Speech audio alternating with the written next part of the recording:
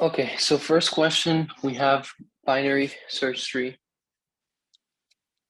You guys can read that while I type up everything.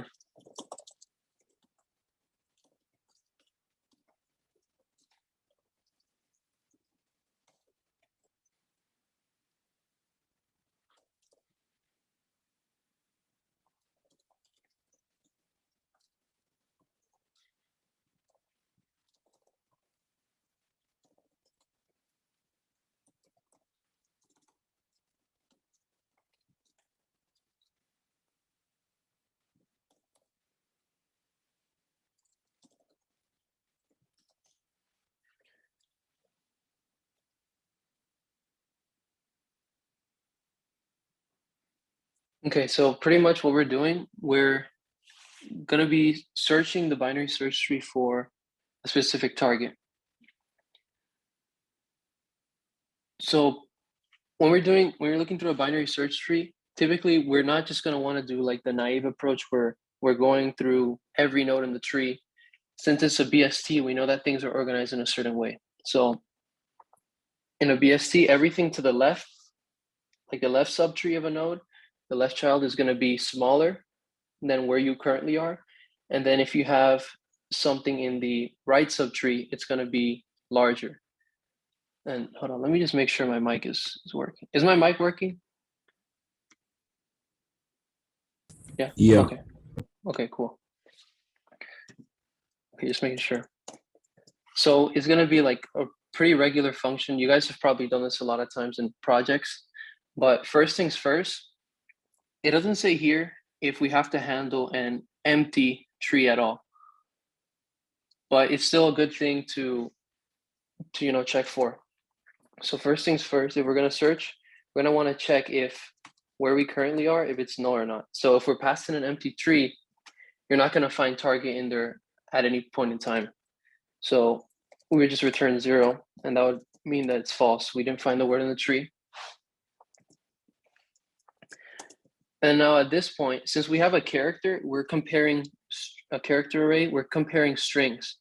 So we're gonna, at some point, we're gonna wanna have a comparison at every single node to say, okay, so if is what's at the current node, is it smaller or greater than what I'm trying to search for?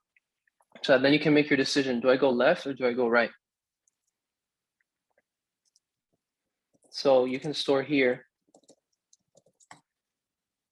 You can store the result of a string compare, and you can do the target, and then you can do root string. So what this is going to do is going to compare. So let's say we had, so at node we had dog, and then target is zebra. So at this point, we're going to see zebra is going to be greater than dog. So we're going to end up going to the right.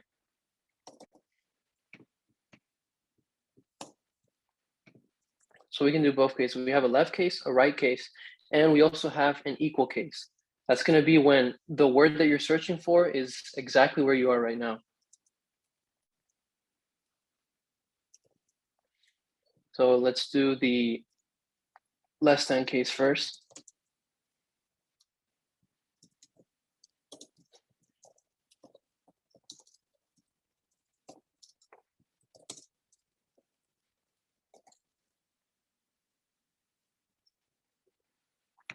So this case is just when they're equal. So string compare, when the two strings are equal, just going to return 1. And now if we're going to do the less than case, we don't want to consider the right at all. And we also know that it's not where we currently are right now. So we're going to go exclusively to the left side. And then as for the other side, we know that where we currently are is not the answer. Where it's to the left, it's not lesser than where we are. So it's going to have to be to the right. So the only way we can go is to the right. This would pretty much be what the function is right here. So there's 3 cases: less than, go to the left; greater than, go to the right; or we found the word and we just return 1. So does anyone have questions on that?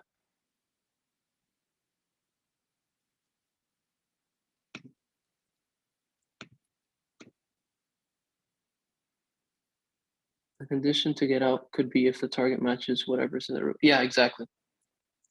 So that's the equal case right here. So if it's not less than, it's not greater than, it can only be equal to. So that's this question. So let's move on to the next one.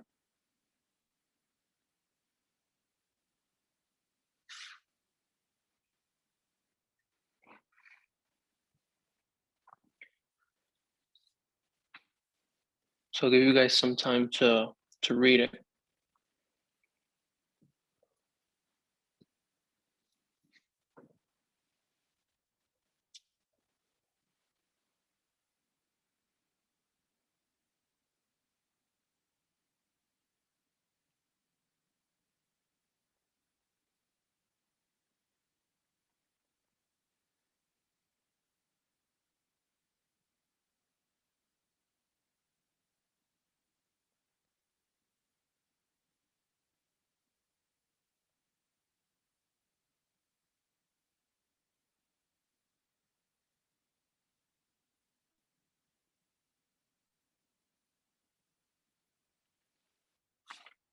Okay, so step A, or part A, says consider using Mercer to sort the array shown below. What would be the state right before the last call to merge occurs?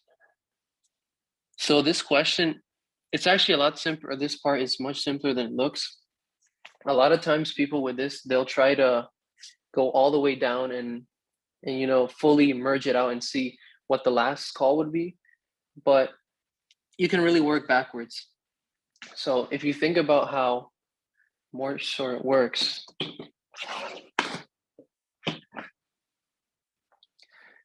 so let's say we have an array of 4 elements. Oh, that's probably not the best example. Okay. So we have this array right here. We're going to break this down. So we're going to start off with index at 0 and 3. So this is the first call. This is the first call right here. Then in the second call, we're going to go to the left half of this. So left half. So first of all, the midpoint would be 0 plus 3 divided by 2. That's just going to give us 1. So we're going to go down into this area right here. So we're going to go 4, 3. And then we're going to split it up again. We're going to do the same thing. So we're going to have 0 plus 1 divided by 2. That's going to give us 0. So we're going to go from 0 to 0. This is base case. Then we're going to go 1 to 1. This is also base case. And by the way, just right here, we would have 4 and then we would have 3. And so on. But pretty much, you would merge these two right here. So we would end up with 3 and 4. You would follow the same process here. You would go, after you come all the way back up, you would go down to the right half and then do the same split. So we would just have from 2 to 2, that would just be 1. Then we would have 3 to 3. That would also just be 2. And now at this point, we would merge right here. So the first merge is right here. Second merge would also be here. But this would just result in 3, 4 on the left side and then 1, 2. And then we're going to do the final merge. But notice the final merge is just going to be the left half and the right half, where both halves are sorted, but the full array isn't sorted. So it's just a sorted array where it's not sorted, but like half of the array is sorted and then the other half is also sorted. But across the full array, from 0 to 3, we're currently not sorted. But once we merge it, we will be. So after this state right here, where we've merged both of them, when we come back up here after the recursion to the left and right half, we're going to do the final merge. I'm going to have 1, 2, 3, 4. So we can apply that to this problem. And I just went through that so you guys can see what I mean. We can apply it to this problem where the last call, we can think of actually what the first call is going to be. Because we calculate the midpoint, we recurse all the way. We make sure like all our subsections or subintervals are going to be sorted. correctly after they're merged and everything. And then we're going to come back up to the very same initial call. And then we're going to merge these two sides. So we have the first call is going to be index 0 to 9, right? So to get the midpoint, it's going to be low plus high divided by 2. And that's just going to mean it's going to be 4. So we're going to go on the left half inclusive of 4. So we're going to go from 0 to 4. We're going to have two segments. We're going to recurse down this way, and then we're also going to recurse down this way right here, 5 to 9. But really, we know that before the final merge, these two sides are going to be sorted. So we could just sort these subsections right here. We could sort from 0 to 4 and then 5 to 9. So if we sort them, it's just going to be 13, 15, 20, 45, 98. And then we're going to go 32, 51, 66, 83, and 88. And that's the state before the final merge call. So pretty much you're using the recursion in your advantage, where you know that the last one is going to be the full case where you're going to be merging both sides, both halves of the array, the initial halves, so 0 to 4 and 5 to 9. And by that point, you would have already merged these two intervals, and so on. So you would have merged all this, so they would have been fine. And then the final merge would have sorted the whole array itself. So does anyone have any questions on that?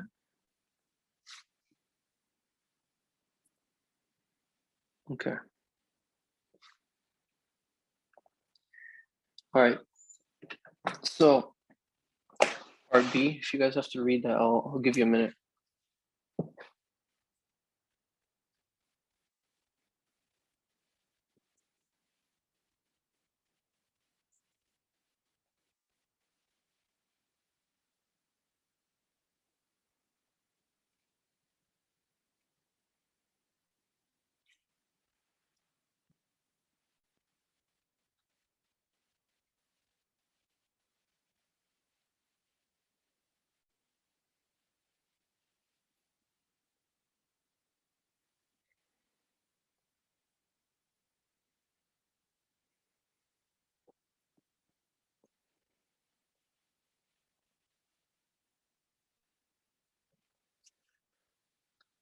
Okay, so we're trying to calculate the number of inversions, and inversions are pretty much a case where you have a number that's greater than a certain number, but it comes before that number in the sequence. So for example, 20 and 15 right up here, this is an inversion right here because 20 comes before 15 in the array, but 20 is greater than 15. It should come after it. So that's a case of an inversion. These two right here are also another case of an inversion, and so on, where 98 is greater than 45, but it comes before. 98 is greater than 13, but it comes before. So this is just going to be the first line. You're just going to be calculating all those pairs. Where is, a given index? So let's say this is I right here. Right here, we have I is less than j, which is the condition that they give us right here. I is less than j. And array of I is greater than array of j. So you're going to have to count all those pairs. So I can just go ahead and do it right now. So it doesn't get too messy. I'm just going to write right under an element. Like for example, right here, I'll write 20 and so on. So then we can just see it. And it doesn't get too messy, like doing stuff like this and all that. So you guys can try out to count them.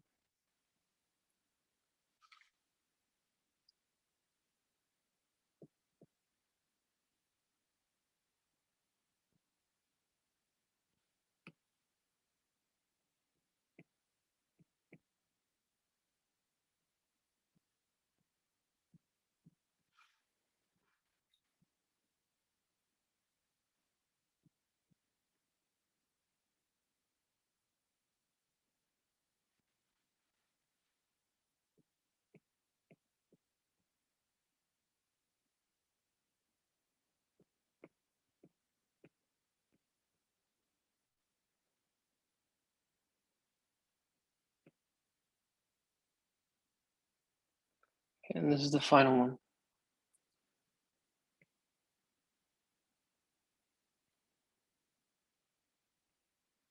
You don't have to do this in sort of order, but I'm just making it easier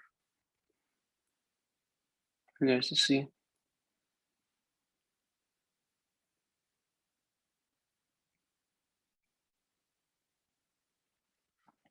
Okay, so that should be it. So we have 20 for 15. Then we have 98 for 45. Then everything else before 13. The only biggest thing that comes before 83 would be 98. The only two things are for 66 are 83 and 98. The only three for 51 is 66, 83, and 98. Then for 88, the only biggest thing is 98 that comes before it. And then for 32, it's just a bunch of them. So that's in total 1, 2, 3, 4, 5, 6, 7, 8, 9, 10, 11, 12, 13, 14, 15, 16, 17, 18, 19. So there's total of 19 inversions.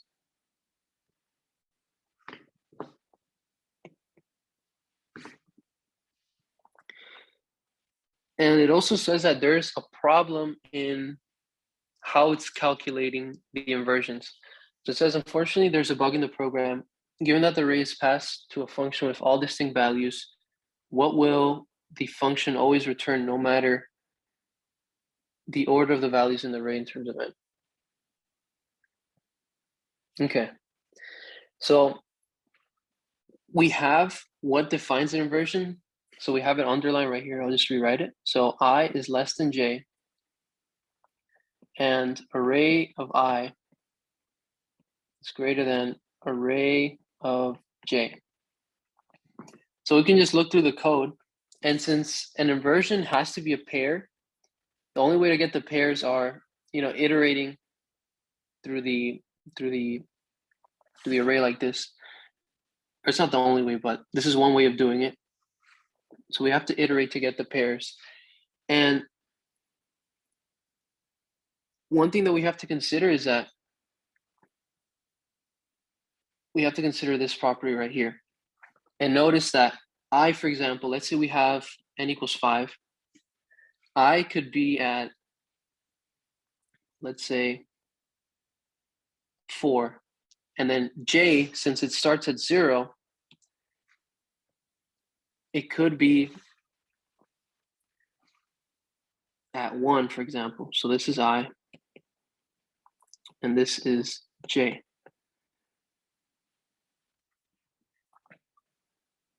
And this condition could be the case at some point, but the whole condition with a inversion is that we also have to consider I is less than j and array of I is greater than array of j. So we have array of I is greater than array of j, but we're not considering that array of, or I is less than j. So that's pretty much what we have to change. We have to change the condition because right now we've only partially considered the condition, but just with that partial condition, we're not, fully defining what inversion is. So our answer is going to be thrown off. There's probably cases where it'll work just fine, but for the most part, it's not going to work out. So we would just change line number 5. That would end up being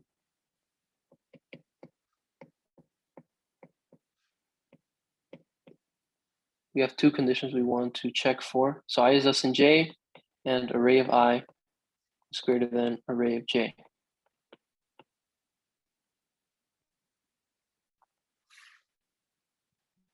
So does that make sense for everyone?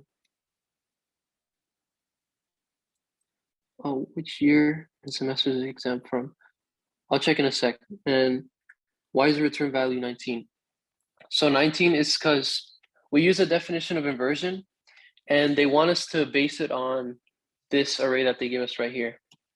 So you don't want to consider this right here, because right here we've sorted it. So really the inversions are going to be from one half to another half, and that might not consider the actual inversions that were there, originally.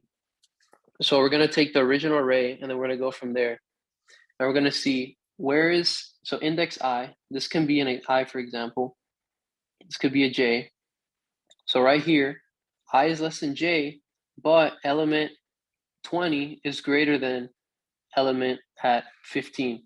So I'm just counting the cases where that's the case, where I is less than J. So I'm just looking backwards and then pairing, okay, where is something bigger than the one that I'm currently at? And for 13, it would actually be everything else before it. For this one right here, it would be 98 and so on. So yeah, it would be 19.5 and then the compound case. So yeah, that's it for this problem. And this one, I think it's from, let me see. Well, actually, it doesn't say, but spring 2019. So you can just go through the spring months and you'll find it. I don't remember which one this was from. All right, so I'm gonna go on to the next one. Oh, backtracking. Is this this isn't on the test, is it? I can go through it, but it has like recursion tree, but someone told me that backtracking isn't on the test this year. So, I can still draw it out so you guys can see like the whole idea, and how to draw a recursion tree, like trace it out, but let me know. Oh, they removed it, okay. You could also do J equals I plus 1. Yeah, exactly. Also do that as well. That would actually be better. Like you'll still be n squared, but that would implicitly handle that case. So you wouldn't have to directly say it, it'll just be baked into the code. So instead of, what he was saying is instead of having an if right here, since we only care about cases where J is greater than I, the first case, and considering that like indexes go like 0, 1, 2, 3, they're discrete, then you can just start at the next slot that you could start off with, would just be I equals J plus 1 right here in this for loop condition, and then, or J equals I plus 1, sorry. And then that'll have baked into it this case right here. You'll have less iterations too, because you're not going to be going, like let's say I is 4, and then you start J off at 0. You're not going to go 0, 1, 2, and so on. You're going to go 5. You're going to start off at 5. So yeah, you can also do that as well. That's a more efficient way to do it, but yeah, there's 2 ways. All right, so I'll come back to this one at the end if anyone wants to. Okay, so show the state of selection sort. So about selection sort, I remember when I was in Guha's class, he taught us selection sort where you pick, so let's say you have an array, 13, 2, and 1. So we would start off here.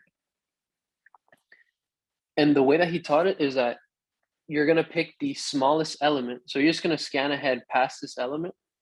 So you would start off right here and say, okay, this is the best one that I can get that is smaller, since we're going left to right.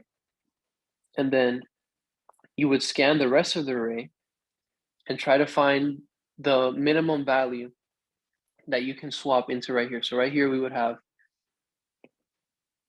1. That 1 would be the best one we can take. I'm gonna have 2 and 13. And right here it's sorted, but then if you don't have any function to check if you made a swap or not, then you would go here, have this as your best, try to find everything after here, if there's anything smaller, and so on. But in this case, it ends up sorted. But actually in the foundation exam, he wants you to do selection sort not by the minimum, he wants you to pick the maximum and go backwards in the array. So for example, same case, 3, 2, 1. We would start right here. 1 will be our maximum, and then we'll check this side of the array past this index. So this is X, and then you would start your Y and keep going. And then you would see this one right here. That will be your best. like the maximum most value, and then you would swap it in for this right here. So this would become 13, this would become 1, and so on.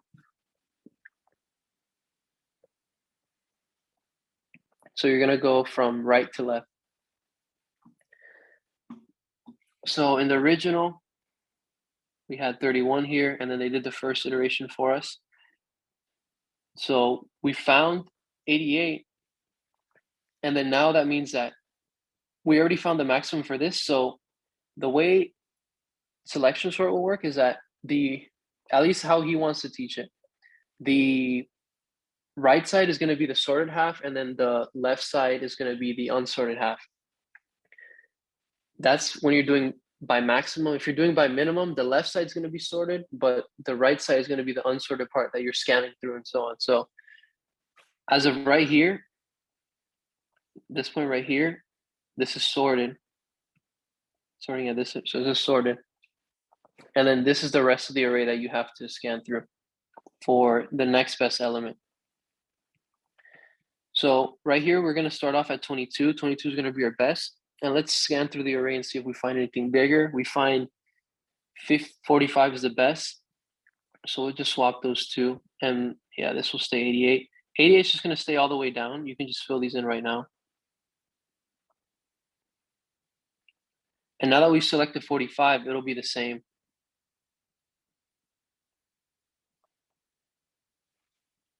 And then at this point, we're going to be right here. We're going to have 22 as our best. And then we're going to go through this half of the array, or this side of the array, and try to find the best value. We see 31. And 31 is going to be our best right there. So yeah, let me just underline where we are. So now we fixed 31. Then we're going to be this slot right here.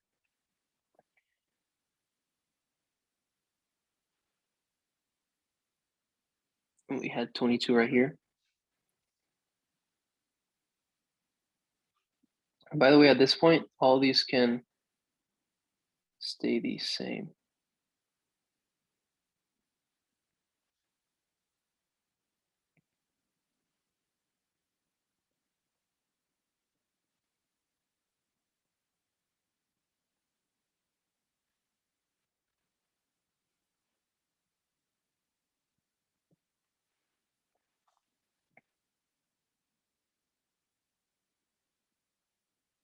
Okay.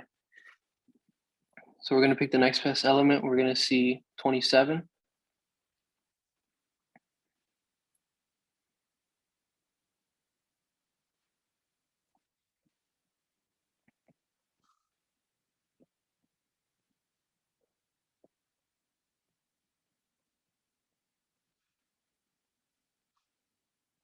And we're going to pick the next best element. Wait a minute. Something just happened.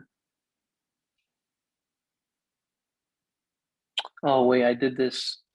I think I started off, I was looking at this one right here, but at this point was where it was picked. Okay, I'm sorry. Let me restart this.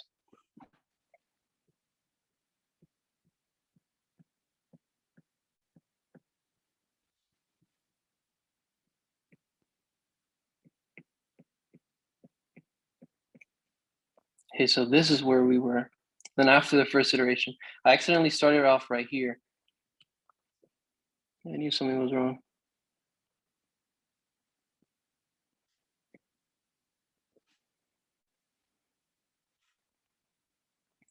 So now from here, we can pick next element. So we swap these two. Then from here, we're gonna see 22 and 31.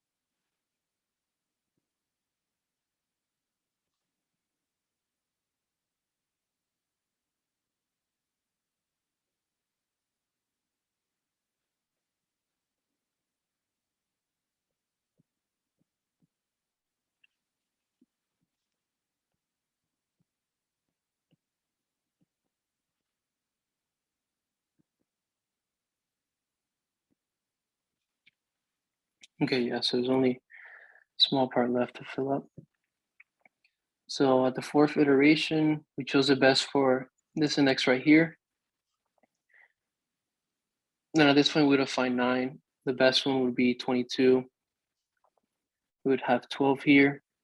The best one for this slot right here would be 13. So up with 12. And we would have had 9 here. And that would have been the table. My bad, I accidentally started off right here. Yeah, so don't make that mistake.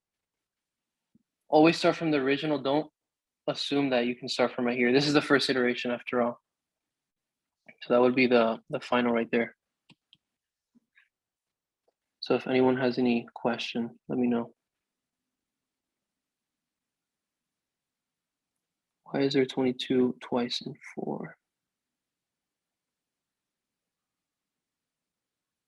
Oh, shoot.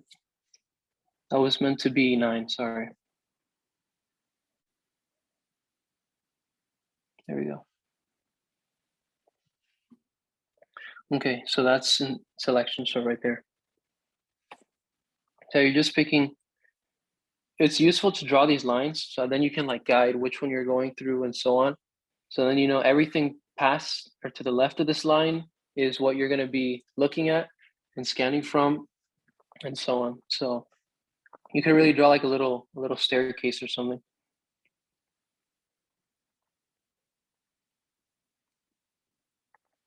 Yeah, so there we go.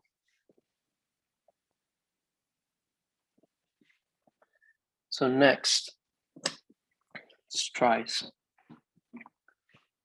Okay, so I'll have that here so you guys can read it out.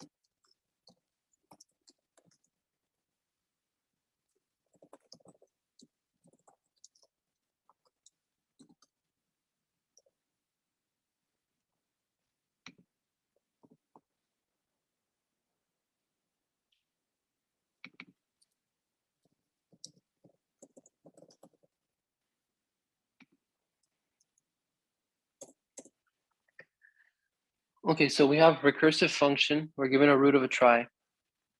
And they give us a character, and we're trying to see how many words in the trie contain a character. So you can assume, or a given character, you can assume that it's an alphabetical lowercase character.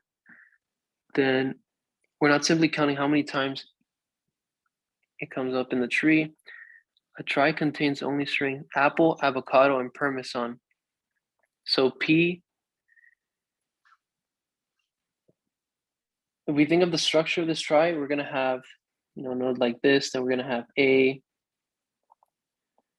then we have the node with P, the next node with P, then L, okay, I'm running out of space. We're gonna have the last node with E.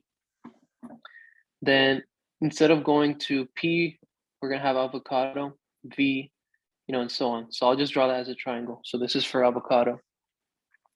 And then we also have parmesan. So that's P, and I'll draw this with a triangle. So this is where parmesan would be over here. Apple is over here. So the reason we have 2 is because with letter P, there's 2 words in the trie that have a letter P. So apple, and then we have parmesan, which starts off with a P. Then for count strings with letter with an M as alpha, we're gonna have parmesan, which has 2 M's. And one thing with this type of problem, there's usually a way to, like they probably give you a way out to do things simpler. So if you notice the struct, it has num words. And that can come in pretty clutch for this type of question, because do you guys think there's any point? So let's say we traverse the trie. So we're going to traverse the whole trie because we don't know where in a word, like we don't have anything specific where it has to start with P, for example, or it has to start with a given thing. It has to have that letter alpha anywhere in the word. And we know that any path down a trie, it'll store a word, or it'll represent a word. And the way we can tell like what word it is that we're building is by, iterating through all the children. So we have 26, and P, I don't know what that is in the alphabet. It's somewhere in the middle. But for example, if we have a non-null, so let's say this is P right here. We have P. If P is non-null, like we have a pointer to something with P, just like we do right here, that means that we have words that have a P in the current subtree that we're at. So for example, if we're at A, we're going to see, oh, we can go to P. That means that there's a collection of words. We don't know how many it is right now, but there's something that we do have access to that can give us how many words go further past this point. Because really, any other words, like let's say app, so we have apple, let's say app is a word. Let's say apps with an S is a word. Let's say application is a word. In that case, we don't care about going any further than this first P, because once we know that we have a P, we can stop because we have num words. So num words is going to represent how many words you have in a subtree of a trie. This doesn't count right here, this root node. It's always going to be 0. And you can in the code, you would handle that if you're inserting or whatever. But let's say we add another word in here. So we have, apple is a word. Let's have a 1 here. AV is not a word. P is not a word. So this is the flag, and then I'll have num words on the right. We'll have 1 here. Then we'll have a 1 here. AP is not a word. APP is a word. So we have app and apple. So actually this would have, 2. This would have 3. A is not a word, like for the purpose of this. So we just have app, apple, and avocado, and parmesan. And then right here would also have another word.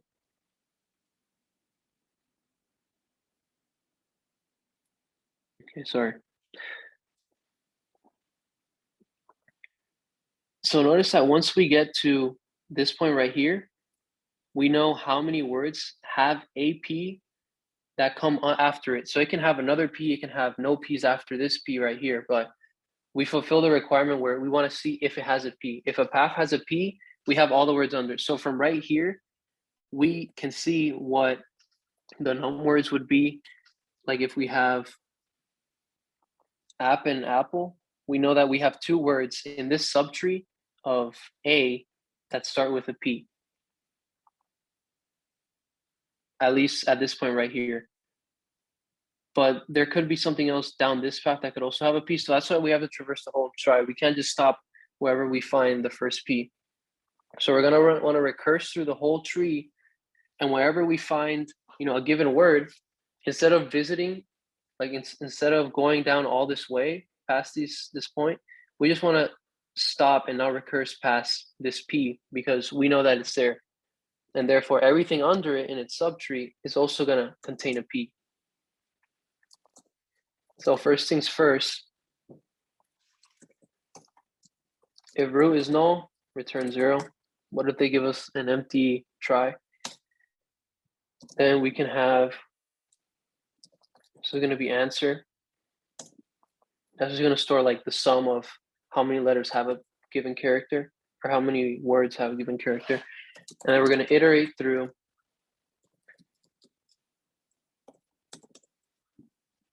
all the children. And another thing, I'm going to return answer.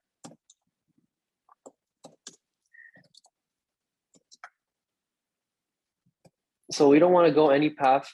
We could exclude this case, but I'm just going to do it explicitly. Like we're not going to go to any node that is null. This case right here will handle it, but I'll just do it anyway. And this is just saying if it's, oh, I think I accidentally closed the iPad again. Let me share screen again. Sorry.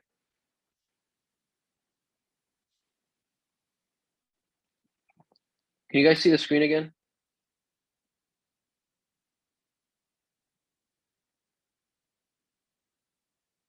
You guys let me know. Not yet? Does it say you're sharing screen?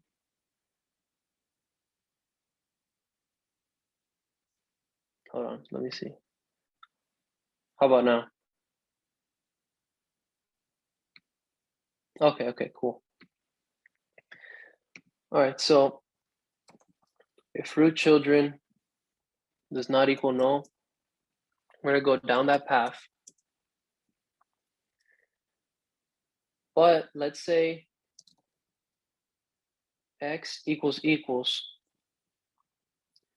And what can we do with this x? So we know there's 26 letters in the alphabet, right?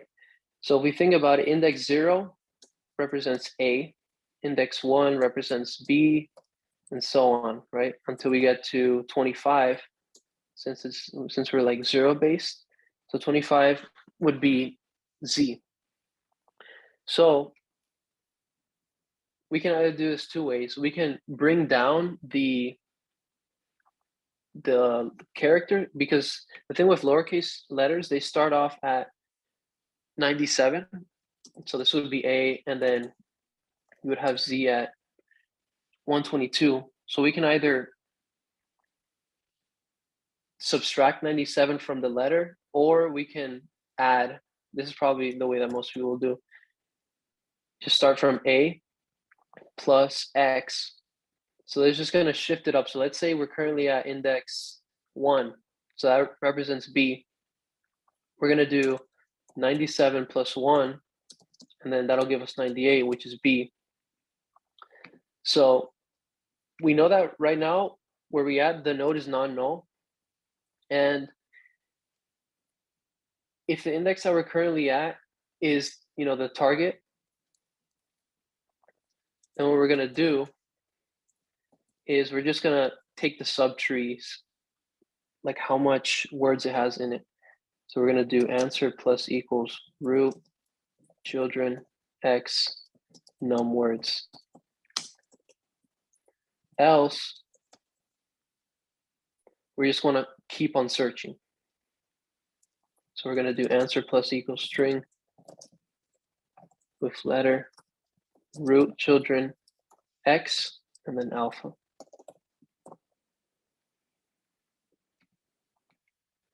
Okay, so just to explain this again, we just want to see if the current letter that we're looking for, if the letter that we're looking for in the subtree that we are in the trie, if it's there, then we can just go in and take the number of words that it has. Like, we don't care about, anything else in its subtree. We're just trying to see if a given path has a P. If it has a P, just take it and go. Like, you don't care about it anymore. Just take it and go. And then if it doesn't have it, like if you're not currently there, then you just want to keep on traversing. So yeah, you're just ignoring, in this case, you're ignoring the P, but just taking the number of words that it has, and you're going to keep on going. Same thing would apply here at P. P has one word. So when we're at this node right here, we're going to see, okay, so P is non-null, and A plus X equals alpha. So that means that the index that we are maps to the current letter that we're looking for. Therefore, take its number of words, add it in, and if it's not that, so let's say we have another word that's like starts with Z, like zebra, then we're just going to traverse down that path, and maybe there's some word like zebra with like 2 P's or whatever. Then when we get to the first P, it'll take that as well, and say, okay, that's the first P. There's only one word in this subtree, and yeah, it'll just combine all the answers together. So does that make sense to everyone? If anyone has any questions, just let me know.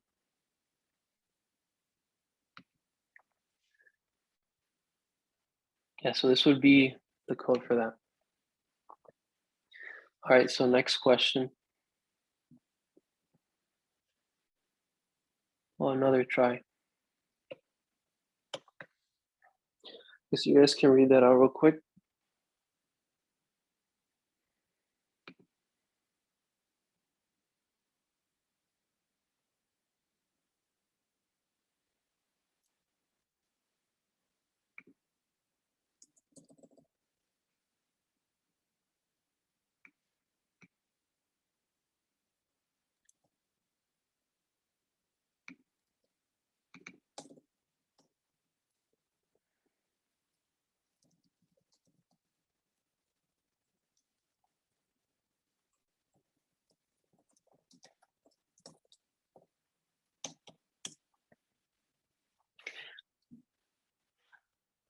Okay, so it says write a function that takes in a pointer to a root of a trie storing a dictionary of words or returns the maximum number of words that are prefixes of a single word. Use a struct definition and function prototype given below. Okay. So actually this question, it kind of relates to, in a way, but not really, to the previous question, where if you think about what num_words does, if we go back to the previous example, let's go back to the previous question real quick. If we go back right here, let's say we're trying to search for a prefix A in the tree, we would know that at prefix A, we have three things that start off with A. So that would be apple, app, and then we have avocado. So those are three words that start off with A. That start off with P would be one, because it's permison. So really what num_words is doing is pretty much what this function is telling us to do. And that's why they don't give you a number of words. They're trying to see what's the maximum number of words in a subtree of a given node. So like in the same example, A would have been a prefix to apple, app, and avocado. So that would have been 3. In that case, 3 would have been the maximum because you had A with 3, and then you had, what was the other one? I believe it was permison, and that would have been 1. So P, E, R, M, all those would have just been 1. We're trying to find the maximum number of prefix word.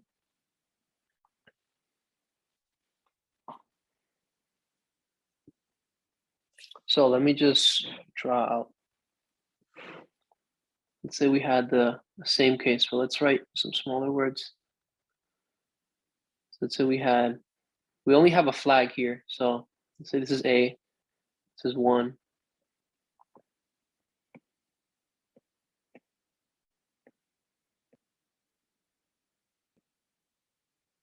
This is a 1.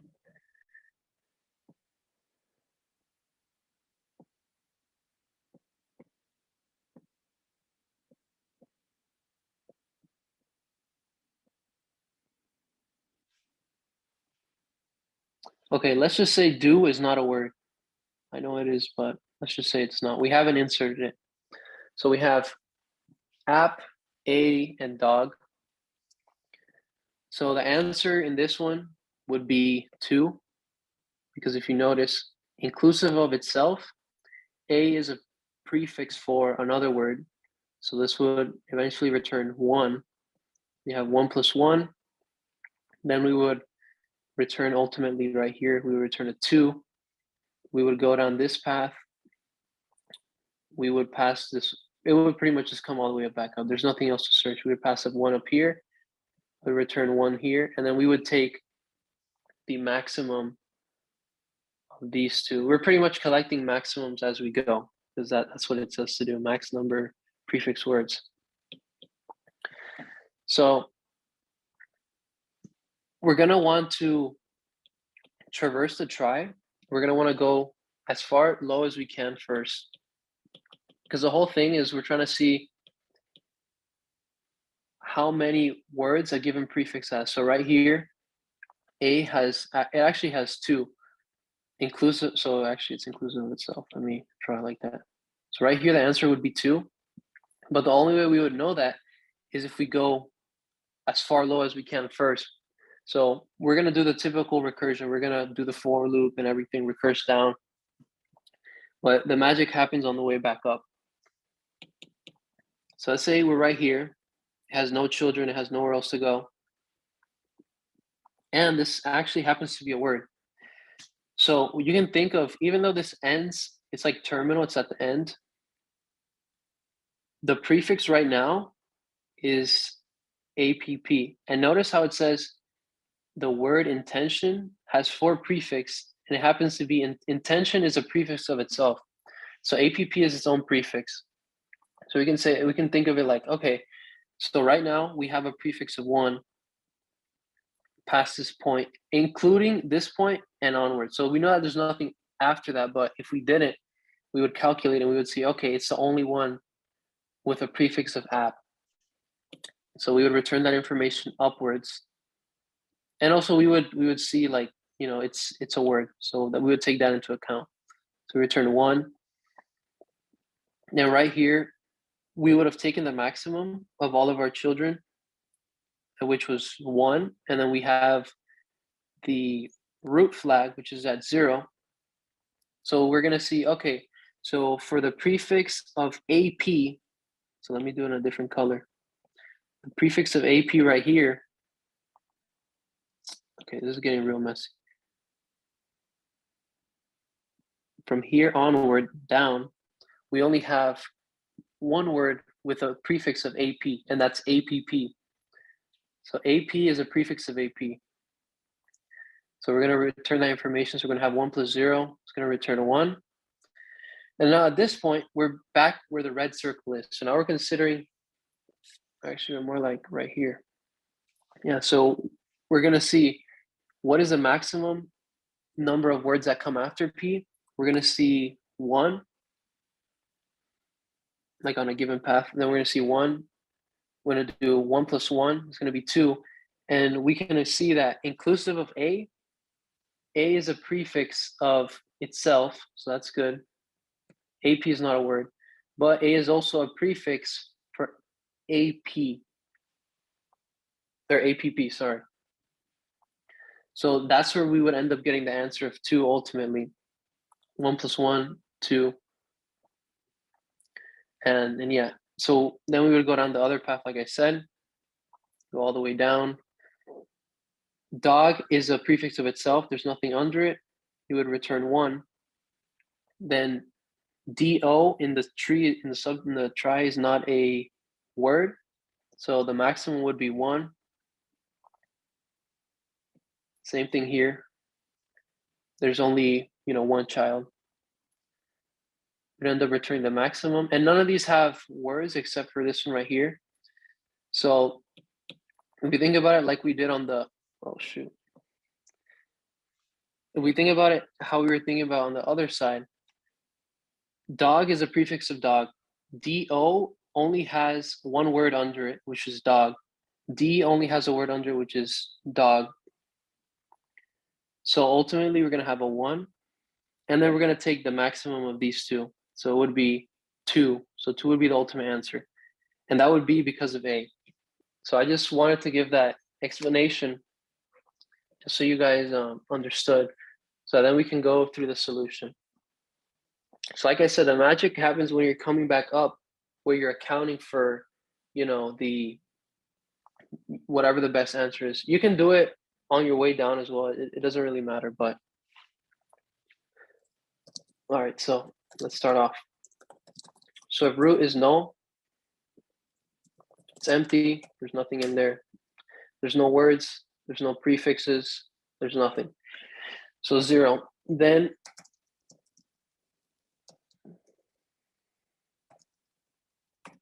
so it's just going to be maximum. Same for loop.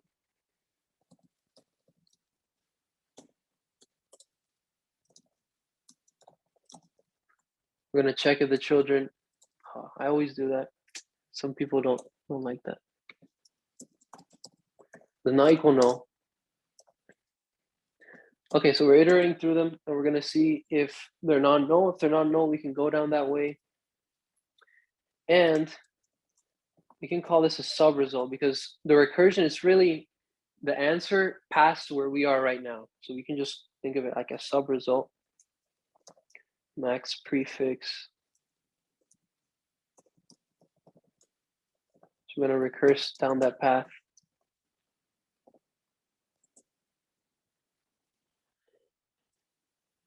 And right here is where we're gonna do our comparison. So if sub-result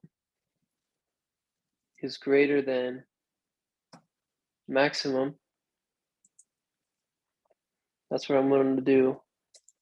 Maximum equals sub-result. So right here, I'm trying to maximize my answer. So let's say we're right here at this root case where we have a 2. We would have taken the 2 since it comes less, like alphabetically ordered, because we got that from A. So we would have, let's say Maxi would have started at 0. We would have replaced it with 2. Then on the next like after we come back up from dog, we would see 1. We would take the maximum of these, and we would still end up with a 2. And that step would have happened all the way going down the trie, and then as we come back up and so on. And after this, at this point, after we process the full subtree, so after we've gone through, for example, the subtree of A, so APP, we're going to come back up to A. We're going to have the maximum. It'll be 1 since we got it from APP. APP's return that answer to AP. Then AP is going to return the answer of 1 back up to A. So our maximum is going to be 1. And there's one thing we also have to consider. When we're talking about prefixes, remember when you're doing prefix, a letter or a prefix or word itself is a prefix of itself. So we're just going to want to return the maximum. And we just want to add whether or not this is a word. So root flag, it's just a binary value. It's going to be either 0 or 1. If it's not a word, it won't do anything to your number. It's going to be 0. And then if it is a word, then we're going to want to account for it. And that's why we just do addition, because it's going to be 1. And yeah, it's just going to increase. So I hope that made sense. Let me know if you guys have any question. I was wondering if you explained the data structure. No, not really. I was doing it in terms of the sample question. Okay, yeah, I got you. All right, I'll just do an intro. I normally do that. I forgot to do that. Okay, so just a quick brush up on tries. Let's say you want to look up a word. So let's say you have like,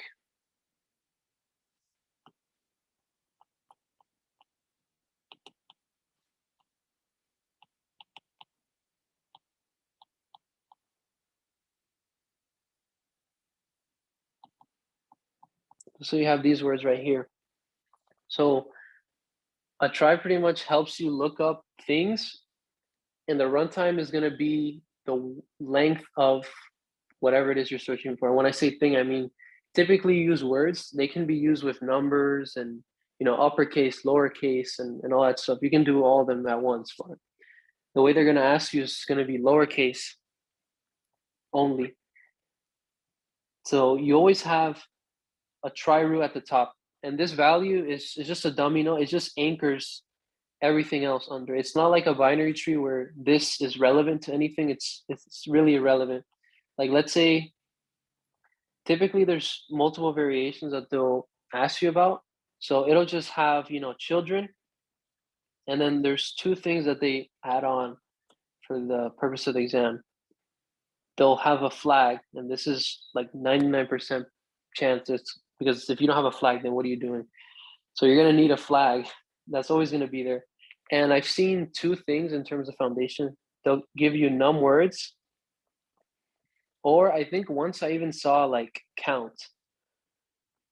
But this is like a maybe, and count would just be like the frequency. So let's say if you insert high like 5 times, you're gonna have a count of 5 at that node.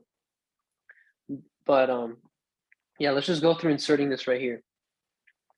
So if we have an empty trie, I'm gonna do this. Null is X. I just draw it as X. So we have nothing right now. But let's say we want to insert left to right. So we want to do high. So we're gonna want to make a node so then we can anchor down all these subtrees. We might have one here, one here, one here, and so on. So let's insert high. So this is gonna have, and I'm not going on a specific variant here, but they should be kind of self-explanatory. So let's say an insert high, say it's right here. We're gonna add based on the character, so that's gonna be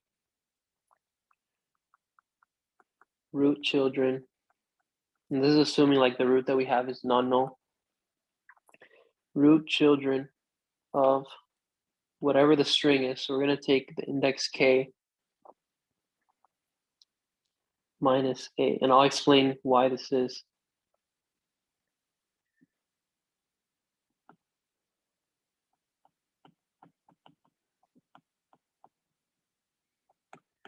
Okay, so if we want to insert high, we're gonna want to add on all the characters in high.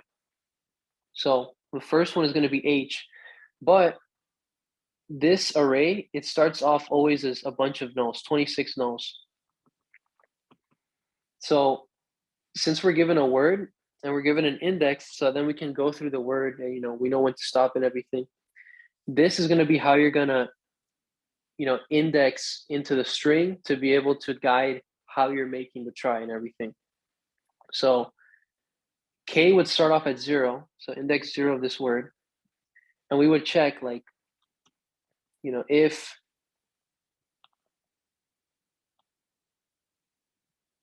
you're pretty much just gonna check if it's non-null. So I'll just write it, whatever.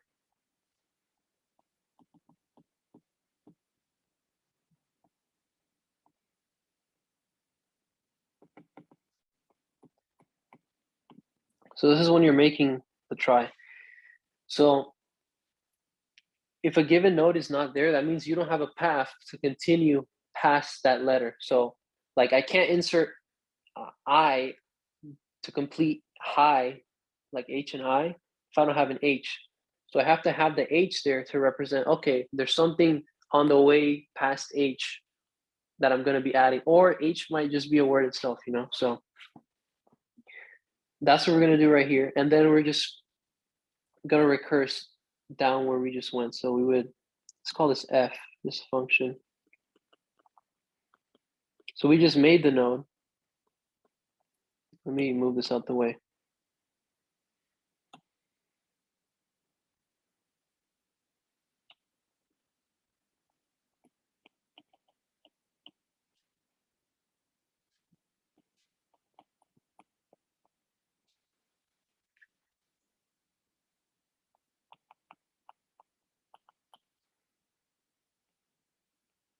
So it would end up looking something like this. This is like in the main part of the function. There's no for loops or whatever in this part.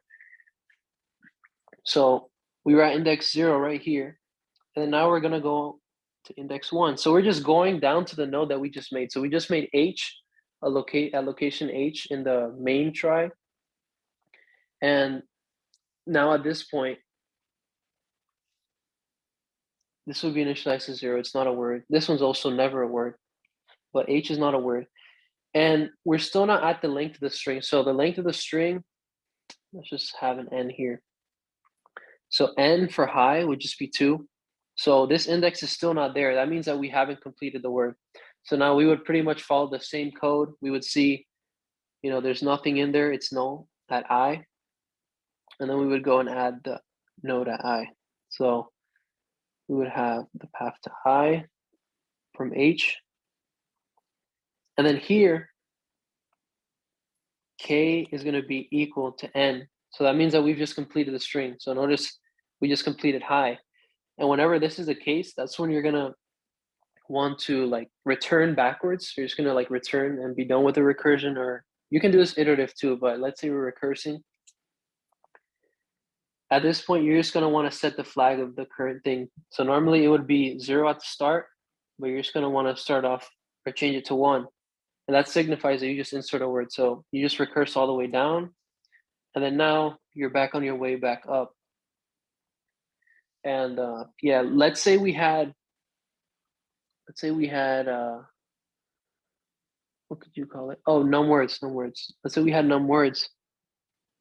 So these would have started off at 0. So you could have done it on the way down, or you could have done it on the way up, but let's just do it on the way up.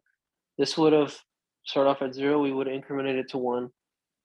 Num words, we can increment it to 1 on the way back up. And in this case, we would never increment it. So you could do some special stuff to know when you're at the root, but that's pretty much insertion to a trie.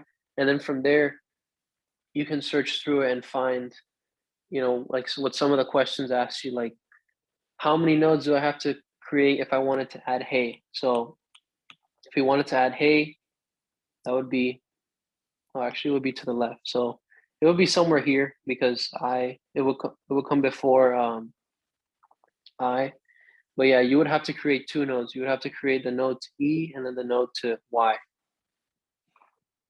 And then you would have this as a word, and then num words would be at 2 because now in the subtree of H, we would have hey and hi, and that means we have 2 words that start with H as a prefix.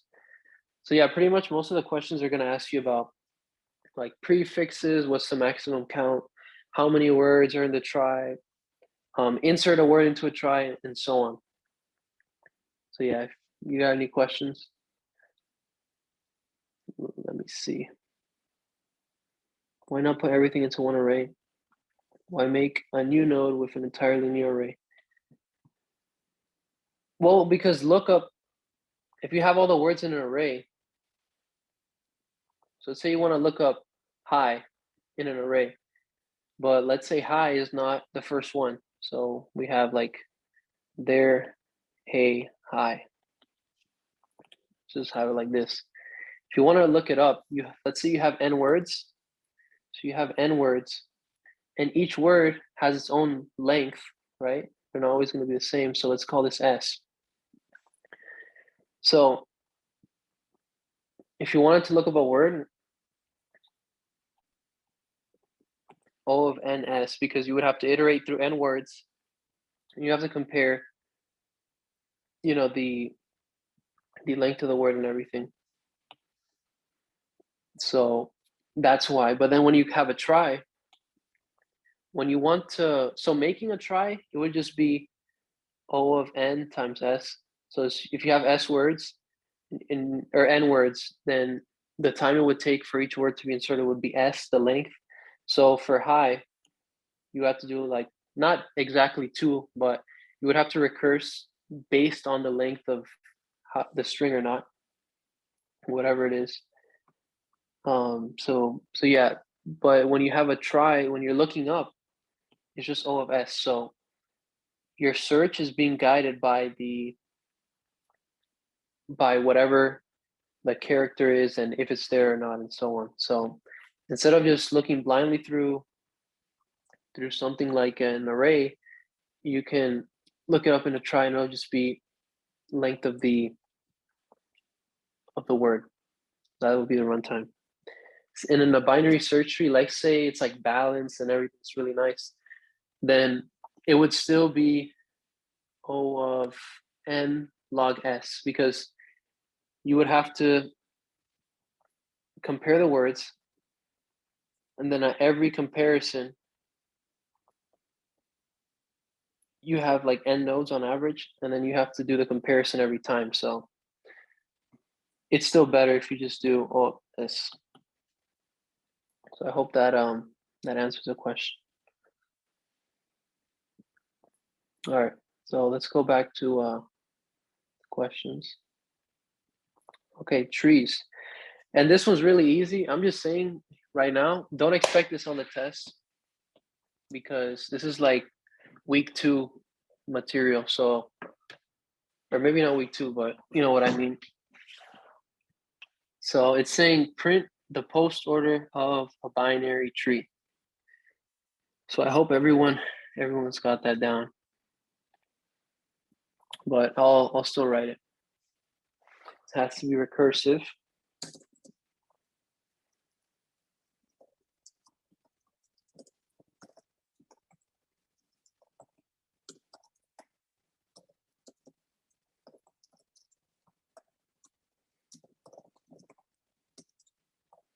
Okay, so this question, I'm not even gonna I'm just gonna write it. So root equals null, return. Then we're gonna do print post order.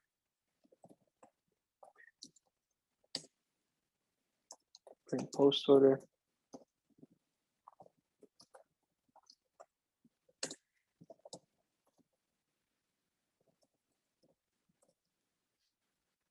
And then I'm just gonna print root data. That's it.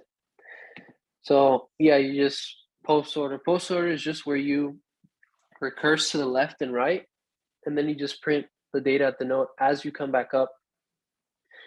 And just a quick side note, I know most people gonna get this question right away, but when we're thinking about post order, a lot of times, people will get tripped up with the traversal and everything. And oh wait, that's not the traversal. Let's say we have a tree that looks like this, and I don't care about the values. It's just an example, So if we want to do post order, what I always tell people to do is start from the leftmost leaf. So you're gonna want to start from the left, and that's assuming like it's regular post order. You're not like starting from the right or anything. Go as far left and as far down as you can, because if you think about how post order works, it's gonna recurse all the way down until it can't, so until a base case. And those base cases are typically gonna be at leaf nodes. So it's gonna be a case like this, where it has nothing.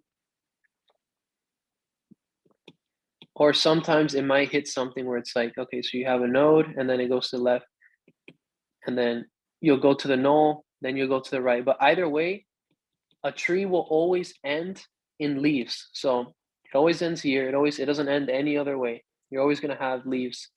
Even if you just have one node, that's still considered a leaf. So always start from the leftmost, like bottommost leaf, and then work your way back up.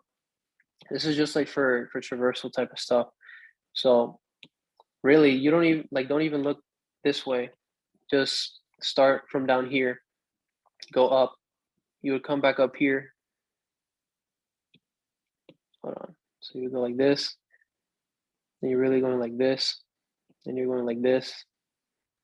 Going like this, like this, and then you're going up this way. So notice how after I come back up from every subtree, I'm going directly to the next closest leaf. So that's pretty much how the traversal works. So yeah, that's why you would if you look at this, it's a valid post order. So you always visit the parent of a node last. So I would like print this one and this one and this one and so on. So yeah, that's just for when you guys need to. It says, oh, given this binary tree, print the traversal. Not for like coding wise, like just you got to write it yourself. All right, so we have inserting into a min-heap.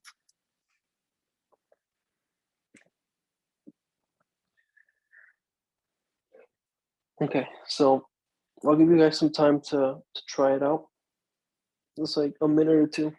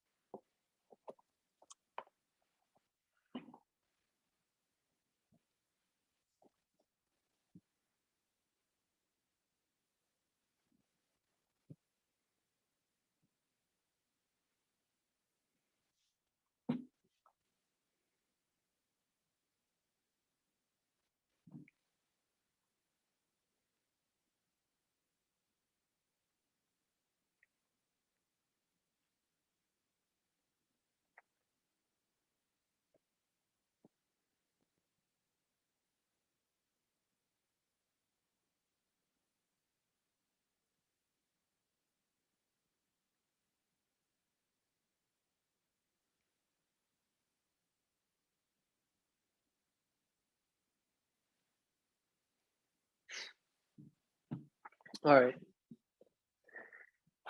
So let's start. So it says insert value 24 into the following min-heap. Okay, so when it comes to insertion into min-heap, let's just talk about how heaps work real quick. So let's just draw the same representation we have right here.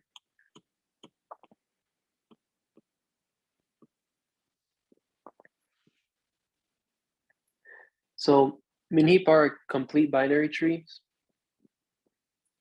So, or I think the term is like, it's like full or complete, or it's both or something like that. It's not perfect, but pretty much I believe it's complete. But if it's complete, then all the levels are full except for possibly the last one. So every single level before it, preceding the very last level, so this one right here, is going to be completely full. This is the only one that can be, partially full. It could also be full. That would make it like perfect binary tree, but that's a definition real quick. And in a heap, there's multiple variations. This is a min heap, so every single node is going to be smaller than its children. So notice how, which one is smaller? The parent of 41 is. Same thing here. Same thing right here.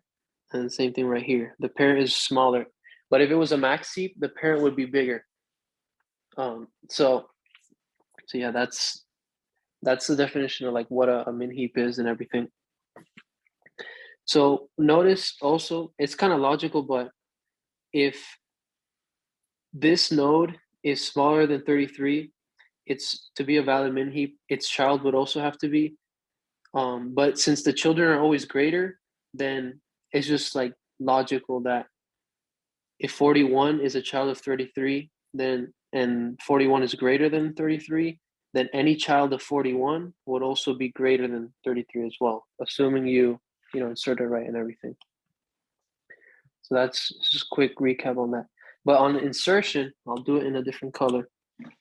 You're going to insert at the next available spot in the level. So really, if we were to draw this out a little differently, we would have, we have nodes here and everything, but the main node that we care about right now is this one right here, because we always want to fill the bottommost level. And if it's already completely full, so let's say we have something like this, then we would start right here.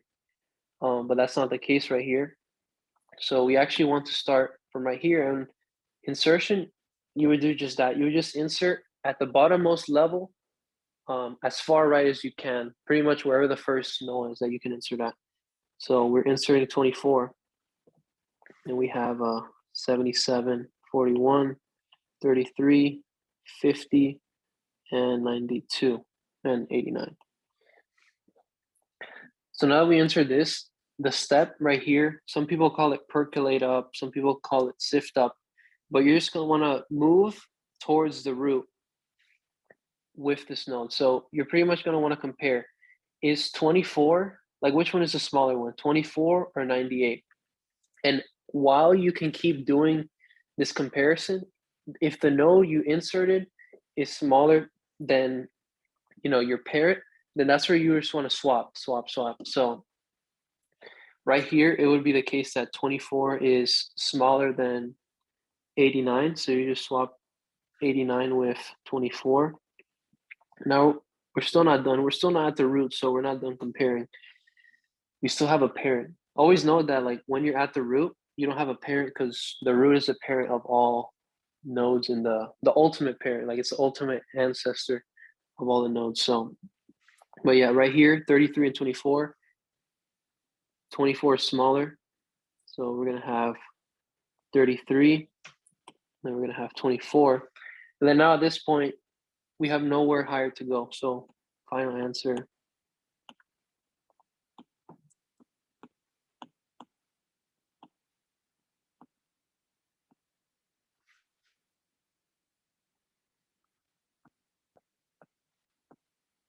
Okay, so that's inserting. So inserting is pretty easy. You just go up while you can keep on making the comparison. So let's just do like a little flip case. So let's say we had like 200. So we had 200. And then we inserted like 207.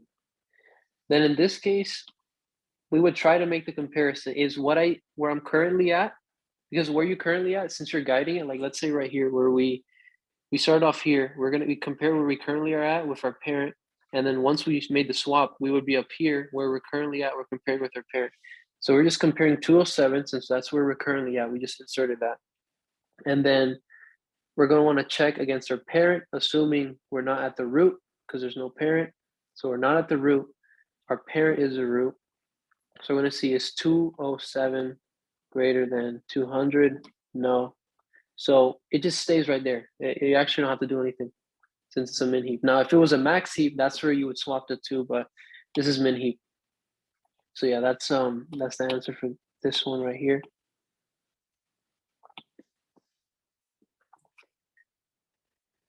Okay, so show the result of deleting the root of the following min-heap. Okay, so deletion is a little, you gotta do a little more, but it's also not that bad. So let's just rewrite this tree, or this min-heap. 50, 89, and then 92. All right, so let's take note, min-heap. And when you want to do deletion, what you want to do, when you're deleting, you're always deleting the root. So we're deleting 33. So the term is like popping off. So we're going to pop it off. So now we have a 33 over here. Like we can use that, but you know, it's of no use to us. We're pretty much removing 33. But the way the removing actually works is you take the furthest most child, like as far down as far as you can go. And then that's going to be the node that's going to be swapped with your root. So we would take 33, C 98 or 92. We would swap the two. So we would get 33 down here and 98. And the whole reason for this is because since this is like one index, like you would have an array, like you would have nothing at index 0, and then you would have like 33 and then 40. Sorry, it wouldn't be right there, but it's 41 and then 89 and so on. So you would have an array like that. But the reason you're gonna want to swap it down, like it seems counterintuitive because it's like you want to remove it. So why are you like keeping it within the tree? The whole thing is because in the code, you're gonna be decrementing the size. So really, you're gonna be at this pointer since you just removed an element. But then when you go to insert, remember how when you go to insert, you would increment size, and then you would be back at this point, and then you would override whatever the 33. So really, the 33, it's technically still in the tree, but it's unconsidered because you decremented size. So the lastmost element would actually be 50. But when you go to when you go to add something else into the heap, then you would put it just like we did right here. We would put it as far right as we can. So we would have been like we would have been right here, and then we would have incremented and override whatever was here before. So that's like the whole idea behind that. So even though it looks like it's still in the tree, it's actually not. So we can just delete it because it's technically not there anymore.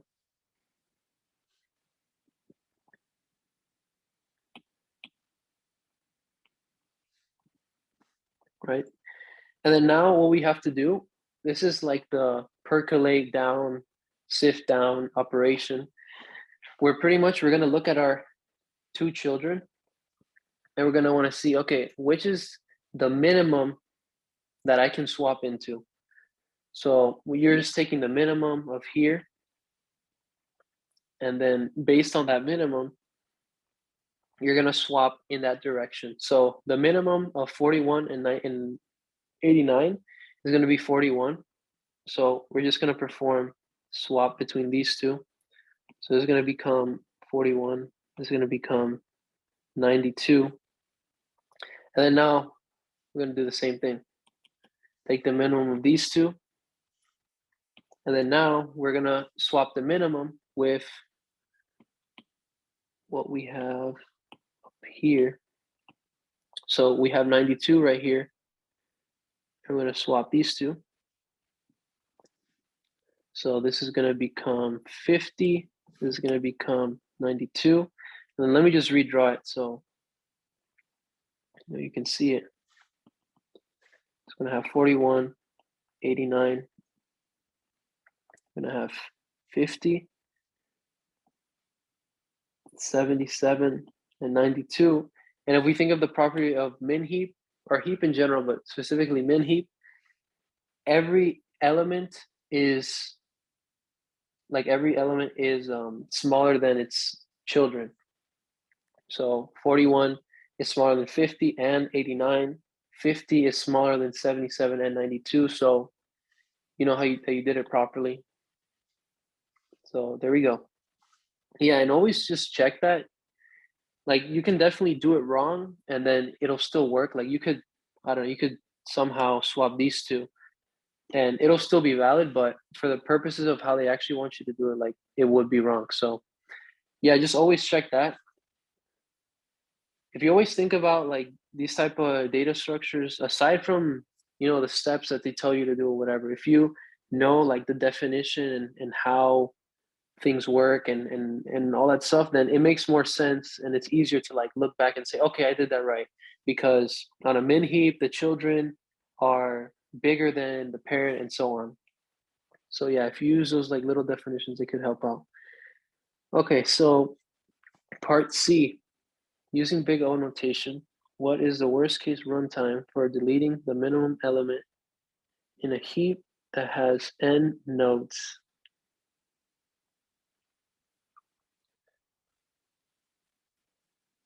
Okay, so what do you guys think?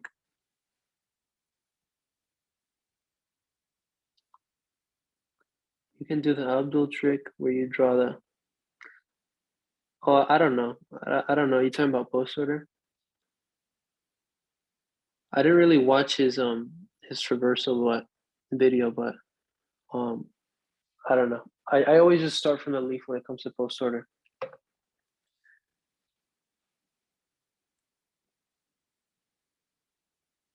So what do you guys think the worst case runtime for inserting is?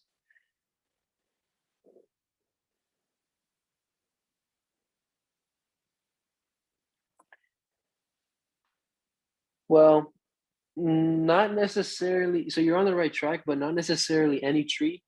Specifically, when it comes to like complete binary tree, which is pretty much what I said, where it's like every level is full except for possibly like the last one might be not completely full. On average, these aren't good cases, but like on average, you're cutting off like if we're thinking about binary search tree, for example. So let's say this is a BST.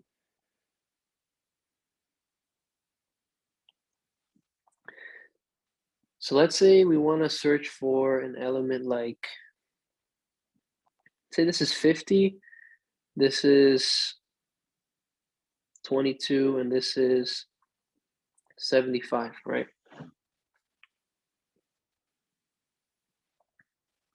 And this is like 1 or something. All right, so if we're searching through this tree, let's say we want to search for 50. The reason why on a balanced tree, like full or balanced, so I can also remove this right here.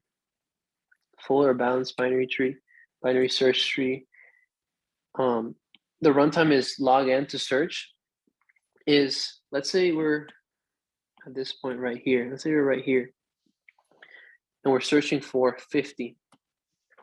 So right now we're going to make a decision. Okay, is 50 greater than or is it less than 75? So 50 is less than 75. So we're actually going to go down this way. But if you think about it, by going down this way, you're cutting out the rest of the subtree. And that subtree, since we're keeping it balanced, it would be at most like something like this right here. It couldn't go past this, because if not, then if you go somewhere else, it'll just be unbalanced. But on average, you're cutting off about half of the tree when you make that decision. So think about right here. Is 50 greater than or less than 50? So if we're assuming this is balanced, and this right here, this is balanced, then we're gonna make a decision and go to the right. And we're gonna see 50, we find 50 and we're happy, right? But the whole point is that we're cutting off and not considering a portion or like a certain half of the subtree that we're in. So that's really what makes it log n. You're really taking a path, and that would be like the height of this right here. So it would be 0, 1, 2. So you're really just making 3 decisions or 2 decisions, aside from like the check right here. But you know, that's where you end at. And when you're doing these steps in a heap, like when we're going right here, we insert 24. Since we're only comparing with parents on insertion, we're really only dealing with at most this path right here. And when we take this path right here, we're ignoring.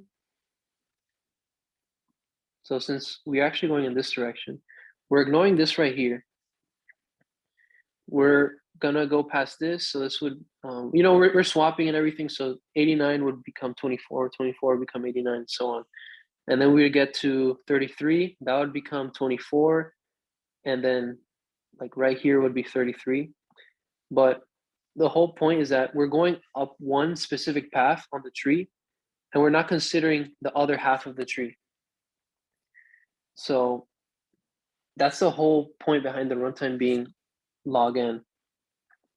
We're on average cutting off half a decision. So right here, we came up one way, and on average, like we had 1 on one side and 1 node on one side, 1 node on the other side. So 2, we didn't even consider the other side because we didn't have to, but that cuts off the path by half. This also cuts off the path by about half. So that's the whole reason for that. We didn't have to search through any of the rest of it. So if we had to do something weird, like we had to go through like this whole side, then it would be like O of n, but we didn't have to do that. But that's the same exact reason. Same thing for when you're deleting. You're just swapping, and then from there, you're going down a specific, you're making a decision. Okay, maybe I want to go down this way. Maybe I want to go down this way. It could be another case where, let's say this one is like 2. So that doesn't really follow the properties, but just so you guys get the idea, you would swap down this way, swap down this way. And then you're cutting off this whole subtree right here. So that's why the worst case is always log n. So I kind of answered the question, but that's the explanation as to why on heaps, everything log n. And same thing with stuff like AVL, because they're like always balanced. So this is log n right here. Yeah, I answered your question. All right, so let's go on to the next one. Okay, so this is AVL tree. Oh, by the way, it is 6:41, but since there's like a lot of stuff left to cover, I'm not gonna be done yet. I'm gonna go for, I don't know, maybe like 45 minutes, an hour more, so we can finish through the questions and everything. Okay, so inserting into an AVL tree, inserting 37. So where does 37 go? 37 goes right here. Okay. But we have to see if we have to rebalance. And yeah, we do have to rebalance, but let's just think of it, of why. So let's start from where we inserted. So we have -1, -1. And the reason I'm doing these -1s is because when you guys like check for height of a given node in a binary tree or binary search tree or whatever, height starts at -1. This gets confused a lot with depth. So depth at null is 0. Height at null is -1. So they're different. It'll only give you a difference of like 1. So it doesn't really change anything crazy. But yeah, height is more like bottom up versus top down definition. So you start at -1, -1. And that's because there's nulls right there. We're gonna have -1 here. But the function for finding a height, let's just write it out real quick. So I'm just gonna like do some code right here. This is kind of irrelevant, but just so you guys get the idea of why I'm doing this -1s and everything. Return -1 when it's null. And then you're gonna return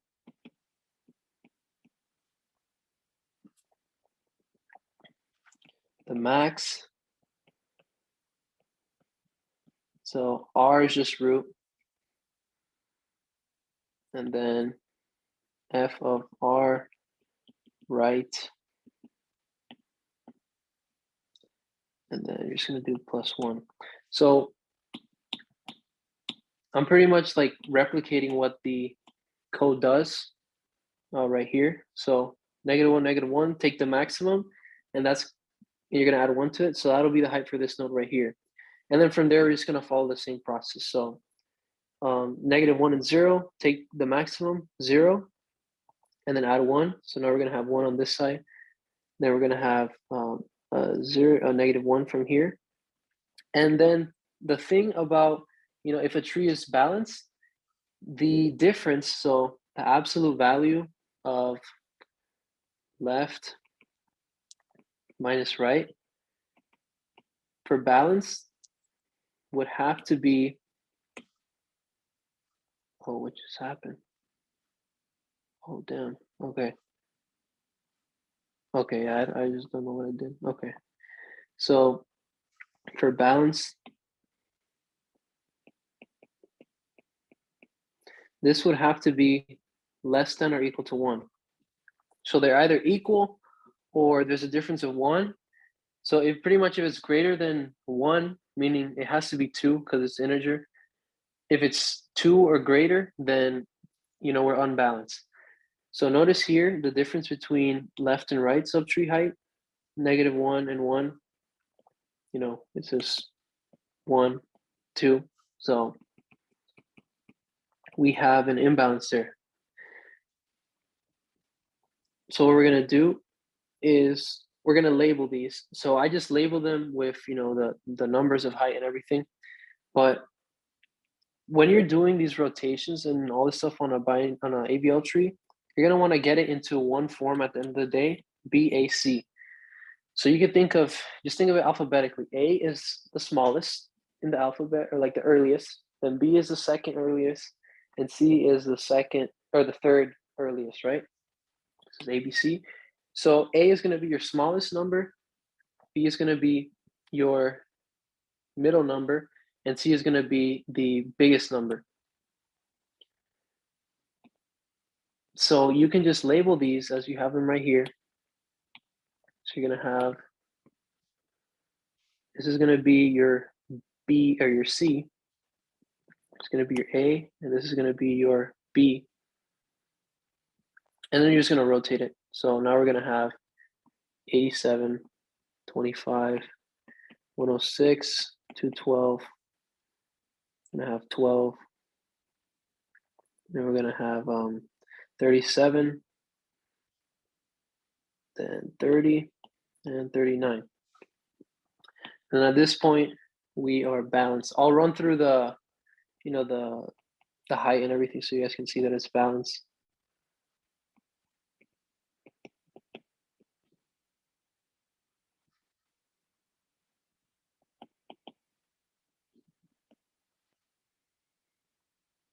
So there's no imbalance in this tree. So notice max plus 1, max plus 1, max plus 1, max plus 1, max plus 1. None of these have a difference of greater than 2. So the difference is always They're either the same, -1, -1, 0, 0, or they just have a difference of 1, 2 and 1, 0 and 1, -1 and 0, and so on. So that's inserting. So yeah, I just wrote this out so you guys like understood why I have these little -1s and how I'm going through it in my head. So yeah, that will be the answer. So let me just clean it up.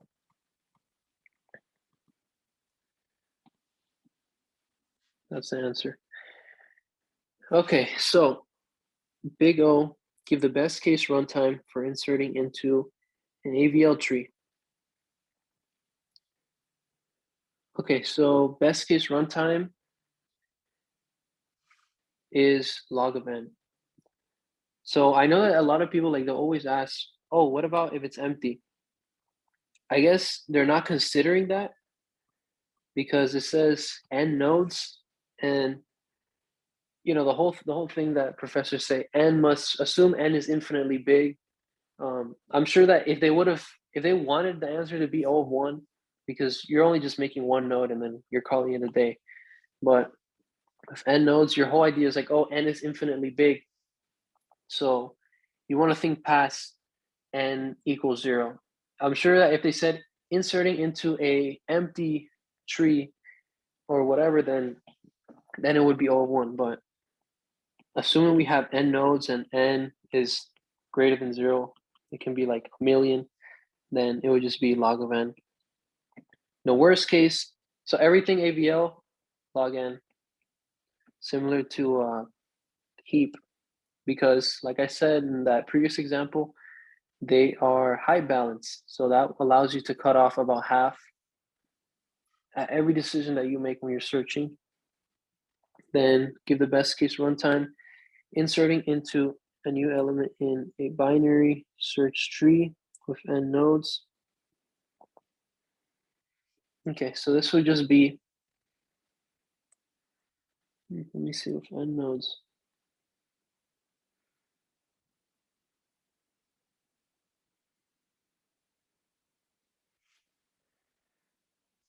This would also be, assuming that they want it to be infinitely large, it would be log n as well. That's best case, but then again, there's always that O of 1 case.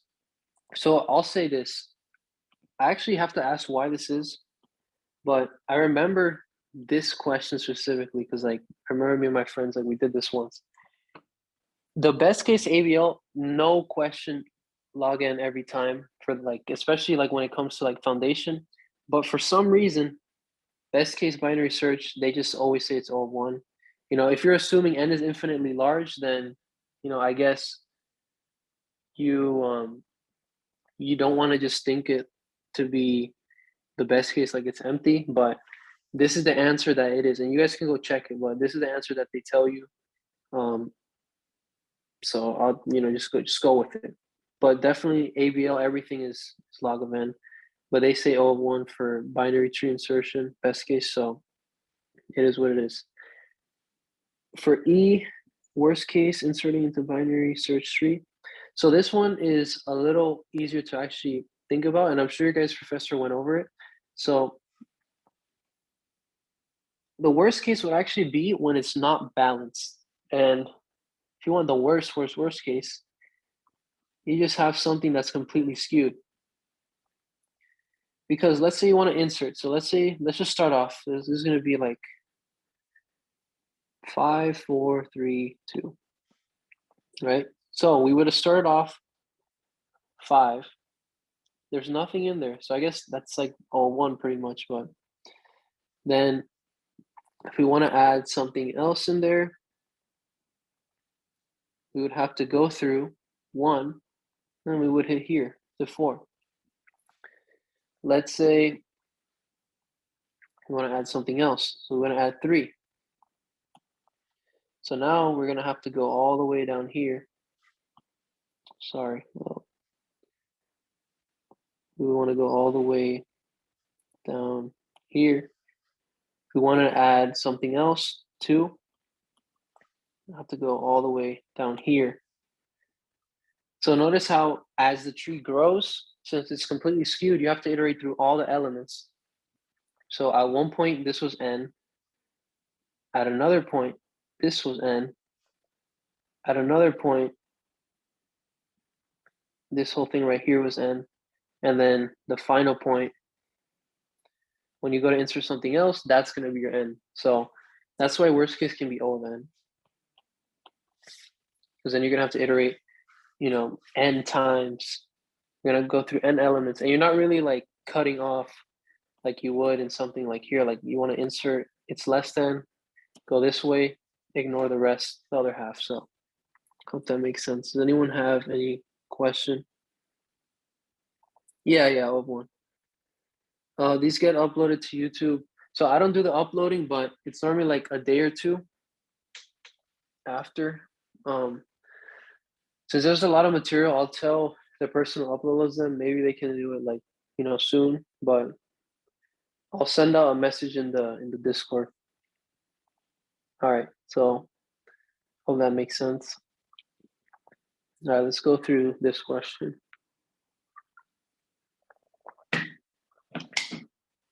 All right, so what does a function solve root print out if it is pointing to the node storing 50? Fill in the blanks. The left pointer of the node 50 storing 5 points to the node storing 50 points to the node storing 5. Okay, they're just explaining like how the tree works, I guess. So we're trying to see what it returns or what it prints out. So let's look at the code. So this is what we have to work with. So we take the root data, that's one thing.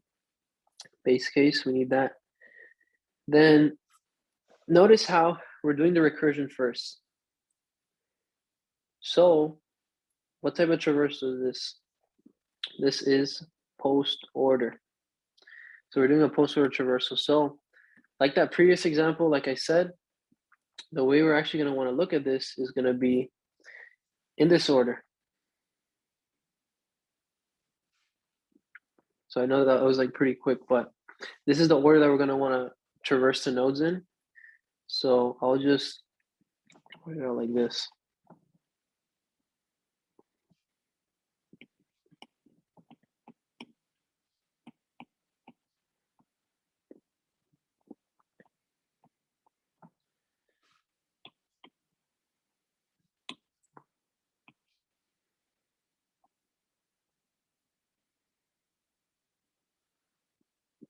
Okay, so since this post order, we're going to recurse until we hit null. The only time we're going to hit null is down here.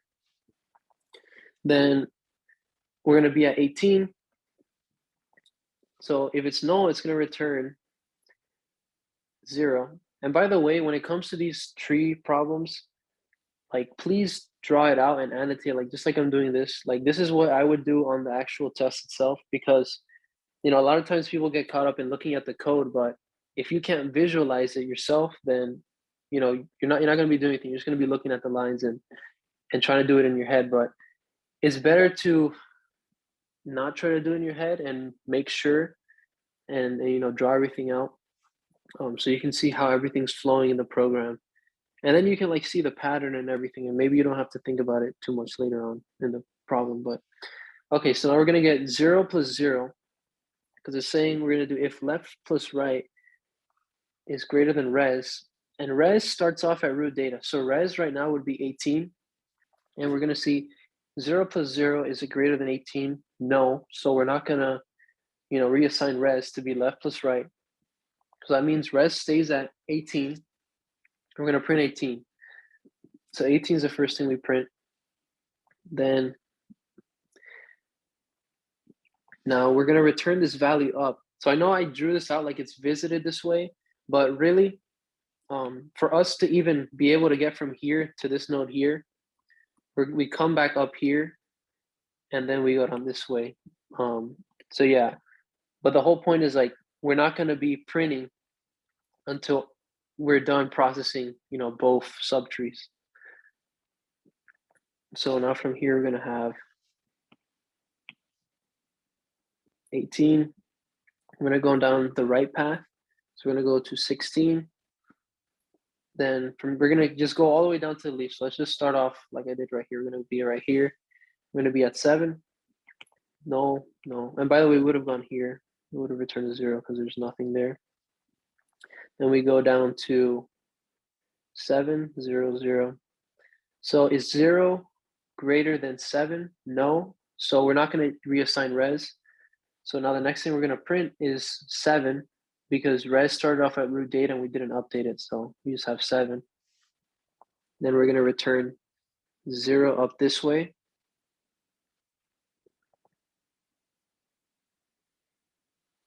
Or sorry, not 0. We're going to return 7 because res was root data and we didn't update it. So now we're going to have coming up from the left and right of 4, we're going to have 0 and 7. And now we're going to see, is 0 plus 7 greater than 4? Yes, so we're going to reassign res. So instead of res being equal to 4, it's now going to be equal to 0 plus 7. So it's going to be 7. So we're going to print out that right here, 7. And then we're going to return this back up this way. We're going to return a 7. Now we're going to go, like I said, we're going to go right here to 11. Then we're going to do the same thing, 0, 0. Come back up. Is 0 greater than 11? No. So we're just going to print out 11. And we're going to return 11. And now from here, we're going to have 11 from the right side. And we're going to have 7 from the left side. So we're going to do 11 plus 7. Is it 18, which is 11 plus 7? Is it greater than 16? 16 was res, and 18 is greater than 16. So we're going to change res from 16 to 18. And now we're just going to print 18. So we're going to have 18. And we're going to return 18 back up. Now that we're right here, we fully process this right here, fully process this right here. So now the next one we're at is right here. We just came back up after processing it. So let's just go from here. So I'm sure you guys see the pattern at this point. So I'm just gonna do it a little quicker. So we're gonna have 18 plus 18, that's greater than 50 than 5. So we're gonna have 36 passed up, but first we have to print it. Now at this point, we're gonna go down to the leaves, 0, 0. 0 is not greater than 3. So we're just gonna print 3. Return 3. Then we're gonna have 8, 0, 0. 0 is not greater than 3. We're gonna have 8. So we're gonna print out 8. Now from here, we're gonna have 3 plus 8. 3 plus 8 is not greater than 13. So we're not changing res. We're gonna have 13 come up. Oh yeah, and also we would have printed 13 as well. And now here we have 36 plus 13. Is 36 plus 13 greater than 50? So 50 or 36 plus 13 is 49. And 49 is not greater than 50. So we're not changing res. And if we're not changing res, that means we just print root data, which is 50. So that's how that's done. So I'm sure you guys can see like the whole point of tracing this out. Like if you jump right into the car right now, this is gonna make no sense. But if you trace it out, it makes following where you are, because there's a lot of like moving parts, especially when you're doing something like post order. You know, you got stuff going down, stuff coming up, and all that stuff. If it's pre-order, then you know it's easier because it's just as you see it. But you know, yeah, post order definitely is something that people need some help with sometimes, and also in order as well. In order and post order is what people have trouble with the most. But yeah, that's the answer for that. So does anyone have any question? Early upload? Yeah, I'll ask. I don't know if they're gonna do it, but I'll see, since someone else who edits them. All right, so that was this question. All right, hash table. All right, so let's see, insert the following number into a hash table with an array size of 10 using the hash function hx x mod 10. So we're using x mod 10, and x would be the number itself. So if you guys know what mod 10 does, mod 10 will just return any number from 0 to, let's say this is your B, so you have A, B. We return something from 0 to B exclusive. So that means we have from 0 to 9 inclusive that this can evaluate to. So we're just looking at the last digit pretty much. So this is what's going to guide. So we just use that as an index. So 4 has nothing, 34. And by the way, quadratic probing, that's important. Then now we're going to insert something else with 4. So we're done with 234. We're done with 234. Now we're going to go to 344. And we're going to see there's something at 4 already. So we have a collision. So when it comes to dealing with collisions, the way that you would do it is pretty much you would take index of collision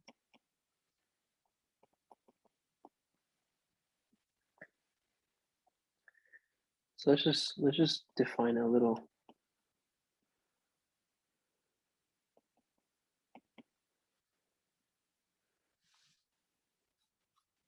Let me write this a little shorter.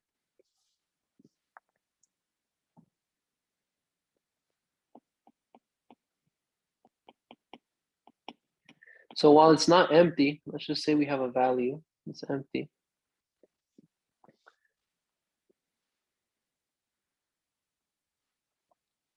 So this would have started off, IDX can start off, let's say for example, I. So we're just gonna start off at I. But really it would start off at h of x, because that's the function that they give us. So we can just keep incrementing it. You can have an index. So I equals 0. Actually, it starts off at 1, sorry. And the way this works, we're just going to do plus equals I times I. And I know I didn't have to write out in code, but it's just so you guys can see it from a different way. This is really what's going on. So it's pretty much while you don't hit a slot that's empty. So let's say T is a table. So we're just indexing through here. And while we don't get something that's empty, we're just going to keep trying to see if we can put something somewhere. So we're going to start off right here. And we're going to see, okay, it's not empty. So now we're going to move on. So we're going to go from 4 plus I squared, or 1 squared. Then that's going to give us 5. And 5 is empty. So, we'll just place it there, 344. Then we're going to do 43. That's going to give us 3. And that's going to be fine to place. Then now we're going to go to 564. It's going to be at 4. And now we have a collision at 4. So we're going to do the same. We're going to start off the same way that we did for the previous one. So we're going to start off 4 plus 1 squared equals 1. But this does not equal empty, right? So there's something right here. So now we're just going to increment. Oh yeah, and also increment I. So we're going to increment I. So now we're going to be at 2 squared. So we're going to have 4 plus 4. That's 8. 8 is fine. We can place there. So 564. And now we have just one last one. So we are going to place the same way, but one pass is going to be taken. Then when you get to 2 squared, it's also going to be taken. So now we're going to try 3 squared. And by the way, this is all going to be modded by 10, but these values, they're smaller than 10. So they're just going to stay what they are. But in this one is where we're actually going to end up, using modulo to wrap back around. So 4 plus 9 gives us 13 mod 10, and that's just going to be 3. So we're going to check index 3. Index 3 is taken. So now we're going to have to go to the next one. So that's going to be 4 plus 4 squared mod 10. That's going to be 16. 16 plus 4, that's going to give you 20. 20 mod 10 is just 0 because 10 goes into 20 evenly. So we'd actually end up placing right here. So that's the final answer. So yeah, this is pretty much what goes on. It's just, it'll just start at quadratic multiplication, and it'll just increment by that until you get something empty. And if you don't, it's just gonna go infinitely, so until it finds something if it does. That's quadratic programming. Does anyone have a question? Okay.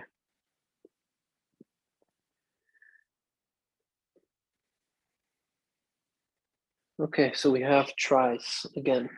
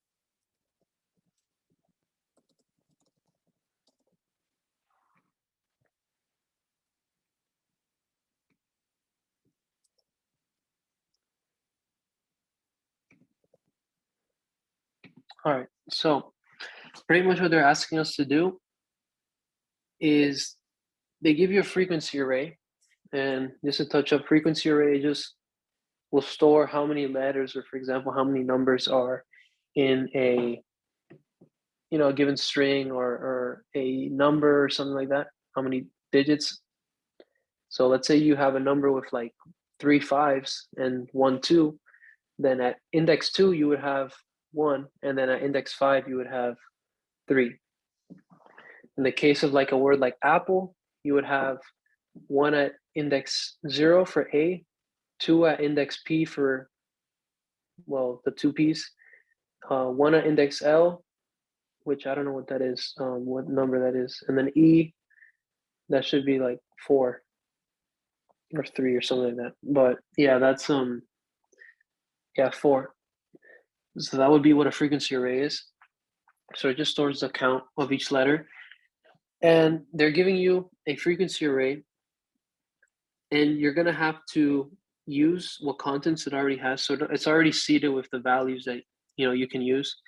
And the whole idea is you're gonna want to go down paths where you have enough letters to make a word from.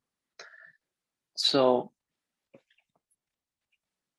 let's say I give you a frequency array, and I'm just gonna make it smaller. So let's say we have like 1A, then we have, actually no, let's do 2 D's, 1 O, and then we have 3 T, and then 1 G. Okay, so if we're thinking about a trie, it's gonna look something like this. So let's just say I have some words in my trie. So let's just do dog.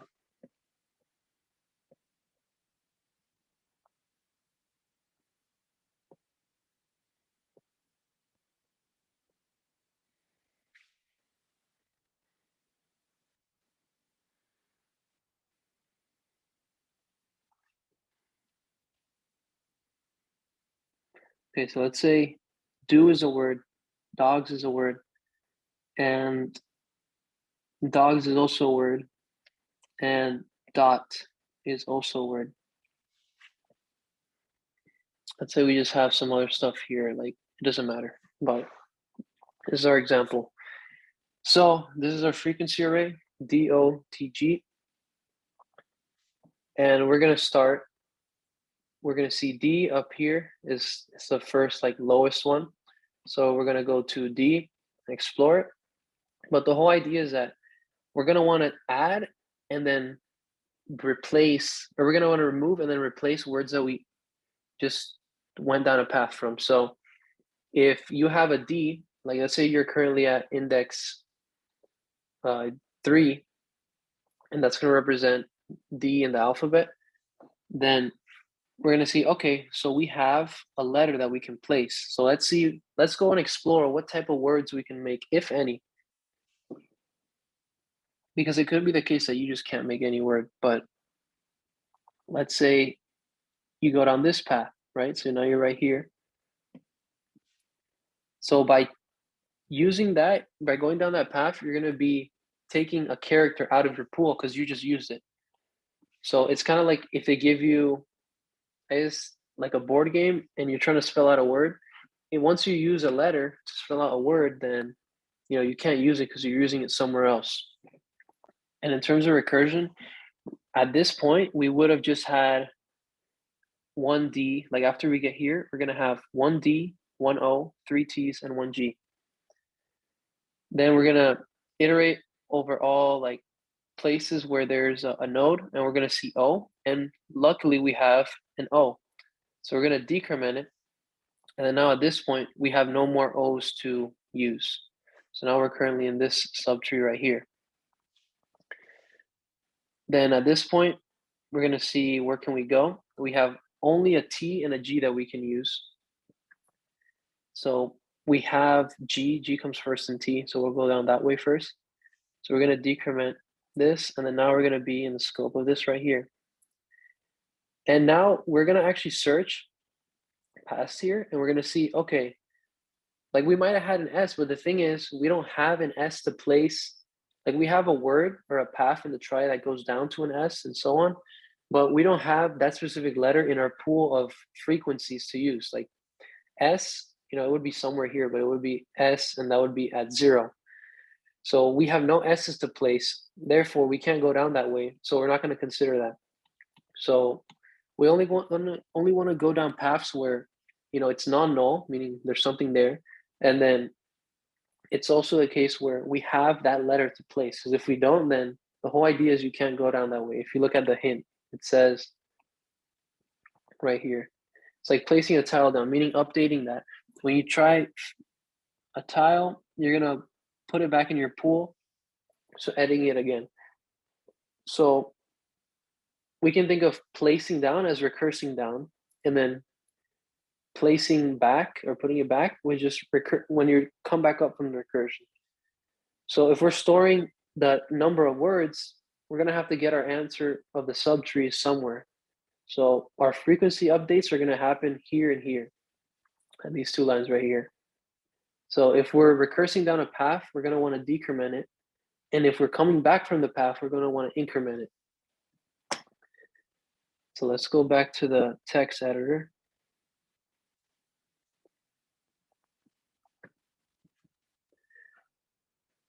I'll just fill those in real quick. We'll start off with that. So frequency, and since there's 26 letters in the alphabet, we have 26 like places in the trie we can go, or children. We're just gonna wanna index directly into it based on the index that we have. And then this right here would just be the recursion, because we already accounted for placing down that word. So now we're just gonna wanna go down the path that we're able to go down.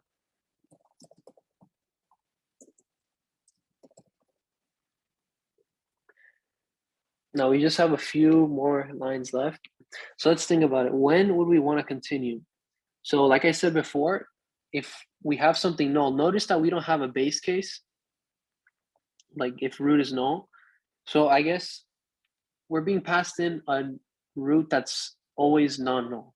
Like the original root, the very top, is always going to be non-null in this case because they're not checking for it. So if they're not checking for it there, meaning the root is always going to be, like the ultimate root is always going to be non-null, then we're going to have to check when we're recursing downwards if the children that we're going to go to are going to try and explore if they are null. So we're going to do that check here. If it equals null, we don't want to go. We just want to skip past it. And then the other case is if we don't have a letter to place. So if we don't have a letter to place, we could just do that by indexing into the representative letter. So let's say we had like A. If we see that A, we're at index A in the trie, and we're seeing, okay, it's 0.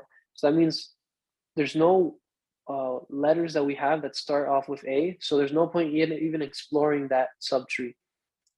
So in the example that I gave, we don't have an A. So we would never go to an A. Like if we didn't have a letter to place that was an A. So if the frequency is 0, or if the current child is null, then we're not going to go down that way. Else, we're going to say, okay, we can go down this way, take this letter out of the pool, recurse, and when I come back up, then place it back for the next iteration.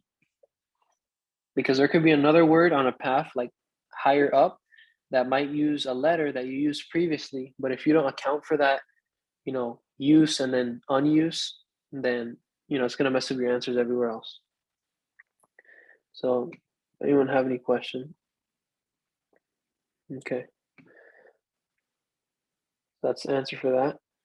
Oh, and by the way, I forgot, for res, since we're counting how many words, remember that the flag, like they say right here, it's a 1 if it's in the trie or 0 in the trie otherwise. So it's either 1 if it is a word, 0 if it's not. So res is actually gonna start off at root flag because that's gonna represent if the current node is 0. And if it is, the only way we could have gotten there is if it's non-null and if it's like a word that we can place aside from the very root. The very root is always going to be 0, but any subtree past the ultimate like initial root, then the only way we could get there is if we have that word to place. So we can take the root flag like this and just do root flag equals res equals root flag, because it's either going to be 0 or 1. And the only way to get to a specific sub like child is if we can go down that way. If we couldn't, then we wouldn't be there.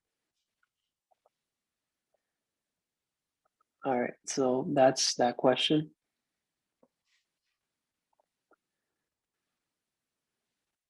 Okay, so binary search tree. So I'll have that here so you guys can read it.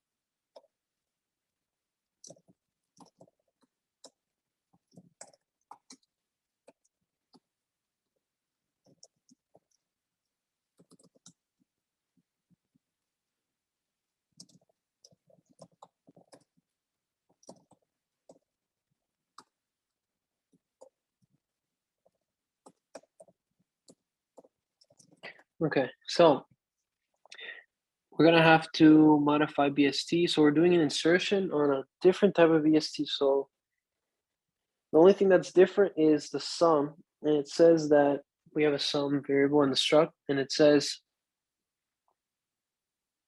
we're gonna want to, the sum values in several nodes must be updated as well. So it looks like what this is doing, it's holding the sum of the subtree. Yeah, it says that in the first sentence. So the sum of its entire subtree. So we're going down a path, and then as we go up that path, or down and up that path, we're gonna be incrementing any node that's an ancestor on the way from the root down to the path. So let's say we have something like 5, 1, 2. Let's do sorry, that wasn't a BSD. Let's do 10, 5, and 20. Okay, so let's say we want to insert 1. So we want to insert 1. We want to insert 1, then we're gonna make our decision, go down this way. Make our decision, go down this way, but there's nothing that way. So we're gonna hit this case where we're mallocing stuff. So that means we're gonna be adding this node 1, we're gonna be adding it on this side, right? Because that's where it would go on the BST.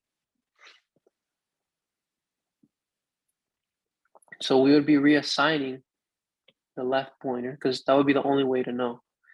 The only way we can change it, like the actual link and add it onto the tree, would be if we're reassigning the left of the call that called us. So the call at 5 called the function call that went to this null right here.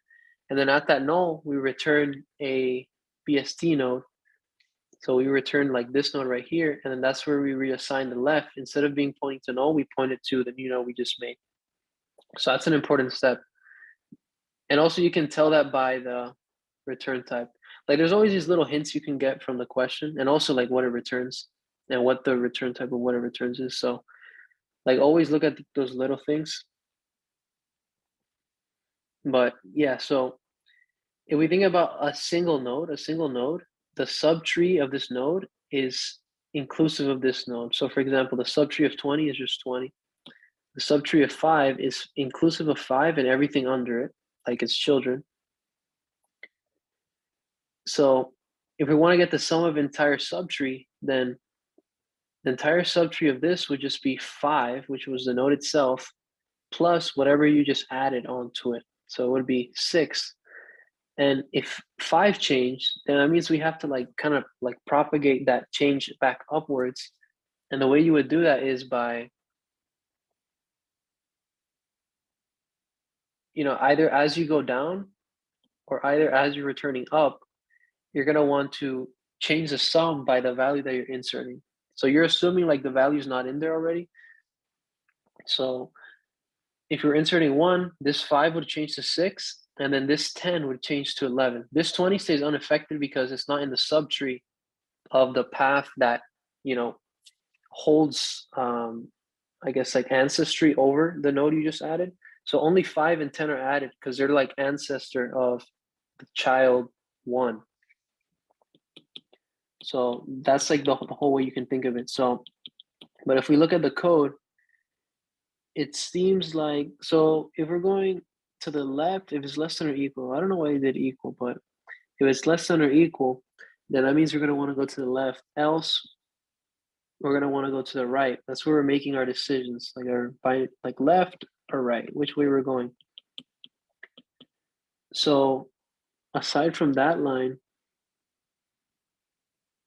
this line right here, this one's going to be the one that's going to be tracking or changing the tree as we go back up. So since in this right here, this is like classic insertion, like you're going to be checking if it's going to the left, if it's going to the right. After that, it's going to be doing the incrementing. So it's going to do it on the way back up. So it's going to add this node, and then it's going to take the current value of the node plus whatever value is, like this parameter right here. It's going to be incrementing as it returns back up. So we recurse down this way. We link the node up. Then now we just came back up from this call. Back up here, we add 1. That's going to be 6. Then now we come back up, we're here. It's just gonna relink itself. It's still linked and it was linked before, but then it's also gonna increment the node by 1 since it the sum of it. So that's how that would work right there. But note that sum is different than res data. So right here, it looks like I'm changing the data. I really mean the sum, just so you guys know. So if we're initializing the new node, if we're making this node 1, then we're gonna wanna just set it equal to value. The sum of a node, if it has no children, is just gonna be the sum of itself. Since it's a new node, that means there's nothing on it because we just added it to a leaf. So whenever, or actually, when you're inserting into a BSC, it's not always going to be a leaf, but you adding that node is going to make it a leaf. So there's multiple cases. You can have something like this, and then you can add here. This node used to be a leaf, but there's also cases like this. So you want to add something on this side. This node isn't necessarily a leaf, but you adding this node, it's always going to be at one of these tips, like one of these ends. So that node is always going to be a leaf. Therefore, you're going to set both of them equal to null. And when it comes to insertion, since we're constantly relinking, we're going to have to reassign the root left and root right. This is depending like what side it's on. Like the decision that we take, left or right, greater or equal, less than or equal, or less than or greater than, I mean. So we're just going to do root left, and then we're going to recurse that way. Value, same thing for the right.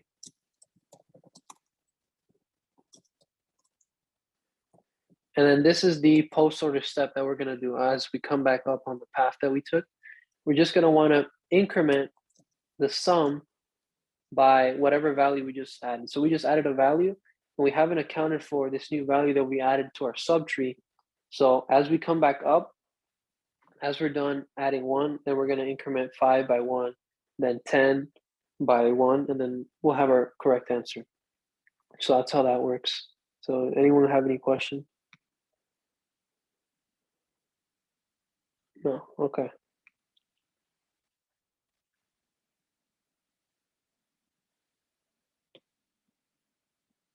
Okay, so we have min-heap.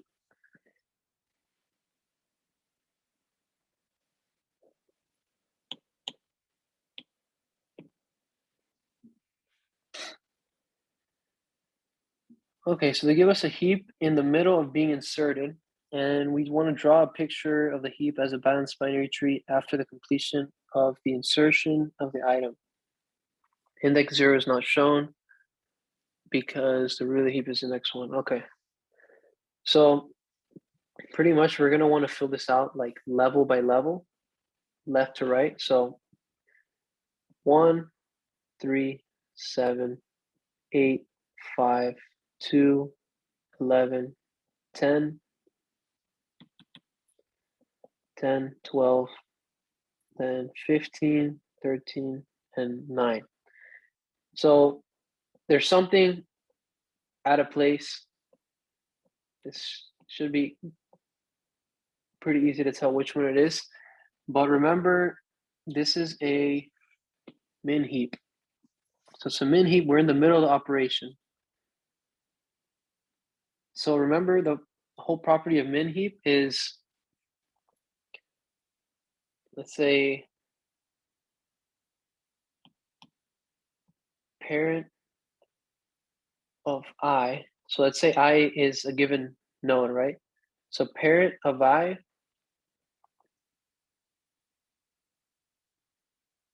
so the value in the array, parent of I, is going to be less than the value of I. So let's say right here, we have index 2.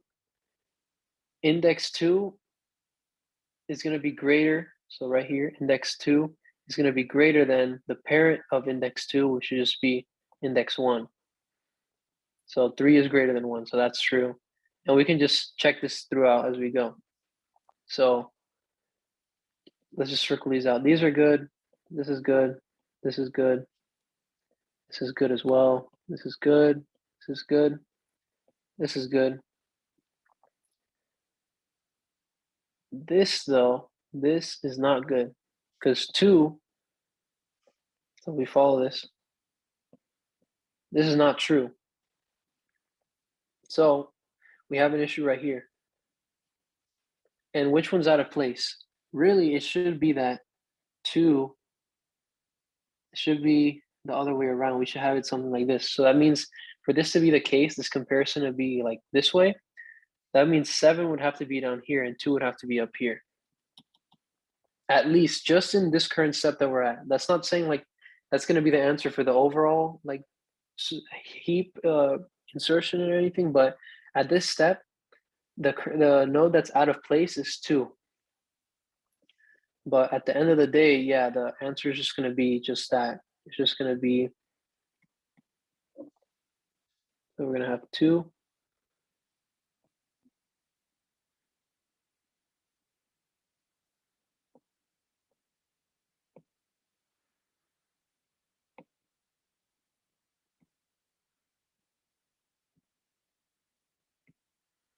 And now at this point, we can see that the child is greater than its parent. Child 7 is greater than parent 2. Child 11 is greater than parent 2. And child 7 is greater than parent 9. So now at this point, this is the final state. And yeah, when you guys like do this on the test, don't leave it like this because they're probably gonna give you points up or something. So yeah, just clean it up, write it somewhere else, insert and box it up. So this is the final state. So it would just be 2 and 7 swapped, and that's it. And that's easy. How much is that? 5 points. All right, so let's go on to the next one.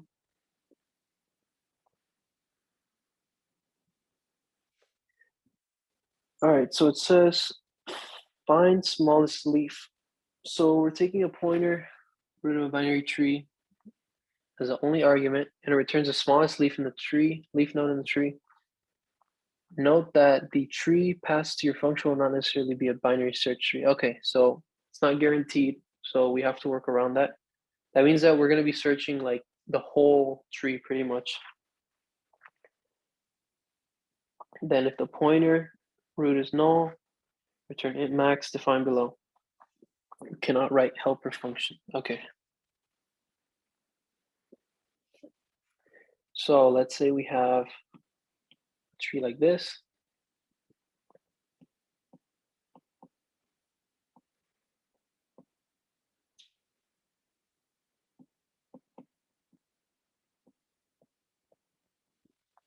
So this is not BST.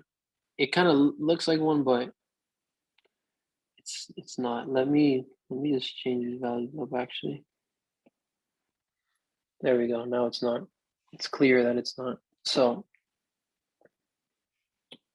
it's not because of this right here. So we're gonna want to find the smallest leaf. So really, you can do this like different ways, like post order, in order, whatever. But I think the best way to start off would be post, because if you guys remember, post, you're just gonna go like this. So we're gonna always start with the leaves. So I guess it doesn't really matter, but I think post order it's really useful in a lot of cases. And it's nicer, it's easier to use. So we can use post order, and that'll start us off at the leaves. And really the only thing we care about are the leaves. So we're gonna have multiple base case. So we're gonna have a base case where we have the null case. So let's say we actually had something else in this tree. Let's say we had 3.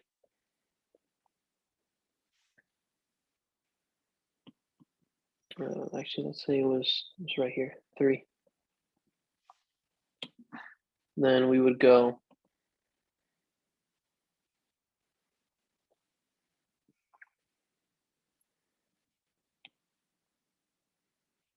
So we would start off at 5. And the thing is, right here, it's a leaf, so we can just return from here. So we can just return the value of 5. But then when we go to this right here, we're going to return 3, but we're going to have a null on this side. So not every node or every path is going to be like, you know, nice and neat where it's going to have 2 children or just a leaf or whatever. So you're going to want to handle 2 base case. The base case 1, if root is null, is we're going to return int max. And the second case is if root is a leaf. And it's pretty easy to check. If it's a leaf, just check if it doesn't have a left and right. If it doesn't have a left and right, then you can just end up returning the value at that node. So ultimately, you would have 3, and then you have int max. You would take the minimum of these, and that would end up returning 3 right here. Then you have incoming a 5 and a 3. Take the minimum. Take a 3. Then you would go down to the -1. That's a leaf, so that's a base case, just return -1. And then from there, you're going to take the minimum of these 2. And you're just going to return -1. So really, this is mainly being guided by the 2 base case, you know, base case for int max and base case for the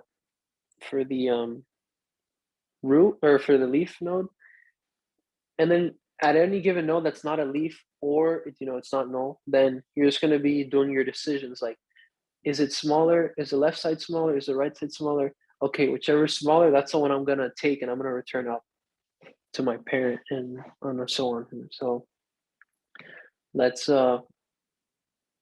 start with code on this question.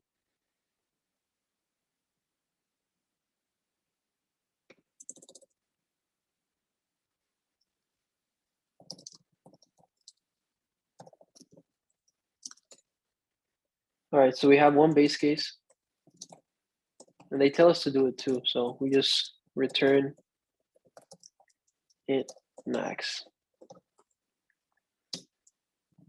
Else if root left equals null and root right equals null. I mean, in this case, we're looking for leaves, so we might as well just return root data.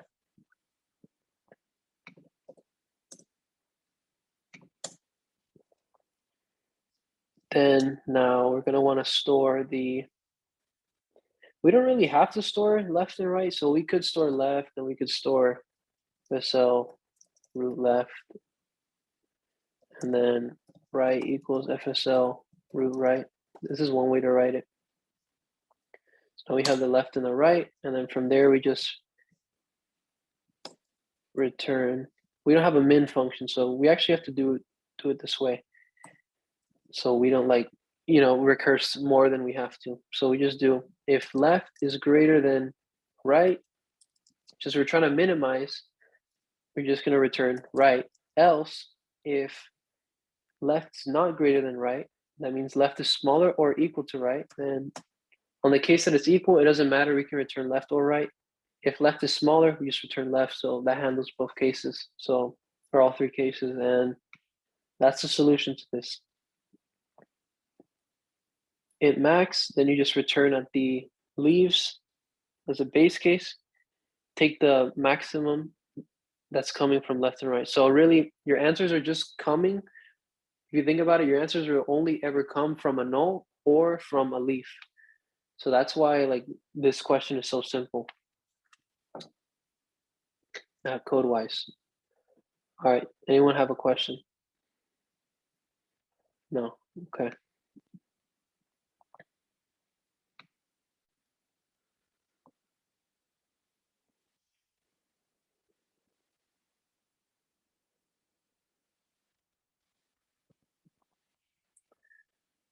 All right, so this is hash table.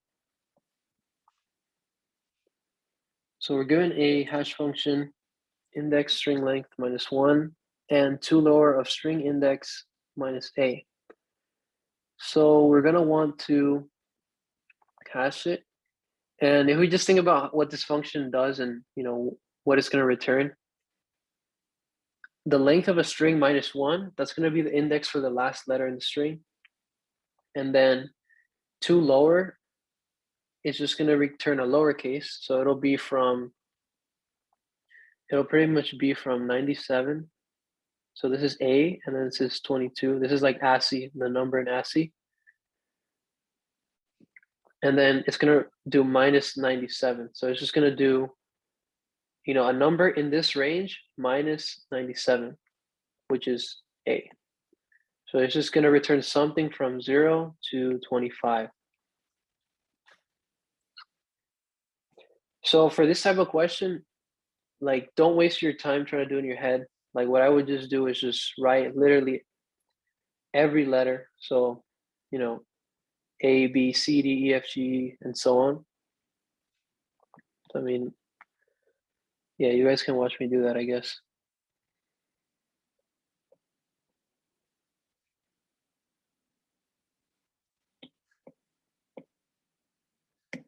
Okay.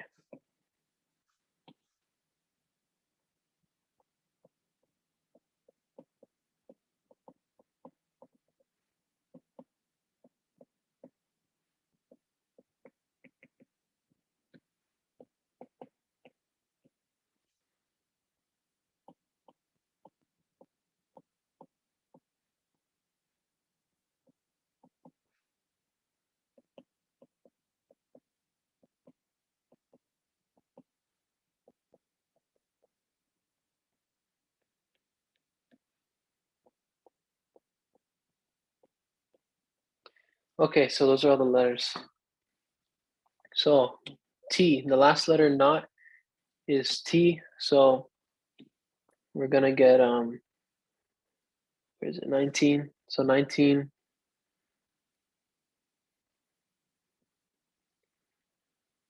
Then W is 22.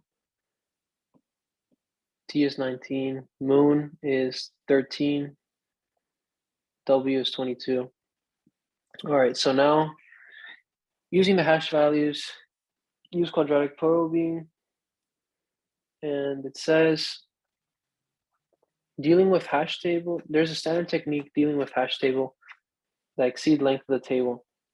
Length of the hash table is 10. So that technique is literally just your hash value mod size.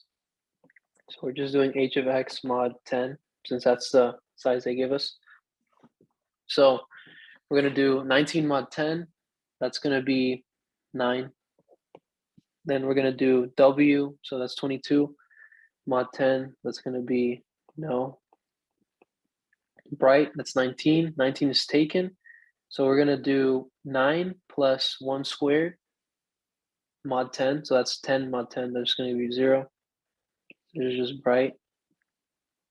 So this is bright. Then moon, that's 13. So 13 mod 10 is 3. We're gonna have moon. I'm gonna have now, or no. Actually, no, this is now. So we're gonna start off here. There's a collision. Then we're gonna go +1. There's a collision. Then we're gonna go 2 plus 2 squared. It's gonna be 6. And now is gonna go here, and then we are done. So that's how you would do quadratic probing with, on this function. So I'm gonna go on to the next question.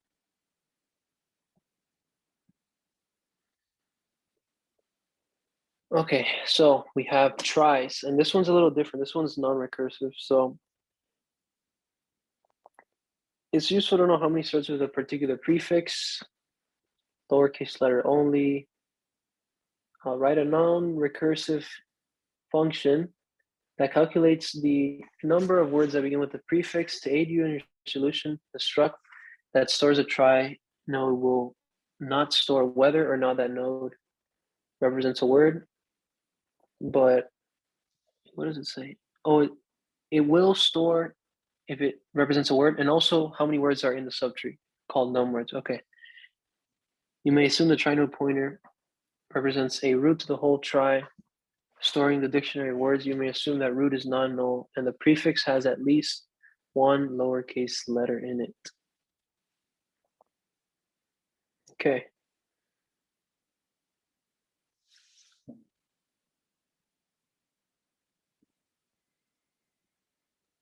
So it's saying the prefix has at least one lowercase letter in it.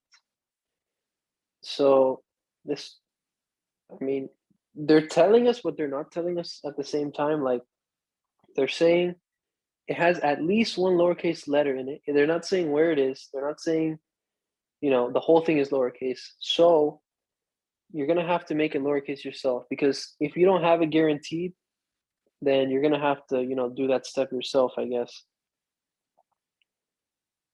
Yeah, so you're just gonna have to make it lowercase yourself. And then you're gonna want to check if that prefix is in the trie. All right.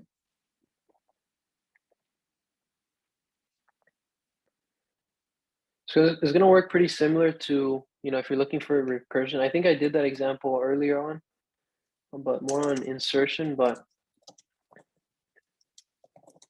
let's go into the code. So first things first, we should probably, you know, make sure that it's going to be lowercase. So they're not saying that we're going to get something that's not a, it doesn't say that we're going to get something that doesn't have, you know, letters in it, like a number or a digit or anything. So what I'll do, I will just go through the string. So we're going to take length, take the length of the prefix, and now we're going to iterate through x is less than length.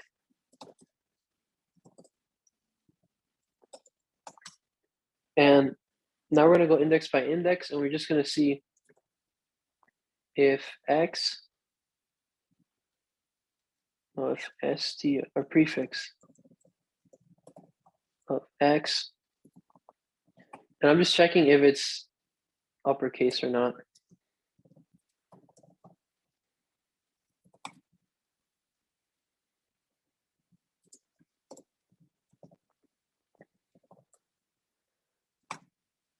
So we're going to just bring it down, and we're going to do prefix of x equals, actually let's do it like this, plus equals 32. So this is going to look really weird why I'm doing this, but the reason is A, capital A, its ASCII is 65, but lowercase a, its ASCII is 97. So that means the difference between a lowercase and uppercase is the difference between these two. And if we do 97 minus 65, we end up with 32. So I'm just converting it to uppercase because they don't give us like a library that does it for us. So I'm just shifting it to make it lowercase, and that'll do the trick. So outside of that if is just going to be like a lowercase already. So we're done. We already made the string all lowercase. And now we're going to want to have something to iterate through the prefix. And we're also going to want to have something that can iterate through the trie. So no, it's non-null. And prefix has at least one lowercase. Oh, wait, never mind. Actually, now that I see it, I think what they meant by it has at least one is not that it's, you know, partially, that it's partially lowercase and uppercase. I think it just means that it's never going to just be like something like this. Okay, that actually, yeah, I was wondering why they want us to do that. Okay, that makes more sense. So we can just forget that part, just forget what I just did there. But I just understood that part wrong. But it would still give you the points though if you did it. But so we would start current at root. And the whole idea is we're going to want to have a compound iteration. So we're going to want two things to be true. We're going to want current to not be equal to null, and x is less than length. So the reason for this, if it's null, that means that we hit somewhere where, it's not valid. So the thing with a trie, whenever you're searching for it, whenever you hit the step where x, like for example, your iterator x is equal to the length, that means, and it's non-null, that means that you finally stopped where you should have, and the node that you stopped at is going to be, the node that represents that word in the trie. So if we had the word dog, whenever x is 3, that means that we're at the node of g. And g, we got g from coming on the path from D, O, and then we finally hit G. So our current does not equal null and x is less than length. Then we're just going to end up incrementing x.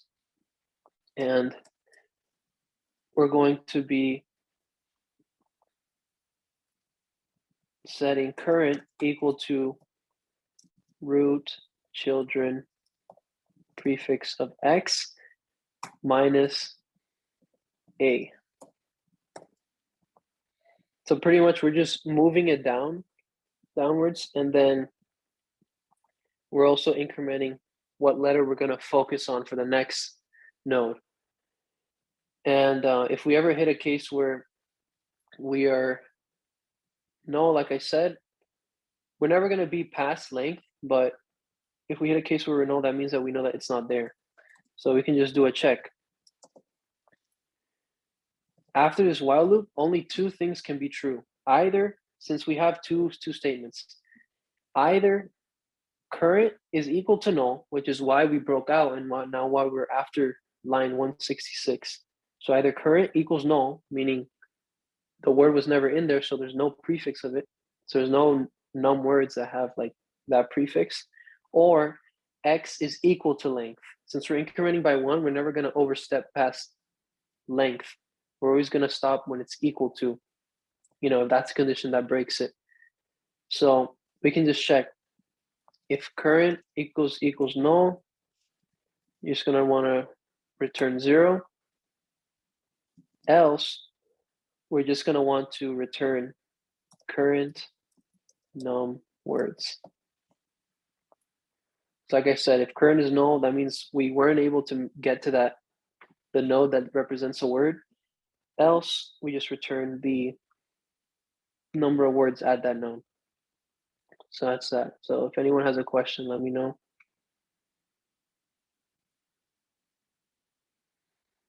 All right.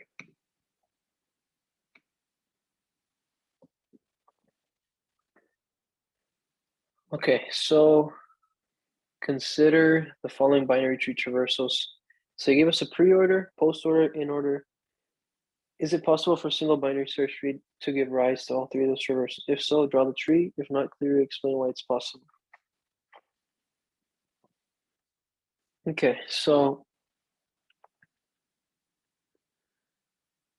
we can kind of use the different traversals to base off like where we're going to start off at and how we're going to, go through the tree and everything. So this is binary search tree, right? So we know in order is sorted, but if you know like, a little bit more about binary trees or binary search tree, then you know that on a pre-order, the root is always going to be the first element in the pre-order sequence, and the root will also be the last element in the post-order. So right now, we know what the root is. Okay, so that's good. Since it's a binary search tree, we know everything on this side is less than it. Everything on this side is greater than a current node. So everything to the left is greater, is less than 7. Everything to the right is greater. So we're just going to end up seeing what nodes are to the left of 7. So that would just be 2. So we're done with 2. Then the next node, next smallest node, let's see, based on the pre-order. So we go 7, 2, and then that's done for everything that's less than 7. So now we would go immediately to the right. So we would recurse back up, and then now we would go down this way. And we would end up at this 9. So 9 is good. So we're good with 9. And now at this point, 14 is greater than 16, and it's seen first. or sorry, 14 is greater than 9. And then we have a 16 afterwards. So let's just check based on the traverse. So we're just going based off of binary tree property. So that's what I'm going based off of. So preorder always goes left, right, root. So we would, or sorry, root, left, right. So we would print this one, so 7, then 2. Then we go to the right, 9, then 14, and then 16. And let's check the post order on this. It would be 2. So 2, 16, 14, 9, and 7. Then the in order. The in order is always a fun one. So in this case, it would just be like this. And same thing for the pre-order. The pre-order and in order are pretty similar, but the way that they get like to this shape is different. But pre-order just prints this one and goes. But then in order, it just goes all the way down. And then on the way back up is when it goes through. But in this case, an in order, since there's nothing here, it'll just end up printing this one, like if it were a sort of pre-order, but it's really not. So yeah, we can do it. There we go. So that's the solution for that one.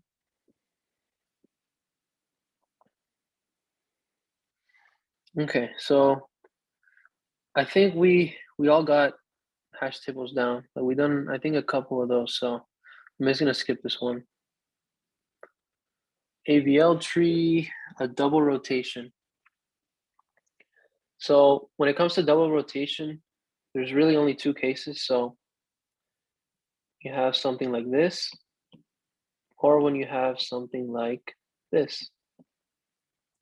So when you have these cases,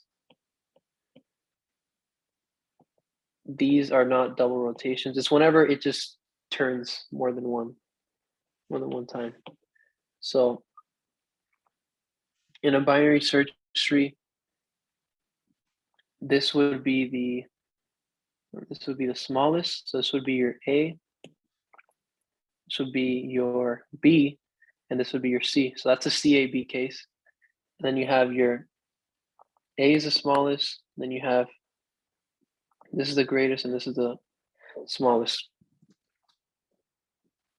So the whole idea is you want to cause a double rotation by an insertion. So pretty much, where can there be a double rotation that needs to be done? So let's think about it. If we add on to here, the tree is going to be balanced because if you notice, like, that there's nodes up until the same height. There's only a difference of 1, so you're good there. So there's no point adding here or here. So these places are good. We don't have to add here. If we add here, then in this case, wouldn't be a double rotation, but if we add right here, we would have a double rotation. Let's see where else we can do that. So if we add to the left of 93, that's another double rotation. If we add to the right of 93, that's not a double rotation. So we only have 2 places we can put it. And if we think about like the ranges that we can do this in, it would be from -9 to, or really, let's just do it like this. This would be easier. So this is exclusive. Or we can do it from 48 to 93 exclusive. So this will cover those cases. So you can just pick any number from these range. I'll just pick 50 and that's it, we're done. So that would cause a double rotation because this would be the A, C, B case. This would be the C, A, and then B case.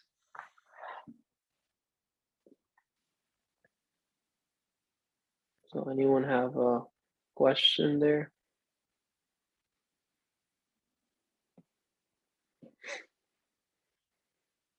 All right, so next question.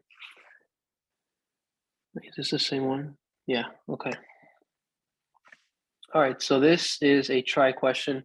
Consider the following words initially in an empty try where nodes created only if they are necessary. So note that the empty try is a null pointer and it has 0 nodes. How many nodes will be created after all these words are inserted into, including the root node? So the final answer is what you need to do. Is what you need to give. That's what the whole answer is based on. So if we think about a try, we only have to make new nodes whenever, you know, a letter or path to a word is not there.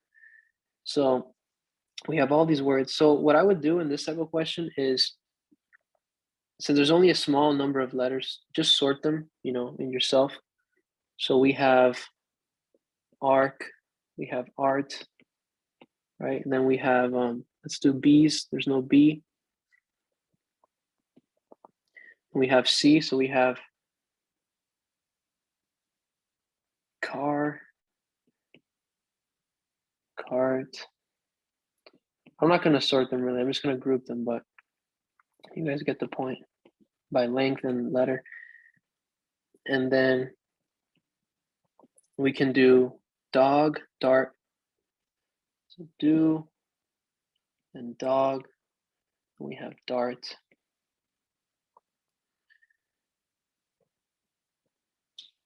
Then we can see do, dog, dart, and then part and park. So part, park. Okay, so now that we have all these letters, we can just do some process of an elimination. So when we want to insert ARK, we make 3, so that's 3. But then to get to here, we just need to insert 1. To insert car, we make 3. To insert cat, we just add a 1. We change 1. Then right here, we also just add 1. So we already have car. So we're just seeing what prefixes we already have. And instead of thinking like prefix, you can think like prefix and suffix. So like we have the prefix of AR, but we don't have the suffix of T. We have the prefix of car, but we don't have the suffix of car of T, like cart. We have the prefix of CA, but we don't have the suffix on CA that, you know, T, so cat. We can't complete cat because we only have CA, not the T also. So we're really just looking at like the suffix that we have to add. So DO, that's 2. Then DOG, that's a new thing we gotta add in. Then DART, that's another thing we have to add in, that's 3. Then part, that's 4. PAR we have, so that's 1. So we have 3 plus 1 plus 3 plus 1 plus 1 plus 2 plus 1 plus 3 plus 4 plus 1. And there's one more thing. There's the root. You got to add that one in as well. All right, so let's just do this quickly. So we have 9. Then we can just do 9 plus 6. We have 1, 2, 3, 4, 5, 6. It is 9 plus 12, and that's equal to 21. So there we go. That's how you would calculate that. So it would just be 21 total. So 20 without the root, but since it's always null, we got to add it in, and we're counting that one. So it would be 21.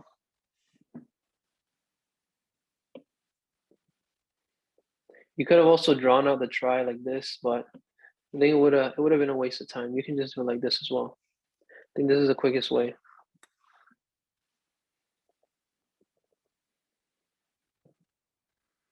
Okay, so another try question.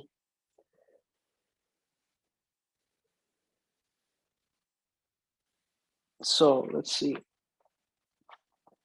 Write a function that takes the root of a try and returns a number of strings that end with the letter Q.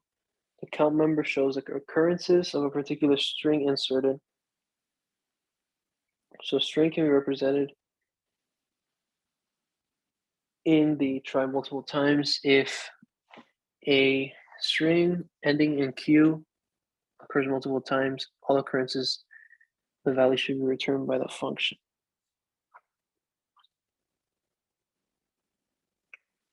Okay, so it's pretty similar to like the previous problems that we've done. Normally, like these try problems, they follow the same type of formula. But I don't know of any words that end with Q, so let's just make one up. So P, D, and then Q. So PDQ, and then let's just say PQ is another word. So if we think about it, the final node in a try would represent where a word is, because usually you can have something like past that point, like let's say you just don't delete stuff, so you can have something else like, who knows, like A, but this can be turned off. But the whole idea is you want it to end with a Q. So let's just think of it like there's nothing else past it. So it's pretty similar to that one question where it was like trying to find a specific letter. So instead of dealing with specific letters, you can just think of it like instead of thinking about an A, a P, or whatever the alpha letter is, you can just fix it to Q. So we're gonna go through the same type of step, but the only time we want to consider is when Q is available. Like we have a child at index Q, like it's non-null and we can go there. And also the count of index, hold on, let me see. So if it doesn't have any children past her, is the whole idea of what we want to do. So it says how many currents of a particular string are contained in a try. So if none, then we're gonna want to take that and add that as well.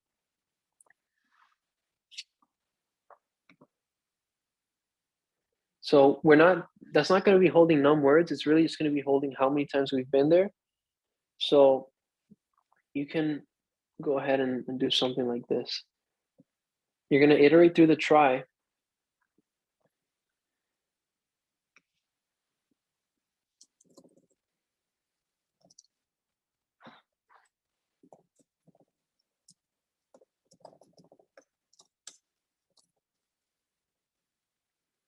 So it doesn't say if it's non-null or not. Well, let's just handle it regardless.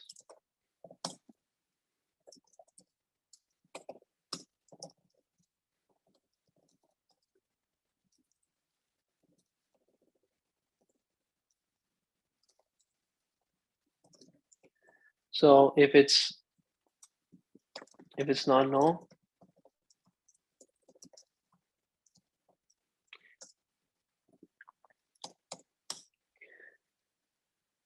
and another thing is if A of 5A plus X, actually, we don't have, yeah, we can just do it like this. Then we can just fix it and say if it's equal to Q, and this is going to be how we're going to tell, or how we're going to check if the index that we're currently are at is going to be equal to Q. So we're just checking if it's not null. So Q is non, so we're checking if where we currently are is not null, and then whether or not where we currently are is the node for Q. So the thing is, we don't really have, we have how many times Q is added in the try, but it's not really storing number of words. So there's nothing really stopping that this node right here has like a count of 5, even though it's at the end, because that's like frequency of how many times we've inserted, not necessarily like, how many, how much further it can go, like if it has, number of words under it. So we know like if this is greater than 1, or if it's greater than 0, then there's a possibility that you know, it can contribute to our answer. It could be the case that it has nothing here, but it could also be the case that it has something on its way down from here. So there's probably a nicer way to do this, but the way that I would personally do it, just to, you know, be done and get the points, is, you know that it's non-null if you're in this if, then you also know that right now you're currently at that index and it's non-null. So you know you're at Q and it's non-null. And then what you can do is you can maintain a counter. So you can have has children. So we're just assuming that if a node has a child, that, you know, there's still words down on that path. So it doesn't necessarily end. So you could just do has children, and then we can just iterate and say, if, actually, let's do it like this, has children plus equals, and we're going to do root children, and this is going to be Q minus A does not equal null. So we're just checking if down at the node that we're at, if it doesn't equal null, that means it has a child. So there's something that makes it not end there at Q. So, and actually we would have to go down further. So I know this looks pretty bad, but there we go. So we're going down one level to the node with Q, and then we're checking its children. And if they don't equal null, that means that there's something down that path. Therefore, if has children is greater than 0, or has children equals 0, then you can increment your answer. Then on the other case where, you know, if we're not on Q, then in that case we can just do answer plus equals, and that's just going to be the recursion. So I hope that makes sense. I know it was like, it's kind of weird what I'm doing right now, but I hope that makes sense. And ultimately we're just going to return an answer. So for example, right here, we would see, okay, so we have a Q, and let's say this had nothing under it, right? So it has nothing under it. So I'm saying, okay, so Q, we have a Q, we have this link to Q. So now let's iterate through all the children of this node Q and see if there's anything like a path down there that we can explore. If there is, we can assume that there's a word down that path. Therefore, we can invalidate that one. But if it doesn't have a child, then that means we can, you know, assume that that letter just ends there. And that means that it ends with Q, and yeah, that's how you can check that. So let me know if you guys have a question.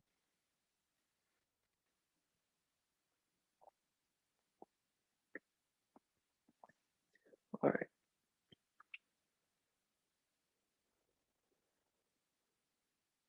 All right, so this is another heap question. So we're just deleting the minimum. So we already did something like this, so I'll just run through it quickly. So pretty much to delete, swap bottom rightmost with the top 14. We're going to forget this 14. Then pick the minimum. So we're going to go to 22, swap this with 22, 90, pick the minimum, and swap in that direction of the minimum. So we're going to swap 38 with 90. So answer is going to be 22, 38, 90, 40, 80, 72, and that's that. That one was pretty quick.